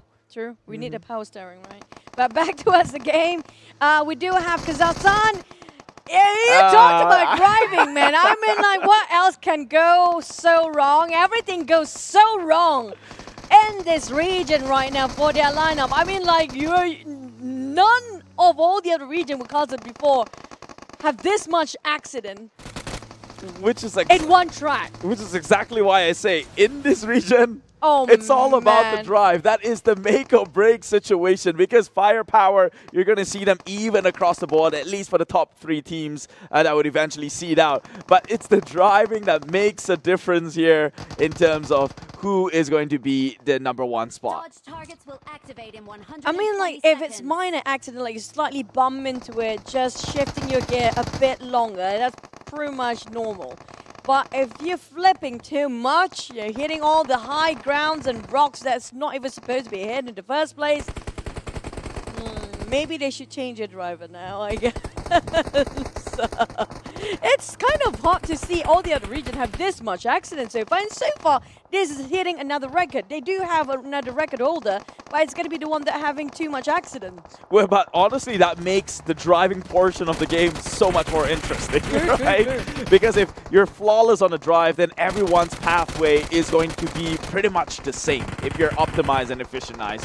But because they're so raw and unrefined, there's so much curveballs to look forward to, and sometimes it brings you to a giggle. Not just a giggle, it's just breaking. You know, the other Chinese casters on the other side, after that happened in the one that actually running out of fuel and just happened to be taking a grab over another team's car, they can't even talk after that. They were just laughing all the way. So, I mean, like, at least you guys still have your mind still sane for now. Hopefully, we're going to stay sane by the end of this entire round. But back to the second section, it commenced for the retracting target. All the players already and the athletes taking their place. And so far, I see a lot of a case here that some athletes, their points been stolen away by a different team in the very last minute. Because if you notice very closely, the moment the target being hit up and exploded, you can see a bit of the smoke color of the team that managed to secure those targets. So if it's not the team color that's aiming for it, then they will be devastated because they'll be aiming so much for it. But the last hit be stolen away by a different team. In the end of the day, this challenge right here is your standard traditional pop the weasel, right? You have to knock on the weasel while it's out before anyone else does. And that's exactly what is making this challenge very difficult. Every one of these teams are looking out to get the same exact target. Now I've seen Team China who has a strategy to pretty much segregate this entire firing range into quadrants and have each one member look out for it. But at the same time, if everyone else is doing the same thing, you still have an average of about 3 different players besides you aiming at the same quadrant. That's kind of true. That's kind of true. It's how they want to segregate themselves. Maybe even try to find some ground target while waiting for it. Because if not, you'll be snatching it between... Maybe even your own team is having the same target as you. And that's going to be a waste of time. So back to the side of Kazakhstan. Right now, they're hitting the target. I still have to say that they are within the goal standard limit of each station or each checkpoint. Right now, they're just leaving slightly over almost a minute. It's supposed like the goal standard is around 8 minutes, but at least it's still in the good standard of it. And if they can finish off within maybe less than 14 minutes, I think that's the best play coming up from Team Kazakhstan by far for this entire region. If they finish in about maybe 14 minutes, that is impressive for this region. That's considered very fast because you're already faster than a West Asian region average in general. I mean, like by data, it was supposed to be, we definitely know it's deliverable for these guys, doable, and it's not something impossible. But it's all about their driving skills, I have to agree. If they happen to be stumbled down, well, that's usually the case. There we go. Let's go. Team Kazakhstan always in the lead, but always stumbling forward. Oh, man. This is a very raw and unrefined. I like it. I like no rules. They don't play by the rules. They play their own game here. It's like super rough. Speaking of refined, right? There's no finesse in it anymore. It's just everything just going rough for them. At least we're having a good time watching this match right now because there's so many unusual bumps. I'm confused here. I'm not even going to joke about it anymore. But this guy's just at least they're really having this tenacity to keep it going. And now such resilient players. I have a lot of respect for these guys. I was just telling Sir Cloud, right? Like, if the entire region drives like a madman, then it's normal. Nobody has an advantage in the rotation. I mean, like a standard. You have to put out a standard, and they are doing standards. They have a level player! Where's the entire vehicle gone? They reset. They reset. Chill out. I'm so scared. Relax. They're still in the game. It's They so reset. unpredictable. My God. This region brings me joy, man. I love it. Thank you. I mean, like, Thank you so much. At this point, for me as an audience, myself, I would just want them to reach their final destination as safe as possible. Regardless of the time itself, as long as they are safe. In real life, I wish they would not sit next to me if they're driving. That's... But you know what? There is a market for this sort of ruckus, right? Like, I want to see a mode where they don't have to go down and do checkpoints. That's just a drive and a journey, and everyone drives like this. And then you're expecting on sheer luck that your vehicle don't tumble over, and the first one to hit the finish line at the end. I think it'll bring a lot of laughter. So. I don't even okay. You know what? Maybe that's the case. Yeah, maybe we should do that. But back to the side of Team Kazakhstan, due to how they stumbled down before, it delayed them so much. When we talked about them having those 14 minutes going on, and it's down to 120 seconds downtime is done. Now, can they reach their target within just 2 minutes here? Hardly. I don't think that's a possibility. Seeing the rate in which they do accumulate points, especially in the last checkpoint of the day, of the map, actually, the track itself. No, I think that's a tough chance to ask. I mean, there's a reason why the average for this region in particular is around the 18 to 19 minute mark. And I mean, there's numerous different factors, but that driving is definitely one of them. Honestly, I feel like driving, if they actually do polish up their driving, that actually can shave off the extra 3 minutes. You think Not it's even kidding.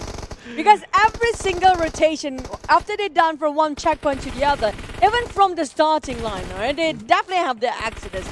How many tracks? We have 4 sections, including all the road, right? The journey of it, we have 4.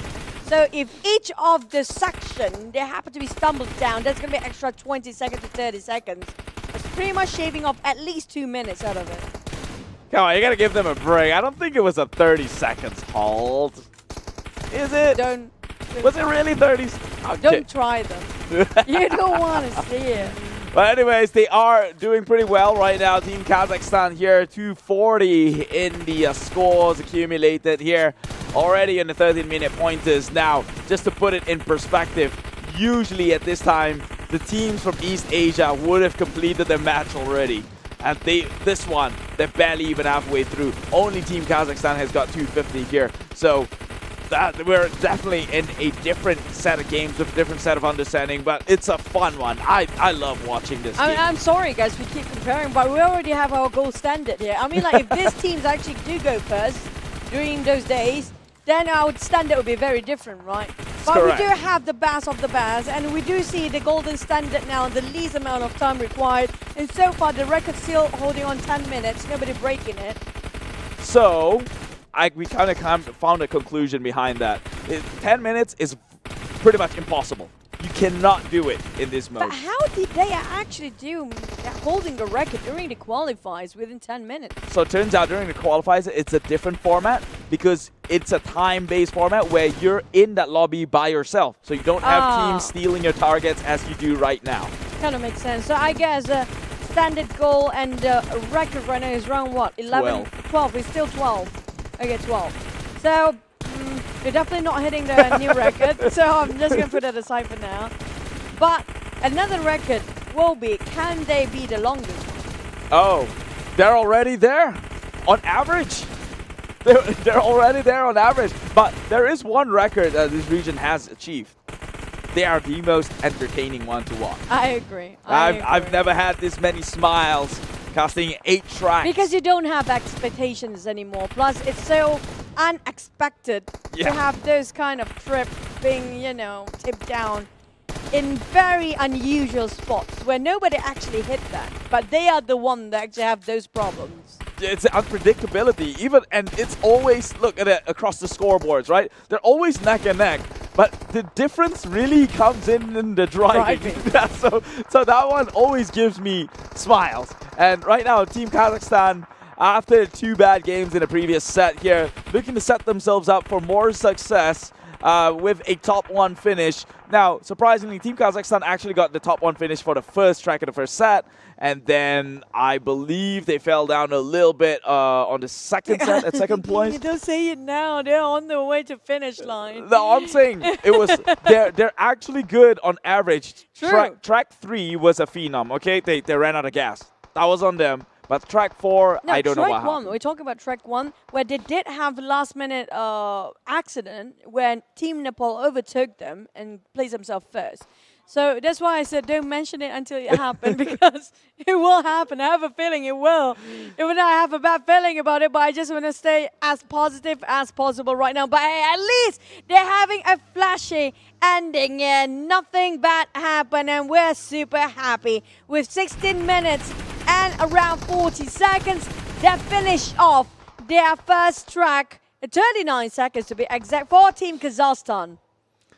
Congratulations, Team Kazakhstan, looking like they're one way forward into recovery here, coming in at second place. This is unheard of, but Team Uzbekistan now clocks in at second. Only 20 seconds difference from the top 1 finish at 17 minutes on the dot.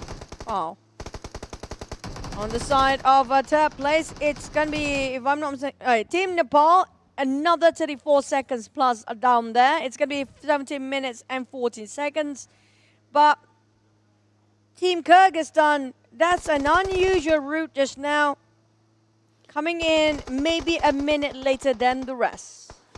A minute later, but hey, they made it back in one piece, and I think that's something to celebrate off, especially coming in from such a raw, unrefined driving skills here. So, very raw. Hey, you know what they say, when you're raw, that means you can be polished, and that's a positive thing. Ooh, that's true, that's true. Room for improvements. Yeah, if only, honestly speaking, right, they can shave off so many minutes if they don't bump into something. It's not once, it's not twice, it's more than that for one single track. It's whenever we're talking about it, it happens. Is it us then? No, of course not. We're calling out what it is. They just so happen to be so they're unpredictable, but the crash or something wrong is about to happen during the drive is very predictable. If you get my drift, I know something's going to happen, but I don't know how it's going to happen. That's kind of true. Even our audience having trouble to keep things straight here. But what else can we say? Except for their driving skills. I mean, because I see Kazakhstan, like you mentioned, they are so raw, can be polished and refined on so many angles. My goodness. One after another. Nobody ever did that, but they managed to do it. That's the highlight. All the car scenes were the highlights so far. Ah, I love this. I love this. Thank you, Aiku, for the very remarkable highlight right there. The accents. But congratulations to Team Kazakhstan with 16 minutes 39 seconds. We definitely feel like they can still polish that up. But as placing last, it's going to be Team Kyrgyzstan with 17 minutes 59 seconds, while Team Uzbekistan and Team Nepal placing just 14 seconds apart.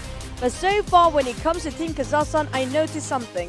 The first checkpoint, second checkpoint, they hit the golden standard. But it's just their journey to those checkpoints feels like they have to go through hell. You know you're going to say that way more often than you think. We have 3 more tracks. Think of a paraphrase so you don't sound repetitive like a broken record, because I know I've already crossed that threshold.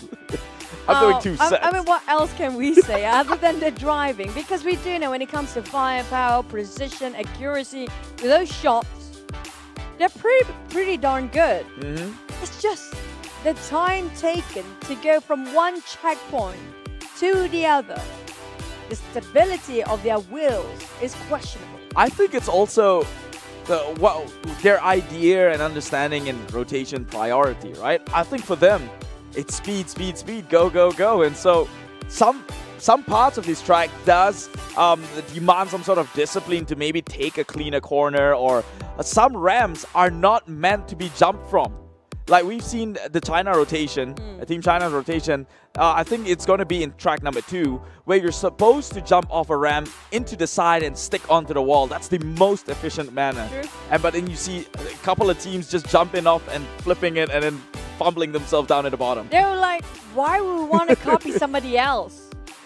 We are Central Asia and South Asia. We have our way to do things. Like, this is our way. And now, do you know the way? This is the way. And that way is... my way. You're having fun, right? You're having fun. Yeah, it's my way. I like it. Anyway. I like So, it. yeah. Hey, if it wasn't about time, I would give them my stamp of approval. I would not be ashamed with that sort of representation. I'd say, hey, I walked out coolest in the room. What'd you guys do? Your cars are intact. You're impeccable. My Audi is all beaten up and scratched This is and the character. guy who you want to be as content creator for the team, not the player. Usually, that's the case. Because this guy will be the goofiest guy there is. But next track we do have coming up from Ruins. We're starting off, then going into our Pozo. And we're going to go around Crater Field for next checkpoint, which is going to be a bit tougher for the terrain. I worry for this, guys. Dropping ourselves in Saint Martin for a retracting target. Crossing over Hacienda de Patron, moving up to water treatment, and a bit more up north, where we do drop ourselves in the final checkpoint, which is going to be Cruz de Vel. Then we have our finishing line around Campo Militar. Now, I want to ask you something, right? Because it's all about driving skills when it comes to this region. Which track do you think they have to have most accidents on of all the tracks? 1, 2, 3, 4. Well, I gotta think. Now, that's a good question. Okay, based on the first set. Yeah, that's a very good question. I would like to say track number 3, but at the same time, I think we were so fixated on the fact that they lost gas in the car. And so I don't remember the events that happened. If I have to, okay, so maybe track number 2, because that... Should be we worried since we're walking into track number 2 now. Exactly. I'm looking for that one platform in which they jump from. That's that one significant thing. That differs a team who knows how to rotate efficiently and not, right? Because the ones I mentioned about, just sticking on the walls and stuff like that, it's going to be a high leap point. So I think all our eyes on that instead of the time and the scores. Oh yeah, hell yeah. We're definitely not going to look at the scores or any of the time, and nothing really matters unless if anybody. How much the splash of water we're going to get into it. No, that's literally what they're judged on. Did you not know that? Yeah, I know. I do know. In this case, that's the case. No, so how much splash is in this context is their time.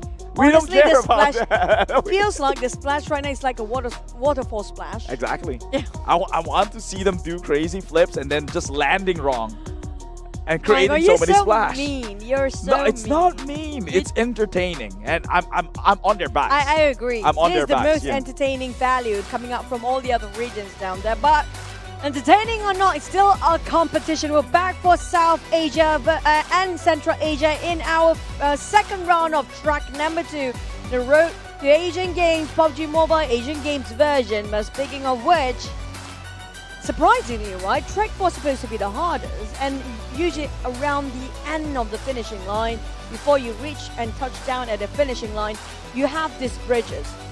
And surprising, none of the team actually have accidents during those bridges.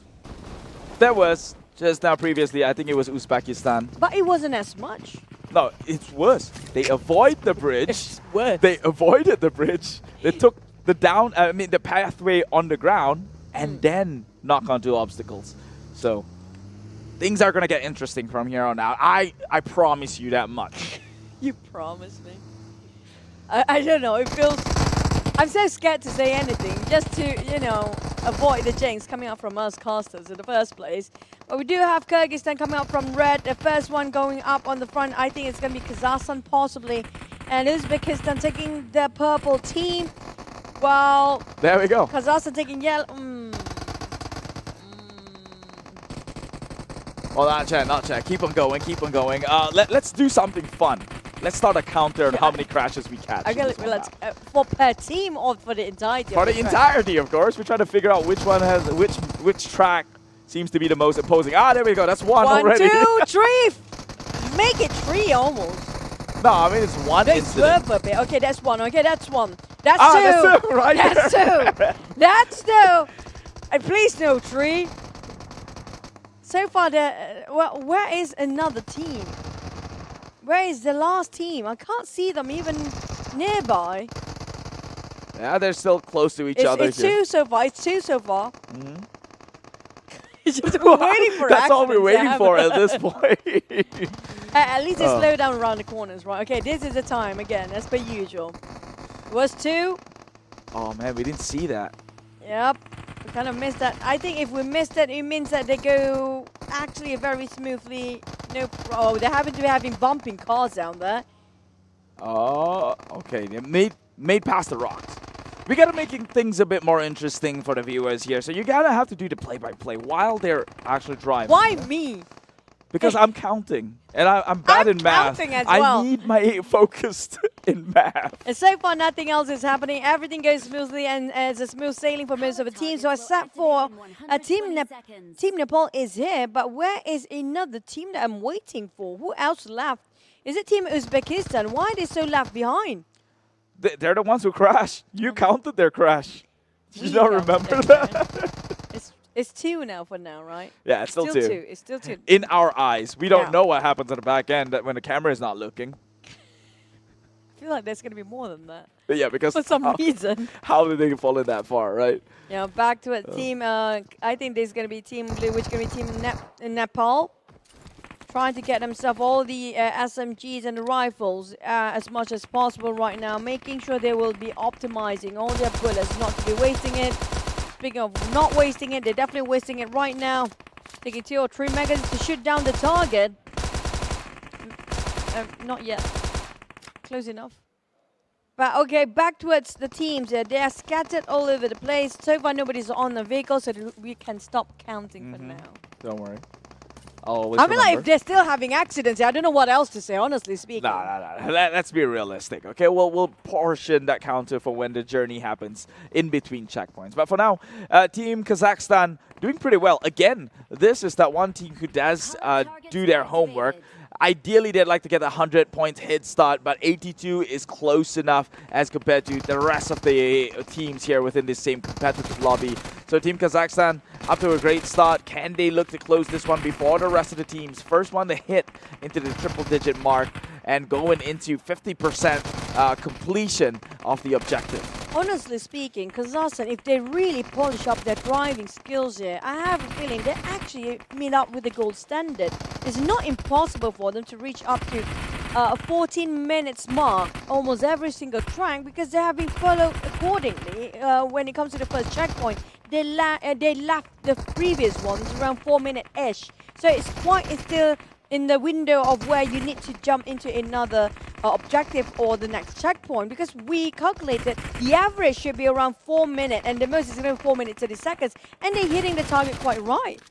Yeah, their issue isn't in the checkpoints. And this is where we start counting again. Okay, the counter has begun into the travels here. We do have Team Kazakhstan making the lead here out in open fields. It is virtually impossible to crash onto anything. Don't say it. That would never happen. Jinx. Okay, it never happened. Great stuff coming out from Team Kazakhstan. It's too early for that. Not saying it's but not this gonna is happen. a jump. This is a jump. And look at the POV of the players. Thank you so much, IQ Level, for that POV. But this is where things get a bit dicey for this. And all the other teams, including Team Nepal, Uzbekistan, and Kyrgyzstan, already leaving off the vicinity of the second checkpoint. But can they make it go? Yes, they come off to the side and stick to the wall. See, this is what I mean. This was the China rotation, the most efficient and optimized rotation. Easy way down, and you don't lose momentum from the process. Now let's take a look at the rest of the teams trying to get through the same obstacle. Can they actually do the same? If they can actually do that, I mean, like, by the end of track 3 and 4, I have a feeling they will improve so much. Nope, they're going against it. Oh, they're going boy, against it. more 3. And that's going to be number 3 as well. And Another they got one. stuck. Whee! Okay, they so land far fine. They land okay. So it's 3 for now. It's 3 for now. Not too much. It's pretty okay. But the most, definitely, of all the other regions.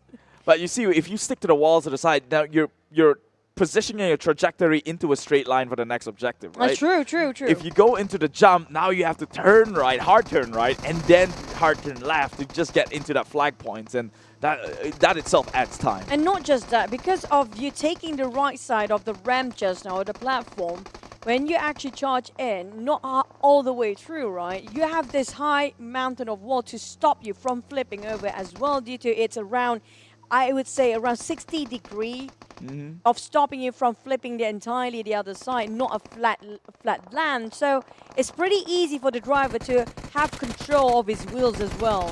Yeah, so in demonstration, that moment itself kind of gives you a little bit of understanding on who do you think actually understands the rotation even more so than the rest, because only Team Kazakhstan They definitely did that. studied. Yeah. They studied so much for Team Kazakhstan. Like I mentioned before, Kande is finally starting off each section or each checkpoint with a triple digit before the platform rises or the mission commences. Because if they can actually deliver that, I'm not surprised if they did hit, and they will hit the 14 minutes mark.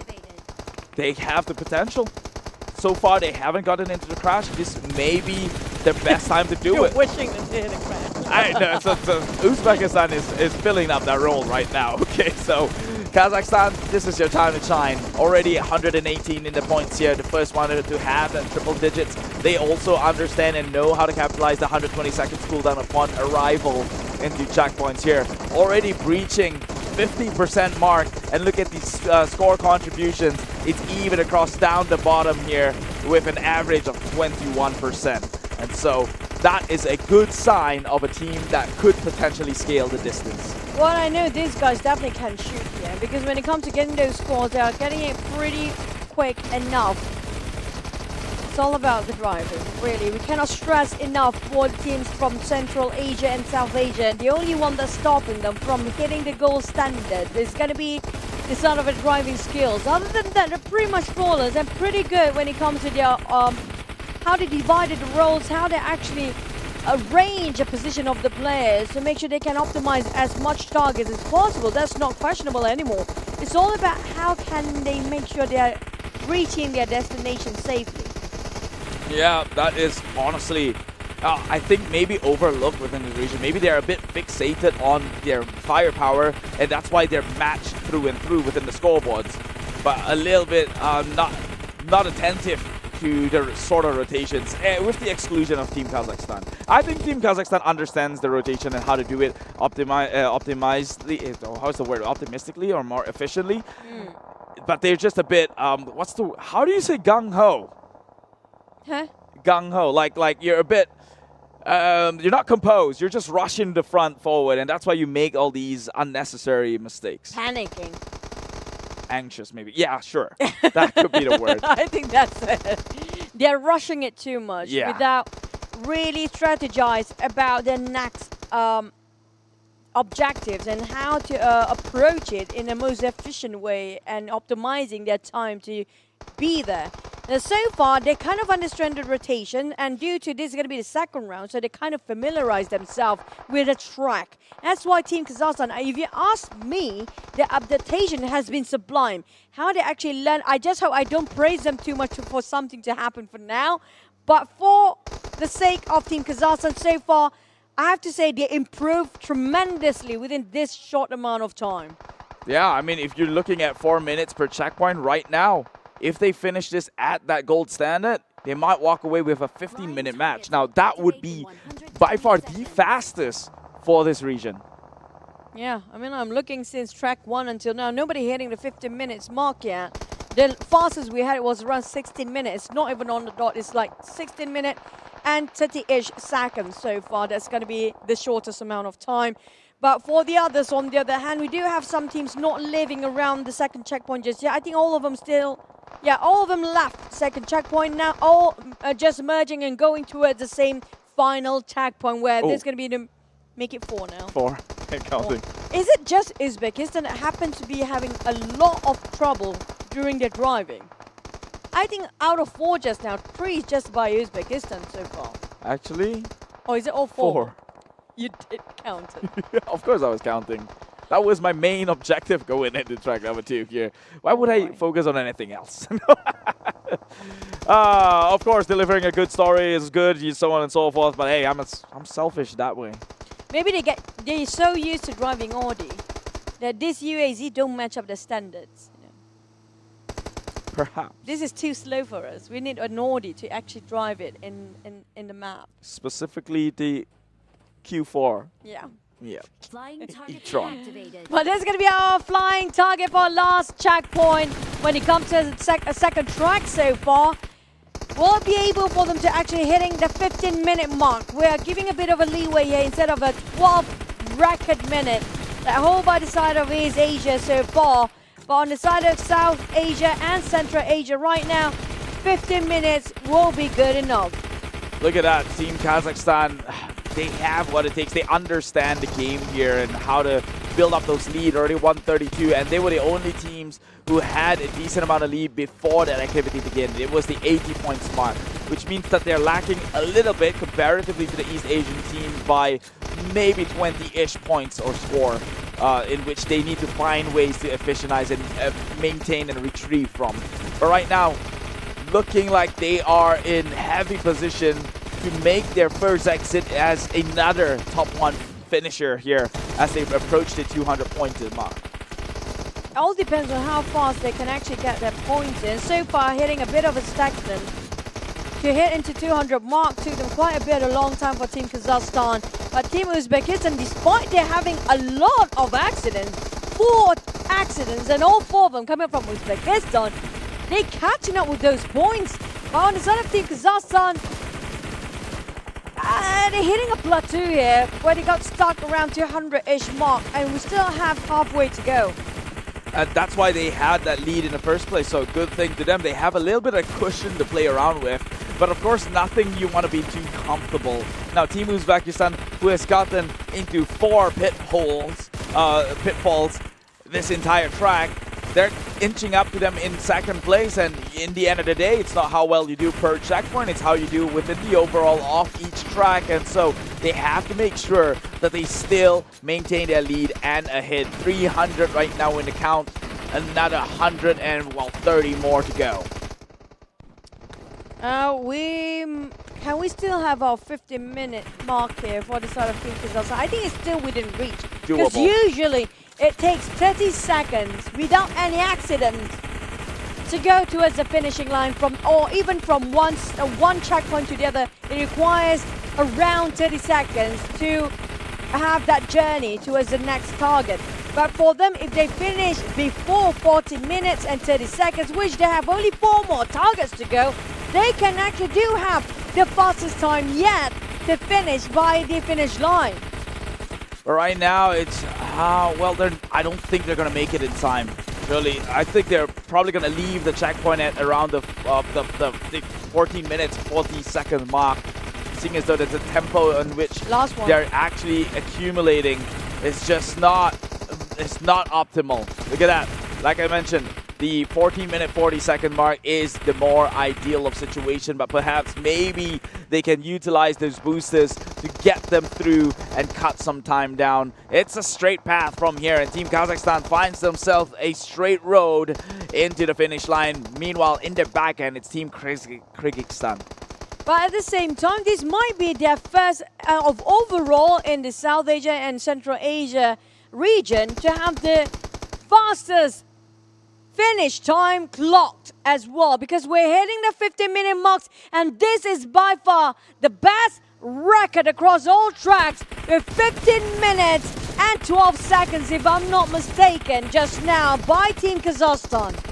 That right there just set a new record for the entire region itself. Now, this is the numbers that they were managed to pull in because they didn't even actually have a crash. Let's be real.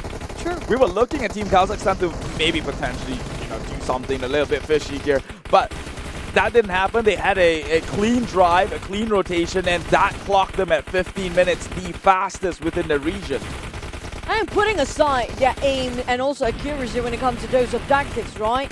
And the checkpoint, it's all about calculating around that time of your time from one track to the other, one checkpoint to the other, and towards the end of a finishing line. If you don't hit any of the structures in between or even get flipped, I think shooting-wise, they are great because they always kind of keep track with the time. Despite they have accidents, but it's still not reaching up to 20 minutes here. So if they can shave off those minutes without crashing, I feel like 12 minutes still possible for them. They can, provided they clean up the rotation, and they still need to improve a little bit within how they play within that 120 seconds window, because they're still a little below par. They're not hitting the 100 pointers mark within 120. Close enough though. 80, yeah. So if they really want to finish things in like 13 minutes, then they have to also make sure that that is in play and they can secure the 100 pointer within 120 seconds. But between the teams, yeah, definitely they do have a big gap if you compare with Team Kazakhstan, who tremendously having such a progress, and what a huge growth when it comes to comparing their first track in the first round down to the second track of second round. Yeah, definitely an improvement, a huge one indeed. But it's going to be an addition to 2 more minutes for Kyrgyzstan. Just placed themselves second at 17 minutes, precisely on the clock. But Team Nepal follow closely behind with only 9 seconds between the gap. Oh, things are only going to get better from here on out, and Team Uzbekistan from the last place here will fall in as the last place entry as well to kind of conclude the entire track number 2. The average so far, I think for the standards of Team Kazakhstan, definitely been pushed up higher. If you compare, yeah, they do have a lot of tragedy when it comes to the first round, all the 4 tracks. Maybe they're not that familiar with it just yet, but we can see how they just adapted to it within a short amount of time. Within track 1 and track 2, we barely get to see any accidents coming out Team Kazakhstan so far. And they're hitting a good goal standard, 15 minutes. I think that's still a good time. That is good, impressive. They have to keep this one up. However, I have to also bring up, it would be unfortunate if they will bow out, because this is also an elimination round, right? Only 4 teams, 3 teams actually out of the 4 will advance forward to the next qualifying, the regional I'm fumbling my words, regional finals, right? That means there's a chance that Team Kazakhstan would still be on a chopping block for eliminations because of that tragedy that happened in track 3 in set number 1. They had a back-to-back last place finish, and one of those, because of the mismanagement of resources, got them up to 25 points. That is huge gap to try and close back off. That's true, and also for the last track in the first round, they finished up at 19 minutes. That's another detrimental numbers, if you ask me, if you count the overall for the result. But so far, Kazakhstan consistently getting #1 spot in the second round, back-to-back in track 1 and track 2, with 15 minutes, 12 seconds. This is going to be the new standard set out by Team Kazakhstan. But for the rest, they're pretty much in the 17 minutes plus. Here are your potential Audi Super A player, which will be awarded sometime tomorrow during the regional finals, per se. Even across the board, we have Team Uzbekistan's Dano and Shahaz here at 449 in the scores. Well, I'm looking for track number 3. So far, the most accidents we have is going to be coming up from Team Uzbekistan and 4 times in track 2. But will it be, it's so different the way we end things, right? Will it be more for the other teams when it comes to track 3 and 4? Stay tuned and stay with us because we're going to go for a break for a bit and see you guys in a couple of minutes. 关闭外来的杂音，找准内心的节奏。奥迪 Q4 e-tron，让真的感受从开始才开始。iQOO11系列，标配2K 144赫兹1.6全感屏，流畅又清晰。有机硅皮革，耐脏污、抗老化。全新自研芯片 VR 与第2代骁龙8强联手，影像电竞全面升级，200瓦超快闪充，充电快，续航久。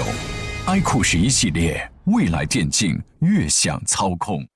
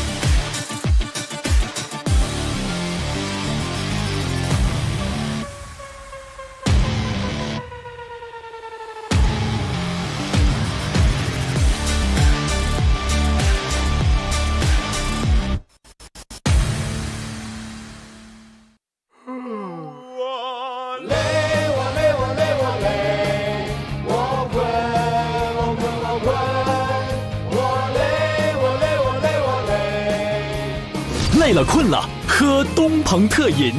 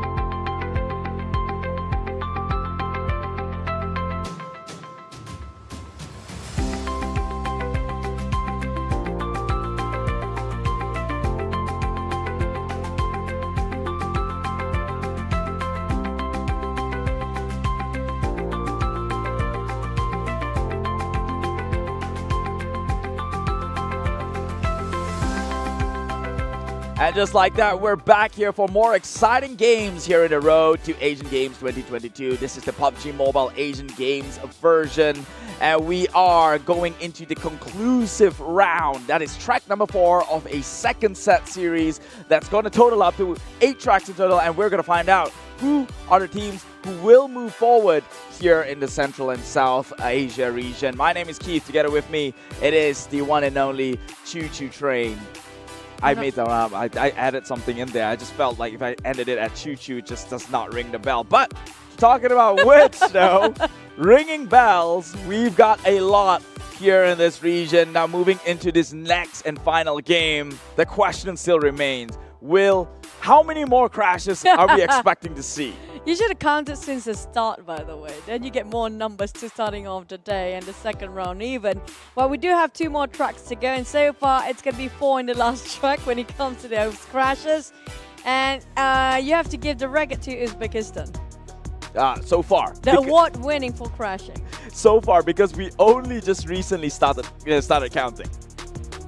I'm afraid it's actually a good news for them, because if we started counting since the first track in the first round, maybe it hits double digit by now. I don't know. Team Kazakhstan, they got last in track number 4 in the set 1. Maybe because of that too. How do you count that kind of crash then? Is it counted as 1 or is it double?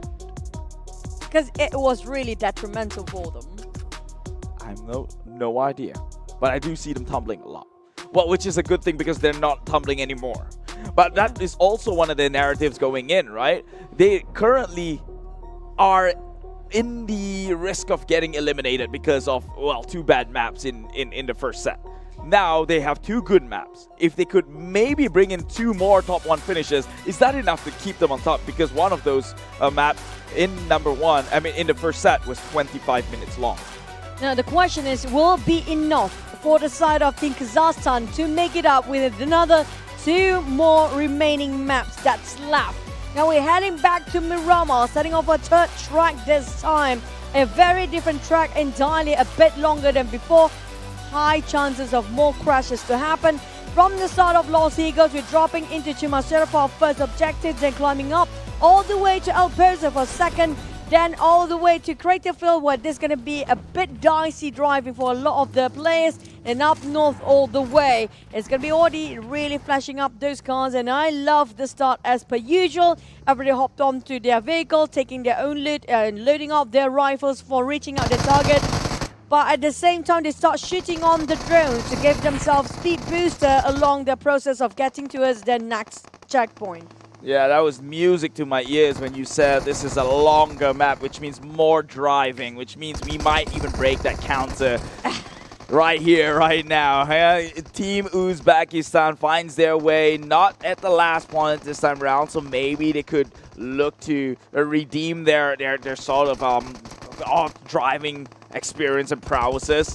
It is Team Nepal who leads on the rest of the pack here by the bridge side, in which even Team China gets caught onto one of these car carcasses, but they made it through really, really smoothly, so setting themselves up on a good foot.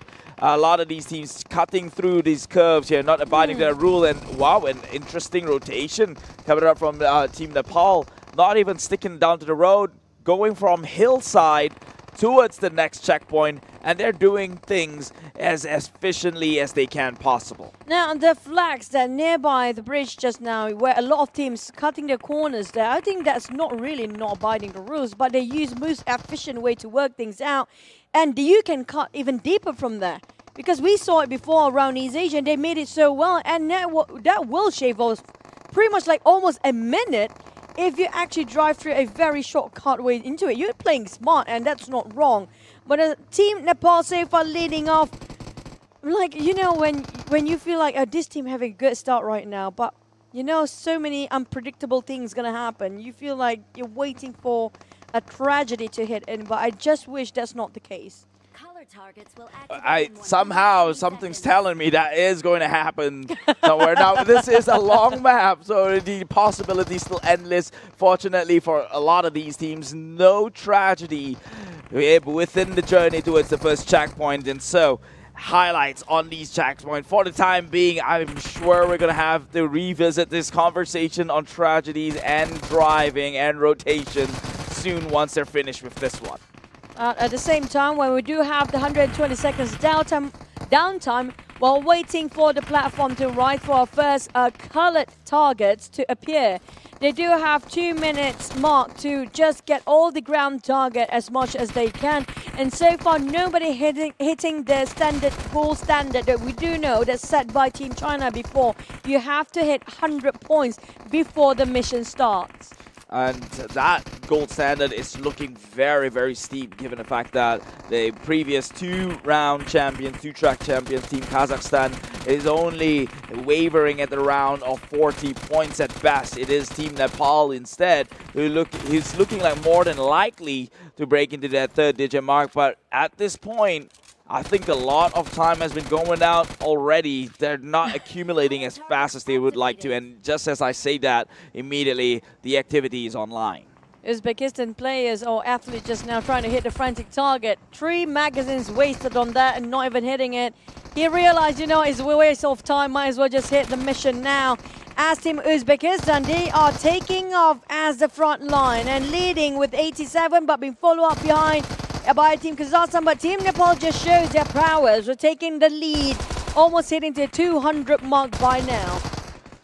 200, that's going to get them 2/3 the way through here, and that one goes to the side of Team Nepal. Close behind is Team Kazakhstan with also 200 of their own, taking the lead now at 230, 250 and counting. So Team Kyrgyzstan, who actually was the one in the lead from the get-go, now loses this way onto the likes of Team Kazakhstan, and they will find their way first foot out of the door and into the next checkpoint. As per usual, the teams are doing splendidly well when it comes to the first few objectives. We're talking about the first 2, where they do hit around 4 minutes to leave the vicinity and head into the second checkpoint here. But so far, it's a bit later than per usual. They do require a bit more time, almost hitting the 5-minute mark. So finally heading towards the second checkpoint here, where Kazakhstan live first. Again, surprisingly, because we thought it's going to be Team Nepal. That's going to be the first one for you. Yeah, like I said, that conversation about tragedy is about to happen. Now we've got counter for the first crash of this entire track and counting, I would dare say, and counting right here. But so far looking good for Team Kazakhstan. They're making a jump forward. Oh, nearly crashed onto that fence, but they knew well to navigate themselves midway through. And there is another crash happening here. I believe that was Team Nepal. Both of crash coming out from Team Nepal. And it's supposedly they were the contender towards the #1 spot. Remember, they were consistent in the first set of the match series today. So this is going to dig into their lead a lot. Man, I just hope it won't be detrimental when it comes to the overall time being accumulated later on. Well, for the side of Team Uzbekistan and Team Nepal, now rushing towards the final, second checkpoint, and a bit left out if you compare with all the teams that are actually on top of it, which we do have no teams yet inside of a checkpoint. Second, and make it number 3, yeah. And it was Team Kazakhstan this time. We didn't see them to actually have a bit any crashes in the previous track. Surprisingly, they start to make mistakes here again. Well, this is why I just love the region. No one could have ever expected. This was a straight road. Wonder how they crashed into anything at all in the first place. But I guess that's for them to know and for us to find out eventually. They will be all approaching into checkpoint 2 for the time being here. It is retractable targets. So we have clocked in a total of 4 crashes on the journey to checkpoint 2, which means if that statistics maintain consistent, we can theoretically have about 8 more before the checkered points. Oh, please no. I just hope that's going to be the maximum that we have for per track. It's going to be 4 crashes per track, but I might speak to you soon now. Because the one that's the most diciest driving that required for the players is the journey from the second track to the third track. You look at those sharp corners and those high hills around the crater fill area. That's scary for the drivers so far. If they have their own designated drivers, they should be worried by now. Well, what I'm afraid of when it comes to curve is that because it's a sharp turn, people usually be a bit more cautious and then they prevent the accidents from happening. But if you give them a straight road and a ramp, now they don't have control midway through. And that's usually where all the fun begins. And that's usually the case of first track, right? That's where you have it a lot in the first and second track, but not so much when it comes to the fourth. Maybe during the last bridge in the track 4. So far, they have been doing okay, but we are 3 seconds away before the retracting target now commencing. And all the teams are taking their own position. The athletes already place themselves in whichever levels of the platform they feel most suitable at the current state of being of each of the team. And leading off again is going to be Team Kazakhstan, almost hitting the triple-digit numbers. But Team Kyrgyzstan is actually catching up as well. These two teams neck and neck, 110 each, both Team Kazakhstan and Kyrgyzstan. It has never been this close before. Actually, it always has been for the top 3 teams here. And right now, Team Kazakhstan just trailing behind. That gap just getting bigger and bigger, but they say no siree sir. Back down to the 5 points difference, accumulating at the same rate. But Kyrgyzstan takes it by an inch. Coming back, 230, Kazakhstan and Kyrgyzstan, pretty much these two teams, the athletes, are pretty much strong when it comes to their accuracy and firepower. They're just going to easily get those 400 marks without wasting any more time. It's all about if their target is not being snatched away by the other teams, because all the other teams have the same scope and same number of eyes set onto the target. I'm not sure if they place any players on ground to find all the other hidden targets if needed, because you don't need all 4 men to have your eyes watch on top of this retracting target. Yeah, and Team Kazakhstan become the first team to hit that 400. That means a lead to them as they approach the final checkpoint here. Checkpoint 3, the make a break moment. And they are back on the road with the counters continuing. This is where it gets fun. Yeah. Look at this gradient right here. So many obstacles within the way. Surely they're not under pressure. No one's on their tail. Theoretically speaking, they shouldn't hit anything.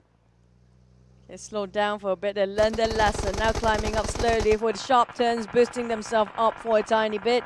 Think Kyrgyzstan will follow pursuit, but at the same time, all we need to do is just wait and hope nothing bad happens. Speaking of platform, mid-air flying, hope they landed flawlessly this time. Well done for Team Kazakhstan. Very composed. This is looking like a different team now, despite having, you know, slight stumble on the block earlier on. They are still well in trajectory to make their way into the #1 position here if they they avoid it entirely. if they get checkpoint 3 in time. But yeah, I think Team Kyrgyzstan didn't want to risk it all so much, but so far we've seen Team Uzbekistan, the one who's getting into more frequent of crashes, and so maybe we should keep an eye on them instead. I'll still have all eyes on all these teams at the same time. We're waiting for the sharp turns to happen. Those corners, will they actually cut those corners away while playing it as efficient as possible, trying to optimize their time? Team Kazakhstan so far haven't hit anything, and that's already a great sign to start off. Perfect swerve right there from the outside. He turned inwards, keeping that turn radius to a minimal as possible, trying to shave off time. Meanwhile, Team Kyrgyzstan is doing the same thing here. Instead of going in a straight line, they decided to make a bit of a U-turn there. Because they know that the straight line usually means a crash. They have to create their own roads at this point. How beautiful a human mind can be. Everybody have different set of mind. When things are straight, life definitely will not be straight. You have your corners, you have your darkest turn and stuff like that. I think that's how they reflect themselves about their life here right now with their driving. I mean, twist and turning roads, right? That's the journey towards the Asian Games. It's not going to be easy. Sure. You're going to have to go through a lot of rough patches, but it matters more on who you are when you come out on top. I'm so worried for the teams that are actually going for such a small, squeezed out places. Not many space in case they got stuck there. I just hope that's not going to happen here anytime soon. But we do have... there we go. Another one. Fifth. Fifth one. The fifth one.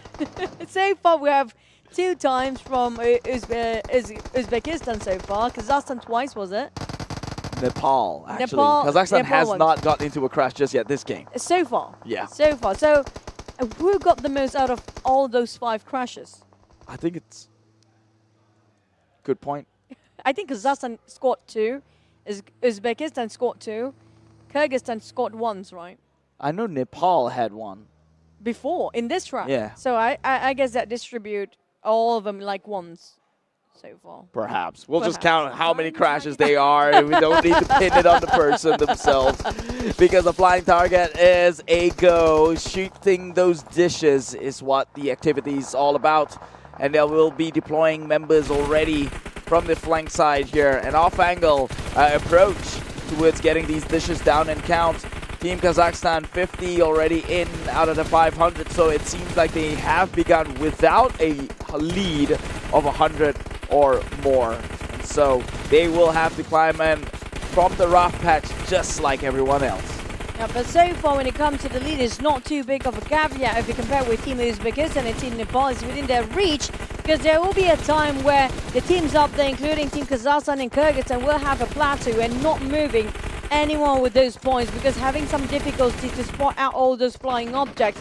Interesting from how do you pronounce Uzbekistan? Uzbekistan, the player for Uzbekistan, having such a distance to shoot down something else. I'm not sure what he's targeting for, but he's definitely going back into the arena to join in with the rest of the other teams to just shoot down all those flying objects. And so far, I don't think we're going to finish things off with a 15-minute marks anymore, maybe even longer, 17 or 16 here, the average, I guess, because it took them a bit longer time to even reach up half of their scores in this final checkpoint. Final checkpoint, and Team Kazakhstan's only about midway through here. They have to look to accumulate much faster because they have a bigger hole to try and patch up from the performance in track number 3 and 4 in set number 1, match number 1 there. And so right now they are unstoppable in the top 1 position. Both matches that they've played in set number 2 is a top 1 finish. Can they make it a 3rd and eventually a 4th? It's looking likely with 340 already in the marks. Oh, just a bit more longer, just a tiny bit more for the side of Team Kazakhstan to have a wrap. They might actually manage to redeem themselves after the 2 detrimental track in the first round, track 3rd and 4th, getting themselves such a long time to finish. Hopefully it will make up when it comes to finish things off, because I don't want any team to be relegated at this point, but like it or not, we only have 3 teams to advance later on the final stage later on. So far we see the potential coming up from Team Kazakhstan can actually be polished. Now, if they cannot make up in this track, there's going to be a bit trouble for them to hit into the final track later. Yeah, but thankfully for them, only 50 more to be put onto their baskets here. Surely this is not an impossible feat to do, seeing as though that the Team Kyrgyzstan from 2nd place need to claw their way for at least more than 100, which is an even greater feat. So if they were to let this one slide, really, it's Team Kazakhstan's one to lose here, and they will get that 500 immediately, booking a ticket out of here. And if they can close it at a 16-minute mark, I would say it's a pretty decent run. I agree. And so far, they are the one that's setting the standard for the entirety of this region right now of Central Asia and South Asia. They're holding the fastest record for this particular region around 15 minutes on the mark. That's going to be the best record yet in the 2nd track just now.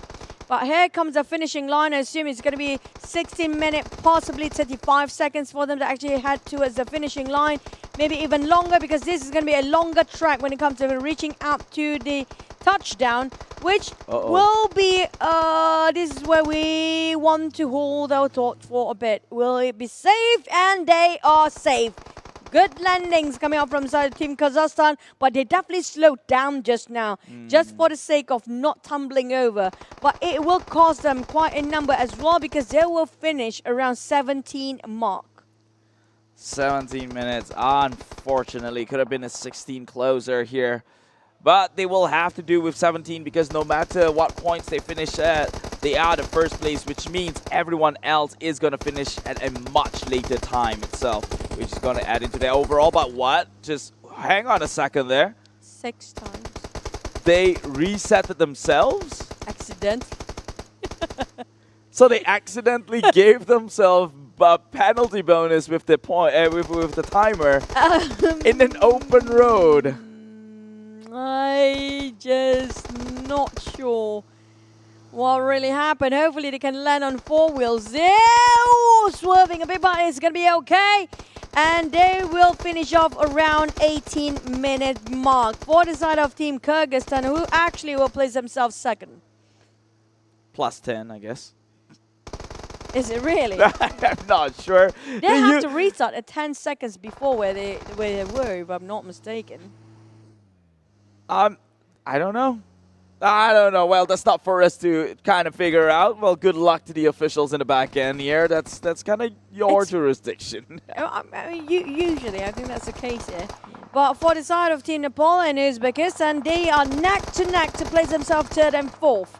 Now, only one team will be relegated when it comes to the finals, and either these 2 teams, because they have been consistently at the bottom a lot of times. So it might be a really close call between these 2 teams when it comes to who will be seeded into the final stage later on. But this is where the big crash usually happens. Hopefully that's not the case, and it feels like Team Nepal successfully landed. Team Uzbekistan as well. No crashes. So far we have 5 crashes in this one. 5 is a plenty. It's more than what we could have found inside of East Asian region here. East Asian, I think like the most is going to be just 2. Possibly. 2. And that was a rare occasion too. True, Something true. to celebrate when it happens. Right now, this concludes it. 19-minute mark is the latest time spent for this entire match here. That would be Uzbekistan to go in the final place. But it is Team Kazakhstan walking away the absolute victors here. When we look at the data right now, it feels like the one that's really in a shaky spot is going to be Team Uzbekistan, because they have been finished last for out of 8 tracks. It's going to be around 3 for now. But for the side of Team Kyrgyzstan now, I don't know where do they stand for Team Kyrgyzstan, honestly, because they have been hot and cold, not consistent. It's not like we see the same pattern if you compare with all the other regions. We see 1, 2 usually the same. 3rd and 4th, they might be alternating. But it feels like right now 1, 2, 3, 4, nobody sticks at the numbers when it comes to the spots. Thankfully, in this situation, this phase of the tournament, it's all about being at the extremes. So only one team will be eliminated. That means the extreme of the worst performing team will go out. And let's take a look at the results to kind of figure that one out, right? 17.08 for Team Kazakhstan, 18.03 for Kyrgyzstan, 19.05 for Nepal. Unfortunate for them. They had such a good run in the first half, and now seemingly slipping that one down. 19 and 11 for Uzbekistan themselves. Now, so far, out of 3 tracks, Team Kazakhstan is the fastest on average, right? They have got a 16-minute, a 15-minute, and a 17-minute just recently. But first, an Audi Super 8 player, before I get into my train of thoughts, look at the faces on the screen. They are potentially winning something from Audi. It's some exclusive stuff. If you've seen the ones yesterday, then you know what they're about to win. But back to my train of thoughts. Team Kazakhstan, 16-minute, 15-minute, 17-minute. So their latest was the 17-minute. Meanwhile, if you look at Kyrgyzstan, they're all 17-minute games. And if you go all the way to the side of Nepal, 17 and 19-minute games. And when you go to Uzbekistan, similar 17, 19-minute games. Now, so Kazakhstan looking like through and through, they are pretty much the best performers out of there. But they do have 2 bad maps. Yeah, really bad maps and tracks. That's the thing. Will be enough for them, because if they actually reach up to the gap where the final track, if they can finish within 14 minutes, I think it's pretty much safe for them for now. But if they happen to be stumbled into something that we hope it will not be the case there, then I have to say they're jeopardizing their own position to seed into the final stage. Yeah, so that is kind of my worry as well. Because I know that they've been performing right, but because that two bad map was ridiculously bad. Yeah. It's 25 minutes. That's at least a game or 2 in between. And a 19-minute, almost hitting another 20 minutes. I mean, like, across all region, the most we had around 26, was it?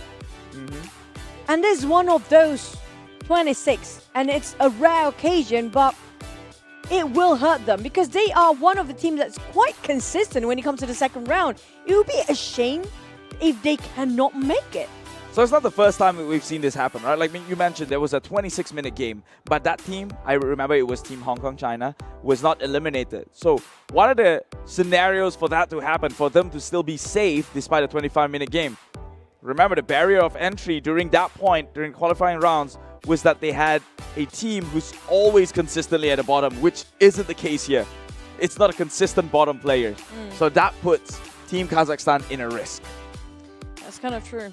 That's kind of true. That's why it worries me because of how inconsistent the placement are for all each team of South Asia and Central Asia, this particular region, to seed themselves into the final stage. We will have one team to be relegated after this, but for the final track, this is where everything is on the line. A lot of it at stake, and they have a lot to prove still.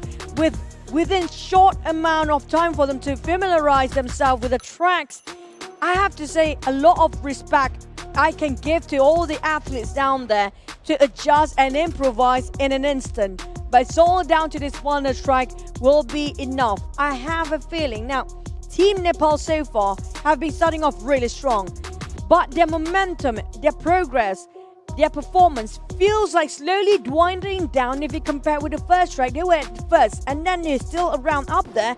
Maybe sometimes they are fourth, and then it just starts to drop track by track. Yeah, they just clocked in their worst performance at 19 minutes just recently. And so, you know, that's something to be worried about. But I think as an overall, because they did pretty well in the first half, they should be safe, right? But I can't say the same with Team Uzbekistan and Team Kazakhstan. I think is it Kazakhstan or Kyrgyzstan? Because if you compare with consistency, I have a feeling second round here, Team Kazakhstan never failed to deliver. They're always at the podium spot. I just don't know if the podium spot that they have achieved creates enough gap in between to solidify for that 25 minutes gap here. To be fair, actually, if you take a look at the track 3 in the game set 1, they are 4 minutes away from Team Uzbekistan, right? 25 minutes to the 21 of Team Uzbekistan, which means at the bare minimum, you need to cover that 4 minutes to negate this differences. That's true. And so I'm looking at Team Kazakhstan average right now. They do have around, 16 minutes as an average so far. But is it 16? If you look at it, oh yeah, I think it's around 16. So if you add up for 25 minutes and 90 minutes in the fray of 16, that's additional of how many minutes more? 6? Is it 6? Around 6, I guess. Right? Actually, I think they're safe. Because if you I have a feeling they are safe. They are safe. Because they made it up, and they are making it up for their second round here. But the question is, who will be first?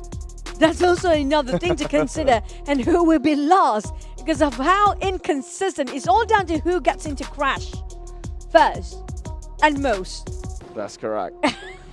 Still down to driving skills for the players and athletes. I guess this last track would be that determining factor, because we're really just scratching our heads and trying to theorize here. Because if we go by the one track by track, we can make that difference, and I think that covers the previous one. But no more dilly-dally. We don't want to ruin the surprise by trying to be a know-it-all right now. Let's get into track 4 and let them play their fates out.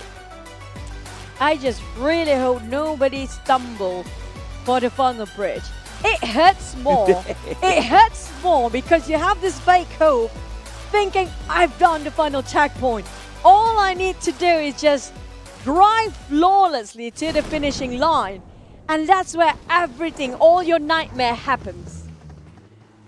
That bridge. I don't know if you could call it a nightmare, because I'm smiling. I have no stake in this, so I'm smiling about it. You will not be if you're the athletes themselves. A lot at stake for the players and the athletes. Now back towards the final track of the qualifiers in the South Asia and Central Asia region right now. Having a good start as per usual is going to be, I think it's going to be Team Kazakhstan taking the lead. Now, they do know this track like the back of their hand. They know how to swerve around it sometimes, but I might speak too soon, so I will retract my statement again now because we never know what's going to happen. Things are out of our controls here, but when it comes to all these rotational tracks, they are a bit unhinged, to say the least. Immediately actually bangs and rams a player's vehicle into the beach flag there for a bit here, but it will be Team Kazakhstan still maintaining that ultimate lead forward. The real competition takes place second onwards down the charts. Look at that, Team Nepal and Team Uzbekistan just playing bumper car at this rate. I feel like that's going to be first crash. No, not just yet. I feel like everybody have to avoid each other from crashing and have to avoid themselves from crashing into structures. And we can hear those shoutings coming up from the players as well, like try to overtake them, but the one having the most space right now is going to be Team Kazakhstan. The other three teams still fighting for their place and also for the space, but the one having such a free leeway is going to be Team Kazakhstan. The only thing that can stop them are those unmovable structures. Oh, what? Nearly flipped there, right there. It could have been another thing that could potentially stop them in track. Not just the immovable structures, but also how reckless they are in trying to control their vehicles. If it flips on over, that wouldn't be a very great way to end it for at least Team Kazakhstan, who had a tragedy already in the first set for today. But we will not go back into time. In fact, look forward to the future and the promise here with checkpoint number 1. Now, so far, Team Uzbekistan taking most of the scores. For the first time, they're taking the lead. I just hope they are finally having some trouble to open the door even. But coming up from side to Team Uzbekistan because of the delay of the door just now. Caught themselves in a place where they've been catch up by Team Kyrgyzstan and Team Kazakhstan slowly catching up as well. But I'm loving this. If we never have the first to finish from Team Uzbekistan yet, but if we have the end for our qualifier for this region, with that, I'm satisfied. I'm happy. What, with Team Uzbekistan? In the lead, yeah, why not? I'll be kind of sad, because that would probably push Team Kazakhstan, who we know is actually good, but because of some unfortunate mismanagement, that would potentially put them in the eliminating round. Remember, the weakest link right now, on paper, in terms of time, is probably going to be Team Uzbekistan. So if they get a number 1 finish, they might just be safe, and it would be someone else in the chopping block, and that could be Team Kazakhstan. Yeah, definitely, you have a fan here for Team Kazakhstan. We definitely see this one quite obvious, but I mean, like, I do want to see the teams that haven't been on the podium spot to take up the podium sometimes once in a while. But we do have the numbers up coming up from Team Uzbekistan, but being catched up and overtake by Team Kazakhstan at 142 and neck to neck, but still taking the lead back. Team Uzbekistan hitting the 200 mark. Team Nepal seems to struggle when it comes to the first checkpoint. And this is what I'm talking about, right? You can depend on Team Kazakhstan, and that's why I do want to wish them forward, because they've shown absolute consistency across the board. I mean, if you're going to compare it to their first set of the match, it seems like the number is a constant improvement on their end, and that's the kind of team that you want to send forward eventually later on for the Asian Games itself. And so pray Godspeed that they make it out of here, but that's all within their hands, and it is them who makes the first movement outside of this checkpoint. Now, they're leaving within the 4 minutes mark, coming out from Team Kazakhstan and Uzbekistan. Just 3 seconds of a difference so far, and it's within their reach as long as they just boosted their speed up all the way, not crashing, and just trying to cut off all the unnecessary corners. But so far, thank you so much again for IQ11. I love this hand cam for the players. They look calm for now, but the gyroscope making it really hard to work, especially if you're the driver themselves. Yeah, you're trying to get those speed up bonuses onto your allies here. But if you shoot and you miss, then that would be also resources that has gone to a waste. But hey, you miss every shot you don't take anyway, so might as well run and gun for the points here. It is still Team Nepal who will be in the third place. Following them, it is Team Kyrgyzstan in the back end. Now leading the charts is Team Kazakhstan alongside with Team Uzbekistan, but Team Kazakhstan has just left them in the dust. And so far we have no crashes yet. I think this is a very good sign. I know. It feels like they have more practice and more familiarized when it comes to the final track, because they do know for a fact this is one of the longest track and one of the most detrimental if they make a mistake. But we do have a bit of a memory. There we go. You just had to say it. Don't say it. Choo Choo just jinxed that one up for them. And I think Team Kazakhstan as well, it seemed like they slowed down for a little bit. So I think that was a simultaneous crash. Another crash here happening on the side of Team Uzbekistan in the yellow.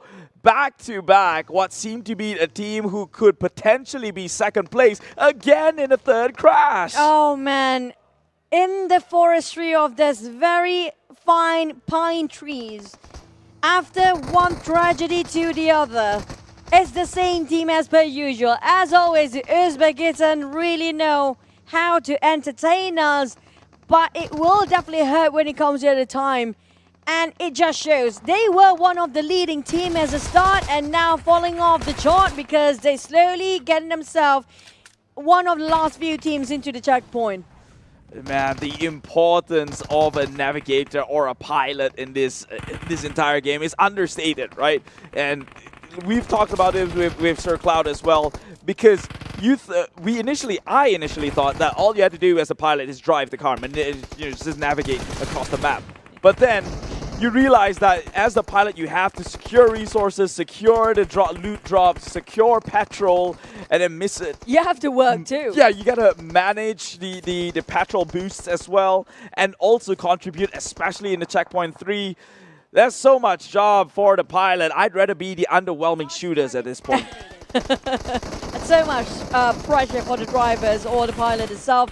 But so far we haven't, the numbers are getting lower when it comes to the start during the downtime of 120 seconds. Before this we're hitting like around 70 or 80 points, but this time we do have only 30 points around there somewhere. So it feels like the track itself a bit harder for the teams to have more numbers or more scores when it comes to before the platform even starting. The retracting targets now will be commencing, and it's still commencing, coming up from Team Kazakhstan as per usual, hitting halfway through. Now all they need is not stopping and just don't stop spraying, and make sure those sprays actually do hit the target, because we do notice about the sort of a pattern for certain teams up there, even if they are in the lead, but when it comes to closing like 20 or 30 more points, they have some difficulties to find those targets to, not miss them. They always miss sometimes. Well, that's called performance anxiety, I believe. You're getting a little too shriveled up, especially towards these last few moments. But I don't think that is the case with Team Kazakhstan. It seems like, again, just to echo myself like a broken record, a constant improvement time and time again comparatively to their first set of the evening. Now we are in the last track in the second set of the evening, and they are 1 point away. Finally hit that mark, 400, leaving second place still within the 200 range. Yeah, 10 windows around the retracting target just now for a row, so there's around 50 windows around there somewhere. If you divide it for your team to look at around 2 rows in a vertical manner, I think that pretty much covers all the field that you need, right? Pretty much. You could. You focus on that 2 rows and that's it. I know Team China, they do quadrants. There was a POV in where they're doing it, and the cursor, or more like the aimer, never leaves the quadrant right there. So it wasn't even like an entire vertical. They're hyper-focused. It's a square for them. That's why they have a small square divided into 4. Yeah. And that's why one of the reasons the platform are multi-level platform. So if you want to focus on the quadrant on the ones above, you can actually be on the higher platform. It's on your eye level. It's easy to target as well. And so far, not many teams have actually tried to apply that yet. Maybe in the next few ones. Hopefully so. They have to make this little maneuvers count, right? It's going to add up eventually into their efficiency as an overall. And talking about which, Team Kazakhstan still not crashing anywhere else, so that You're is waiting for efficient it. as it gets. Of course I'm waiting for it. They have a whole history behind it. I just don't want to see it happen. Okay, that's a lie. So far that we've seen from our POV, we can only see once. Twice from the same team. Since you arrived, they've performed better. Oh man, I mean, like, yeah, I wouldn't mind taking the credit, even though I might jinx the team when I actually say something that it might happen. It usually happens, but I hope that's not the case, because everything goes smoothly and so well right now. But I'm starting to worry when it comes to this uneven terrain. It feels a bit bouncy for them. But Team Nepal and Team Kyrgyzstan seems to be on neck to neck. Hopefully they didn't crash themselves into any sort of unnecessary corners, but everything goes smoothly well, and even boosting them up and overtake Team Nepal in the very last minute. Oh, there you go. Boy, they are using that booster quite sparingly. Just hope that they don't bite more than they can chew. They have to make it into the petrol station if they're looking to play this game even further. Now, this is Team Uzbekistan, who has had like about 3 crashes since the first checkpoint and finds themselves in the back foot. Serious disadvantage here. The last man standing in the end. For the side of Team Kazakhstan, they're taking the lead again while waiting during the downtime of 120 seconds. They already gained themselves almost 100, like 64 is already a good start, but how much time they have left? Not much anymore. With 2 seconds on the clock, the final checkpoint commences as the flying objects will be released. 68-point lead, 8 for Kazakhstan here. They will have to work with a little bit of deficit, not too crazy. I mean, a little bit of a lead, not the deficit, really. And it's not too much of a lead. People can still claw their way back up against them. In fact, that's exactly what Kyrgyzstan is doing. So Team Kazakhstan, you have to make sure that they are on point comes to this disciplinary event. 138 right now. If they could hit the waypoint of 250 and create a gap of perhaps 200, that would be ideal. It's not really easy to hit all the targets. We barely can see with this mountain as the background. Because of how dark this is, it's just so hard to see it sometimes. But so far, Team Kazakhstan never failed to deliver. They will hitting themselves the 200 mark anytime soon. They're already hitting it right now. But when it comes to the clock, they definitely will having a hard time to hit less than 14 minutes. I have a feeling they will spend more time when they hit almost 250. Even have a bit of a plateau right now. Slows down when it comes to the numbers. But Kyrgyzstan is catching up from behind. 228, all that lead from 100 and plus now goes down to only a mere 30 points is at best here for Team Kazakhstan and Team Kyrgyzstan. This is not going to be a fun way to lose it just like that. You had all the lead in the world, down to 20 points different. They're really edging things one out. 8-point different here, but they instead create more of a lead now, hitting the 300 mark. So Team Kazakhstan, they are relentless in trying to surpass the rest. Well, Team Kazakhstan, now all they need to do is another 150 point, even less than that, make it 130-ish. And right now, it took them quite a number of time. I see a lot of teams spend around 3 to 4 minutes just on this platform, not including the 120 seconds of downtime to finish off their task. But coming up from Team Kazakhstan, they definitely have just a little more to go, but feels like they're hitting a bit of a plateau, while Team Kyrgyzstan is actually catching up. Team Uzbekistan, on the other hand, there's a wide gap between them and Team Nepal. Now, between these two teams, we do know only one team will be relegated, and who will it be? It is looking like it might go Uzbekistan. They've had so many bad games this second half of the entire roster here. But we'll have to wait till the official tally to call that one out. Right now, 488 on the scoreboard.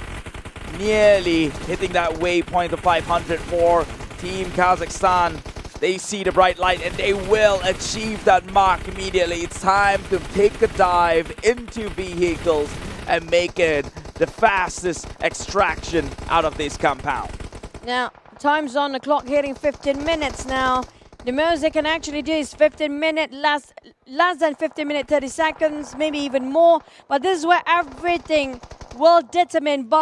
Oh, no. Yeah, I take that back. Now they got hit, and this is where everything just stumbles, right? The moment you thought you're going to hit it 15 minutes and 30 seconds, you have to hold that thought for a bit because of this bridge is a very punishing bridge. Even though you finish and cleared off your final checkpoint, it doesn't mean you can have a free way to get into the finishing line because you got stuck during in between the bridge, and that bought them that cost them another 10 extra seconds, and they will touch down at 15 minutes and 42 seconds.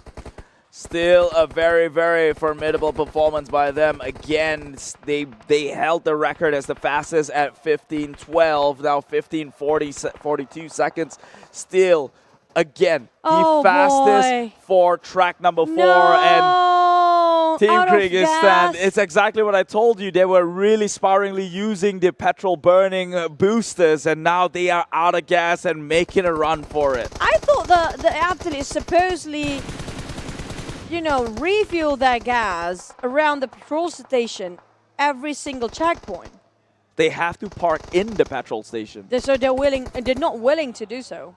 It's a question of did they even make it to the petrol station? Maybe Team Kyrgyzstan will actually take the lead over the team that actually crashed themselves, and not just that. Uzbekistan though, moving on forward. How many crashes do we have right now? Around 5 as well, I lost count. It's one too many, but it's exactly up to my expectations. Congratulations for Team Uzbekistan, finishing off second with 16 minutes and 51 seconds. So that's an entire minute going on the side of second place here. I think, hands down, Team Kazakhstan has already more than paid their dues on that deficit. Come on, guys! Come on, Kyrgyzstan! If only their shoes have some rocket fuel right now, they can just dash themselves in like a Sonic, but that's not the case. You can do this. Let's run as a full squad. Let's go. Let's go. Kyrgyzstan almost at the finish line. I feel like I'm watching a sprint. A sprint is more like a marathon. Yeah, it's a triathlon here. Running in costume. It's always awkward when he goes down this way. You cannot crash anymore at this point, right? There's nothing worse than this can happen now. At least that's the good news. That's good news for Team Kazakhstan because they know someone else is in this situation, which means they for sure will not be in the chopping block right now. Oh, well, it's still around 50 meters to go. It looks so far, but it's not that far. It's not near either. Come on. We're trying to help to push you from the back. We give you the power of push. You can do this, but I definitely feels like coming from Team Kyrgyzstan do have the more stamina than the rest of the other players, because he does have more sprint powers compared to the others. Now we do have a different race here. Who of all 4 of them will reach number 1 among themselves? To be fair, if you're talking about stamina, that goes to Team Kazakhstan. Their match in marathon was 25 minutes. This is barely 18. Make it! They almost made it! Come on! The touching, finishing line, touchdown, and we still not hit it. Almost there! Not yet! Is that counted? Are we done? They're going back. Why? No! What is happening? What is wrong? Wait, hold on. I think they might miss a flag or something. There we go. All 4 needs to be registered in the same place. It's a registry problem, I guess. Oh man, I just hope their shoes is still gonna work after this. Definitely, their toes is burning out for the players of Kyrgyzstan, but what an ending. I think this is the most team that we have running on foot instead of having their vehicles to work. Like I said, I'm never wrong in these things, and with the description I may be brutally honest, but raw, unfiltered, unpolished, so much potential, but man, right here, that's entertainment value at best. I like this. The most things that you wouldn't expect happen within a single region. You know, the sound effect when a team tries to touch the finish line is always like, this one is like, you know, it's a tapping sound. tippy-tappy their way to victory, man. They can do whatever sounds they want to, but that does not change the fact that this is by far the most unpredictable of all regions. Now, do I hope that they put up the same performance moving on to the Asian Games? Of course not, but they can get away with it for this time round, and I'm glad they shared a bit of entertainment value to us during this point of time, but they are benchmarks we do expect to see moving in forward later in the tournament. But I love the tenacity coming out from the teams. Even though their vehicles running out of gas, they're willing. You know, they have the sportsmanship, like how a sprint or a marathon actually does, where you have to go towards the finishing line no matter what it takes. But congratulations again from Team Kazakhstan for finish off another standard here with 15 minutes 42 seconds, while Uzbekistan scored themselves at 16 minutes 51 seconds. Well, this is where the gap happens, due to them running on 19 minutes for Kyrgyzstan. I mean, like, that's... Not too bad, actually, considering every run out of petrol incident we've had, it's always 20 plus. It's true that. True that. So they're the fastest of that incident, but nothing to be proud of so much. This is what you can be proud of, though. The Audi Super A player, with all the faces on the screen. Expect to see them coming in tomorrow, especially during the qualifier finals for the Central and South Asian region here, where they can win something very special and momentous by Audi themselves. Yeah, it's not that something that everyone can get, so you will feel special yourself. But speaking of which, right now, we're having a hard time to know who's going to stay at number 1, 2, and 3, because only top 3 will seed towards the final stage, which is going to be tomorrow for the side of Central Asia and South Asia. But based on today's performance of all the teams coming up from this region, it's so hard for us to pinpoint who will get number 1. Because there's no consistency about who will stay at the top and who stays at the bottom. Inconsistent, and unpredictable.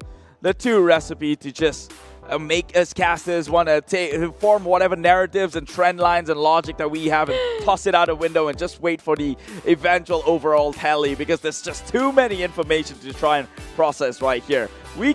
It's not linear. You give us a linear line, we can come up with a conclusion.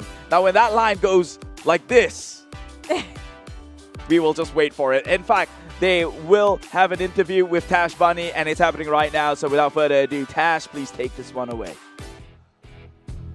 Thank you very much, casters. And that was an insane match that we've seen, and it's only the first half of the day. Tash Bunny here, and we are here with Sokesh from Kazakhstan, and it's very exciting. Now, today is their first day playing with Central Asia and South Asia. How does it feel? Каково играть против стран Центральной Азии и Южной Азии? В первую очередь, это очень большая конкуренция, потому что в странах Кыргызстана, Узбекистана и Непала играют именитые игроки. И это ощущалось более так на им мишенях. Но вот так пошло, было интересно. So it was so interesting for us because we have good rivals because we know each other. Exactly, we can say about Uzbekistan and Kyrgyzstan because we are in CIS. Everybody know each other, and also we can say about the Nepal team. This team is called DRS, if I'm not mistaken. Yes. So it is a good experience for us to play against them. Yeah, it's always very exciting, and it was super exciting, your match especially. You guys had an accident just now, which honestly delayed you guys for a little bit. So how did your team not panic and still continue on with the following games and still manage to stay ahead? That's insane. Задают вопрос о том моменте, где мы застряли и забыли заправить машину. Как нам удалось не спаниковать и соблюдать тот самый настрой? Но мы настроены дисциплинированно, и мы не паникуем в таких моментах, стараемся справиться в следующих, и всегда на настроении играем. So we can call us as very high disciplined players, and after this case, which was in the first match, in the third map, we just discussed it and tried to find solution to not make a mistake again, and there wasn't so much panic after that, and I think self-awareness and our we just were so sure in our game. And you guys are now in the grand final. So how does it feel to make it this far? Как раз мы сейчас пробились в финал. Каковы твои чувства о том, что мы прошли заключительную часть? Мы рады, в первую очередь. Во вторую чуть играть было сложновато, там 60 FPS. Даже не знаю, что сказать. Good game. So we are so glad to going into the final stage, and we are also excited to playing with Sri Lanka tomorrow, and we hope that we can show great results tomorrow. And I really hope that you guys do. So for now, after the miraculous match, we're going to have another match later. So we're going to toss it back to our casters. See you guys in a bit. I really wish you ask about the second track in the third track in the first round. Like, what happened with those gases? You know, the running out of gas, and who actually called out to take a grab with all the other teams out there for the vehicles for Team Kazakhstan for the first round. It's just biting more than you can chew, and like I mentioned, Team Kyrgyzstan did the same thing here in track number 4, and they paid the price heavily for it. This is the standings for the second set of match. It's not the overall. This is where we will see. Oh my God, Team Kazakhstan. Oh man! Barely made it in, and this is why I say if Team Uzbekistan actually made it in the number 1 spot, Team Kazakhstan would have been in the chopping block, and they played absolutely well. It's just they had really unfortunate mistakes in track number 3, and that followed to track number 4 as well. Now the blue ones, who's going to be the top 3, will make it to the next stage, which is going to be the finals. But I agree, you are not wrong. Kazakhstan, Team Kazakhstan, they were efficient, flawlessly running for the second round, but those mistakes coming up from the third and the fourth track in the first round was so detrimental. They were like just teething it out in the very last minute. But speaking of which, we still have our break later on, which with a different region entirely, with a different caster entirely. We're going to get back to you guys. Thank you so much, Keith. I'll see you guys again after this. And we're going to go a couple of minutes break. Don't go anywhere. 关闭外来的杂音，找准内心的节奏。奥迪 Q4 一创，让真的感受从开始才开始。iQOO 11系列，标配 2K 144赫兹1.6全感屏，流畅又清晰，有机硅皮革，耐脏污、抗老化。全新自研芯片 VR 与第2代骁龙8强联手，影像电竞全面升级，200瓦超快闪充，充电快，续航久。iQOO 11系列，未来电竞悦享操控。